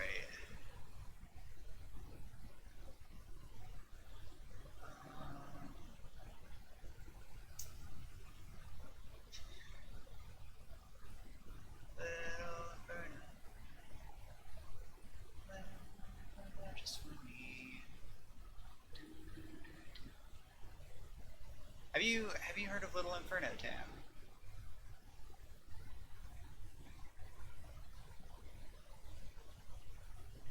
Because it's a pretty neat game. And I have it downloaded just in case I want to burn things, I guess. Because that's pretty much all it is. It's just a game about burning stuff. Whoa, I don't want to launch Kane and Lynch 2 Dog Days. That's not correct. Games that I have that I shouldn't.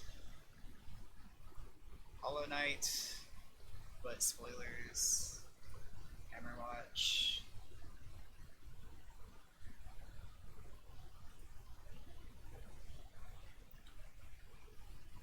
Half-Life. Happening Hero. Happening Hero is good. I think maybe I'll just stop streaming for tonight. That might be good.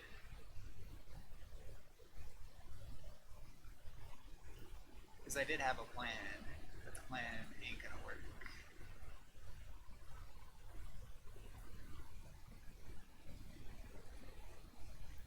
Right, I was gonna play Dust, actually.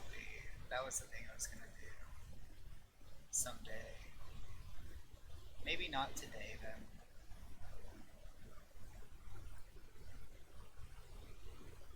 But yeah, I like Dust on hard mode. It's really fun on tough. Cause it's the kind of game where it has a combo system, but you can't really participate in it. But when you're on hard mode, enemies have plenty of health, so you can now participate in the combo system.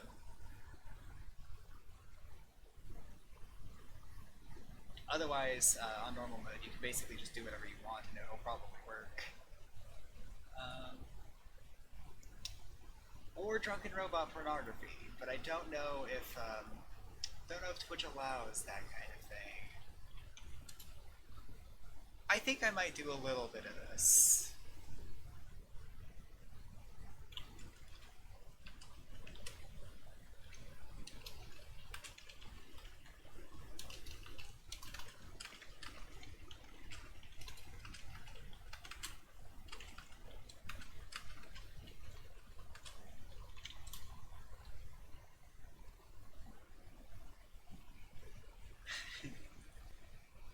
You know what? I'm gonna play a little bit of it. Oops, that's not what I want.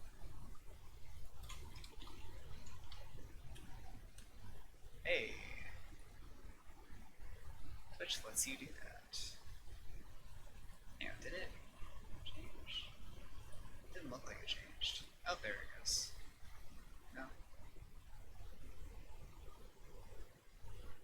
It's really much more of a first-person shooter. Right. First thing to do is to launch the game. Refresh.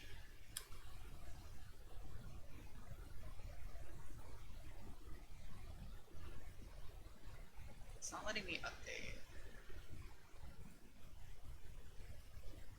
Please. No? Okay, whatever. Twitch isn't letting me update the game that I'm playing. Like a jerk. Here you go. Here's some game audio. They started working in the factories of George to fall, quietly stamping out the fridges in the Japanese car. Over the decades, designs evolved, sweeping your floor in a circular Bam. aerospace and atomic double E, structural engineering and tech and ECE. Hired a spiky yellow girl with a bachelor's degree from Carnegie Mellon University. Make a nord and an ord and a man and an and. Germanium 32 and silicon sand. Keep a bucket of diodes and ICs on hand. And a layer of software by your command. This machine is the best we've wrought. It's designed to learn and it's carefully taught. Only something Right. to play with its Okay.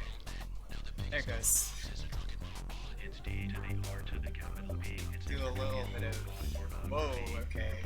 Design and build courtesy of There we go. That's a good resolution. D to the R. Is everything alright? We said for drunken robot Kinda. pornography. There we go. We build unleash with clean rotation on mechatronic industries. It's a really good rap. I like it. I like this rap. It's great.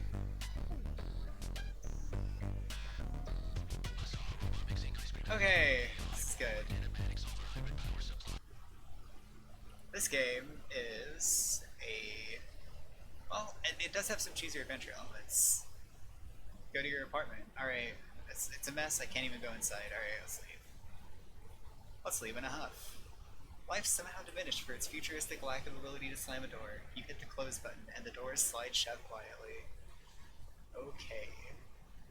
Your now former bar has been cordoned off. There's a sign posted over the door. What's the sign say? Closed by order of the Boston Sky Fire Department. Why? About a week ago, your head robot bartender Tim went berserk and burned the place down. He took your 12 robot dancers. He built them into giant robot bodies, and now they're trying to destroy Boston. That's what you're fighting now.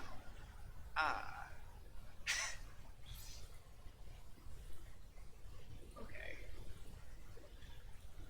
Yeah. Step 1, jetpack to the martini. Step 2, shoot the flashing bits of the Titan. I really feel like this is a good, like, representation of games that I like, is just if you can adequately describe it in these steps. Actually, I think there's a thing I need to turn off. Boop. There we go. Alright, I caused this and now I'm gonna fix it. You're not Tim. No, I am beneath him.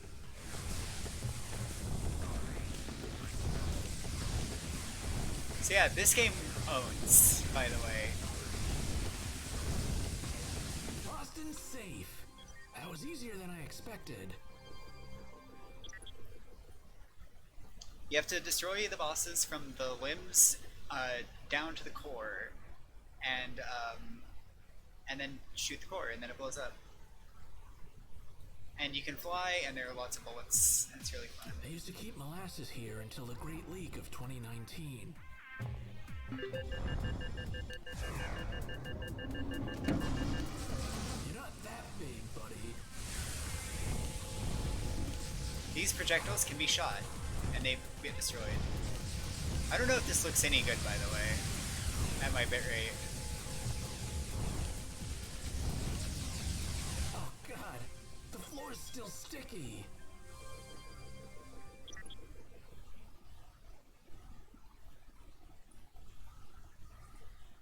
This game is honestly great. Like, the only reason I haven't played all the way through it is because there are a couple of areas here where it plays a lot like Flicky. It plays like Flicky.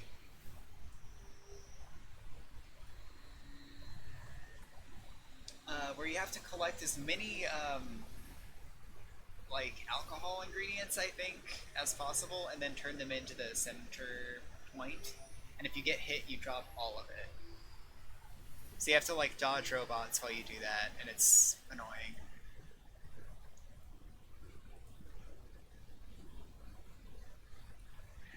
Yeah, like you have to collect as much stuff as possible and then turn it all in all at once. Collect cocktail ingredients. Carry many homes simultaneously. Getting shot will ruin your day. If you turn in 2, you get 100 plus 200 points. If you turn in 3, you get 100 plus 200 plus 300 points.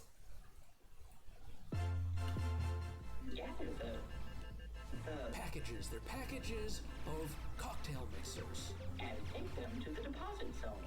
The more you deposit at once, the better. So yeah, if you get hit, you drop all of them. Alcohol.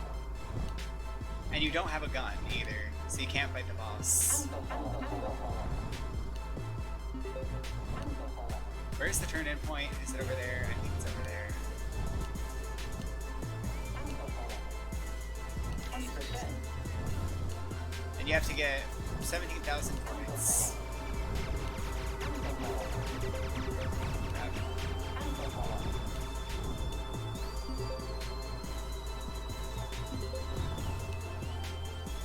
Yeah, I don't like these levels very much.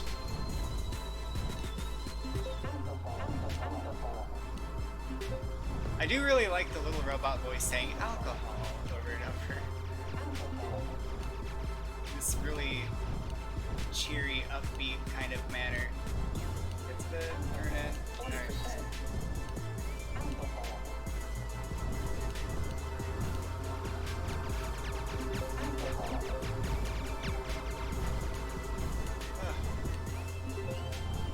So yeah, this is basically just Flicky, kind of. You just have to dodge a giant robot shooting lasers everywhere while you do it. And the risk reward is pretty hefty.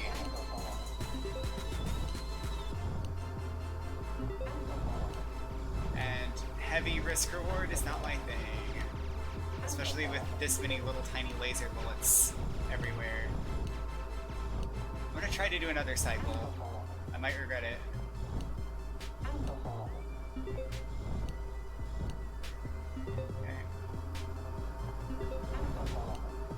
Please stop shooting your tiny lasers.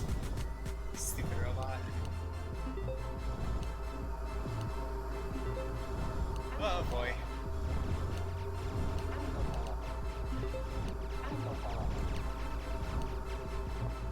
away. Okay.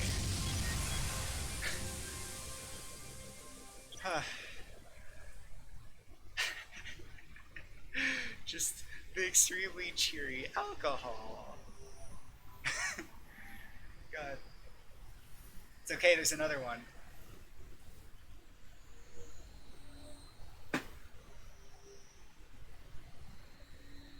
You have to get 30,000 points. Blah. I mostly like shooting robots, though. It's the best part of this game. Also, here's the self-referential arcade. Play as this little squid. You can shoot these little things.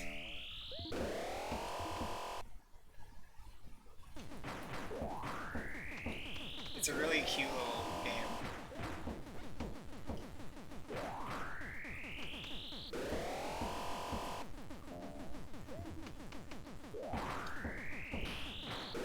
This game I think is really good. It's just I never ended up finishing it because I don't like collecting alcohol. Get the rocket launcher.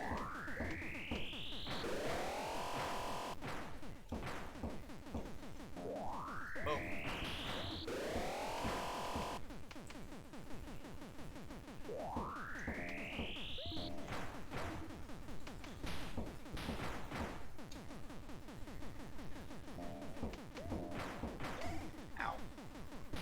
I lost the martini. I lost the martini of health.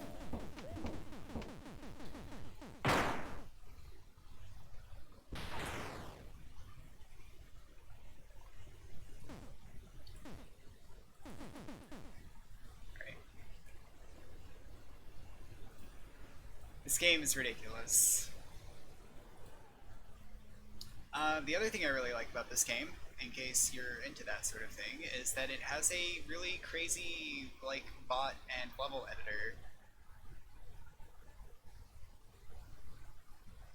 It also has the playground here, which has a whole bunch of unlabeled icons that just take you to various extras. And the coolest one, I think, there's one of these will take you to a game that Desjardins made and didn't ever release, that they eventually basically turned into this game. And I forget what it's called. But yeah, there's a whole like other game included in this game. You can also click this. And there's music. I think. Yeah, this is cool too. You can view the credits by clicking this button.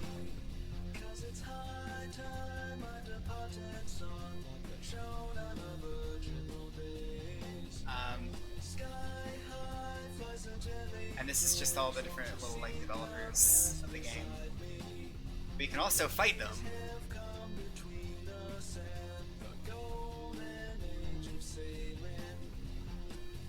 Alright, Ichiro. Good choice, lean and nutritious, has some good moves, may secretly be a mechanoid. Let's make him fight somebody already. Ah, fight Mark Twain. Mark defeats Ichiro with his dry acerbic wit. What a thrilling battle. This game's really dumb, by the way. It's really dumb, and I love how dumb it is. I love all of the dumb elements that this game has.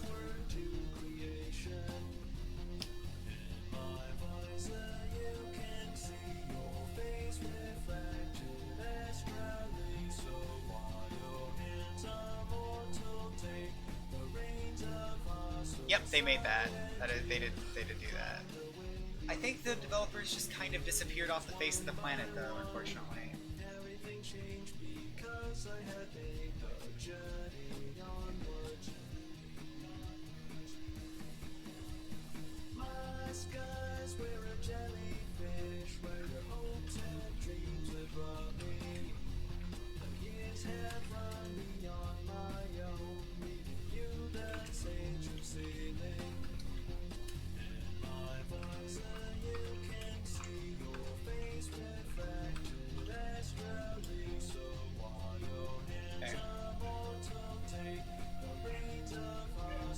Plus, like, not all of their games have a history of being great. They did make a game called 1, 2, 3 Kick It that they didn't finish. So it's just sitting there perpetually in early access, and it's kind of crap. So that's the really unfortunate thing. But They started working in the factories of George to fall, quietly stamping out the fridges in the Japanese car. Over the decades, they've still done some really good work. They've just also done equally as much bad work, I feel. structural engineering and tech and ECE hired a spiky yellow girl with a bachelor's degree from Carnegie Mellon University. Take a knot and an ore and a hand and an and. Tritium 32 and silicon sand. Keep a bucket of diodes and ICs on hand. A layer of software by your command. This machine is the best we've got. It's designed to learn and it's carefully taught. Only something Just straight. It's their all that. I'm not even looking at it, by the way. So if I stumble, that's why. Capital P, it stands for drunken robot pornography. Proposed design and build courtesy of Dejoban Mechatronic Industries. It's D to the R to the capital P. We stand for drunken robot pornography. We dream, we chill, unleash with glee. We're Dejoban Mechatronic Industries. Dejoban Mechatronic Industries. Play another level. Here's the first boss, actually. Just so you can see what the actual bosses look like in this game. Interpol inbound, detecting sensual Joe kinematics, My bar masseur? former bar masseur and exotic dancer. So the cool thing about this game is that the levels don't actually start immediately. So you can get to whatever position you want and then trigger the stage by shooting. No. Yes. Or by picking up any power-up.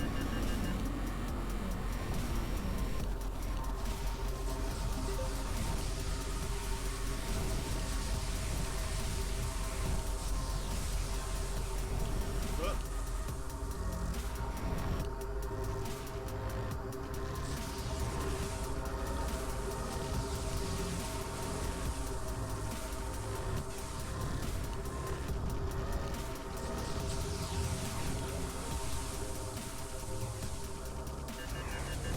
And here's the boss. Whoa.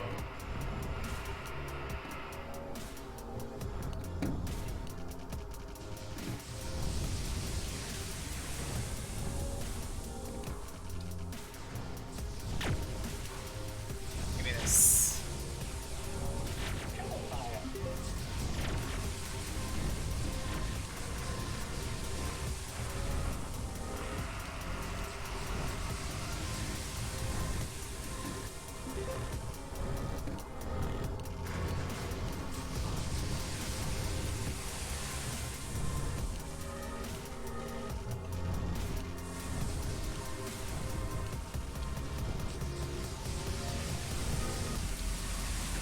Ow.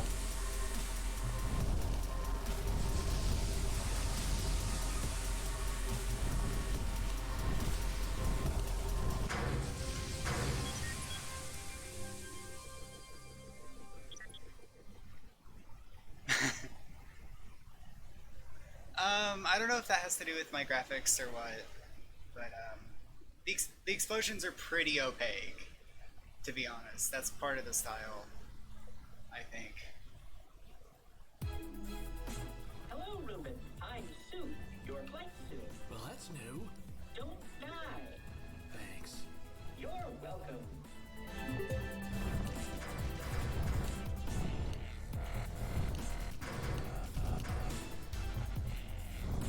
It might be my berry, to be honest.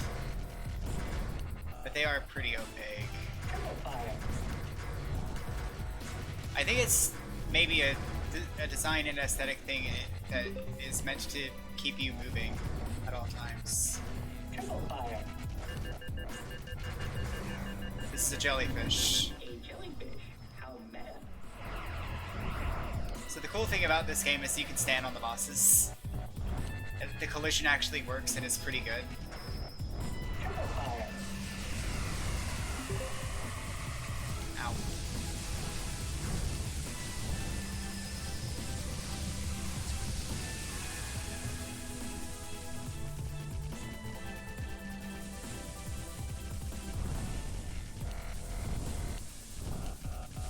We won. This is our first victory together.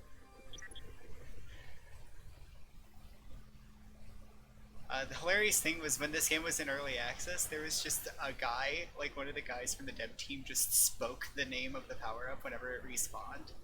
So there would just be like the occasional announcement of triple fire. Just a dude saying it from nowhere, like wasn't even integrated into the game, into the story, nothing. He was just there. I don't know. It was weird. I thought it was funny, but also, the alcohol ingredients in early access were muffins. I'm gonna play this level. Let's try. Okay, so that's the delivery point over there. Oh, right. I remember not liking this level for a good reason. They're turrets. Yeah, flying over that is... Oh, this sucks. I don't know what these turrets shoot, but it's dangerous. Okay. I'm gonna start in the middle.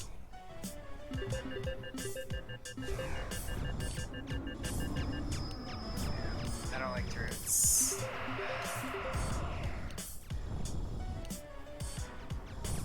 Over here, I guess. I need 3,000, 30,000. I don't think the boss actually shoots down. He does. Alright.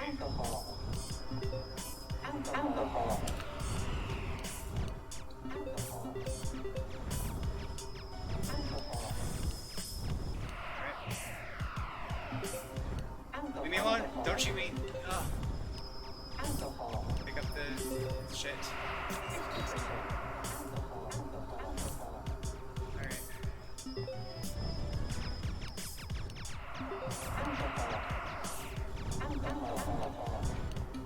The absurdity of these levels is hell.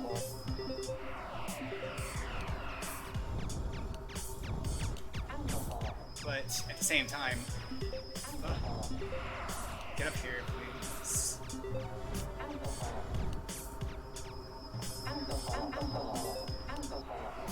Alcohol. Oh god. How many points do I need? I'm going for these, I guess. That's just what's happening. Alright. Get into the box.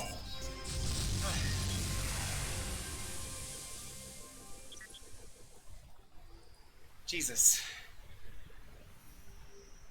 Well, here's a much later boss, I suppose. Jonathan Livingston Elliott.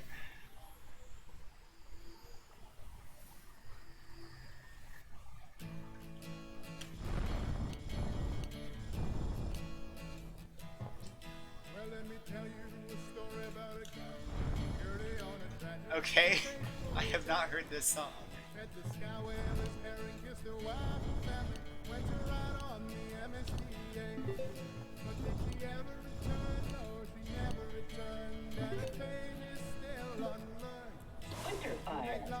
Oh, enemies. Okay.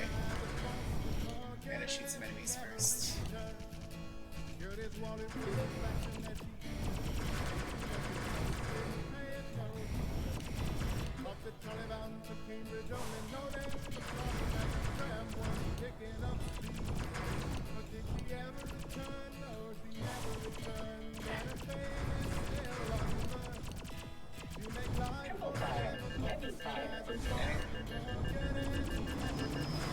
Whoa! That was a very large explosion. I'm not sure what that was. Heavy fire?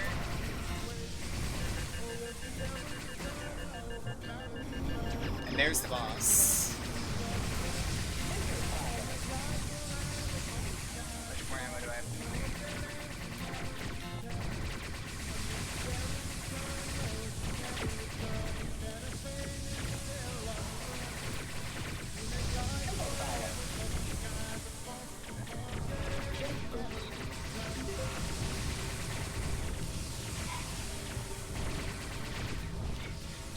I like this game, and this music is very chill and great. And the it's funny that it is completely unfitting for the situation. Oh, he's started firing his missiles. Oh, I have a time limit.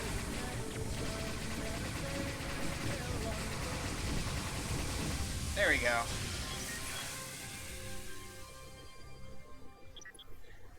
Okay.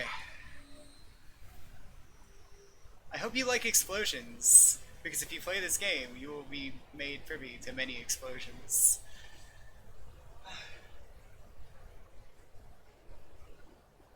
God damn. It's really good. It's really fun. I don't have much to say about it.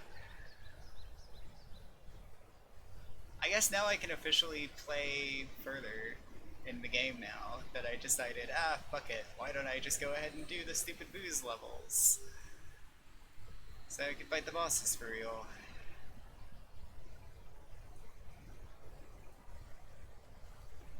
So yeah. And all of these guys' games take place in the skies above Boston, in basically flying space Boston, and I think that's also awesome because I love inexplicably floating plots of land, and that's basically what these guys are all about. Inexplicable flying land. That's just how the games are. Alright. I think now I'm actually done, because I didn't realize, but I've been streaming for quite a while. So, yeah, 4 hours. Well, 4 hours. 4 hours is about my amount of time. So I'm gonna stop for now. Bye, Tam. Keep practicing Necrodancer. You'll get good, I promise.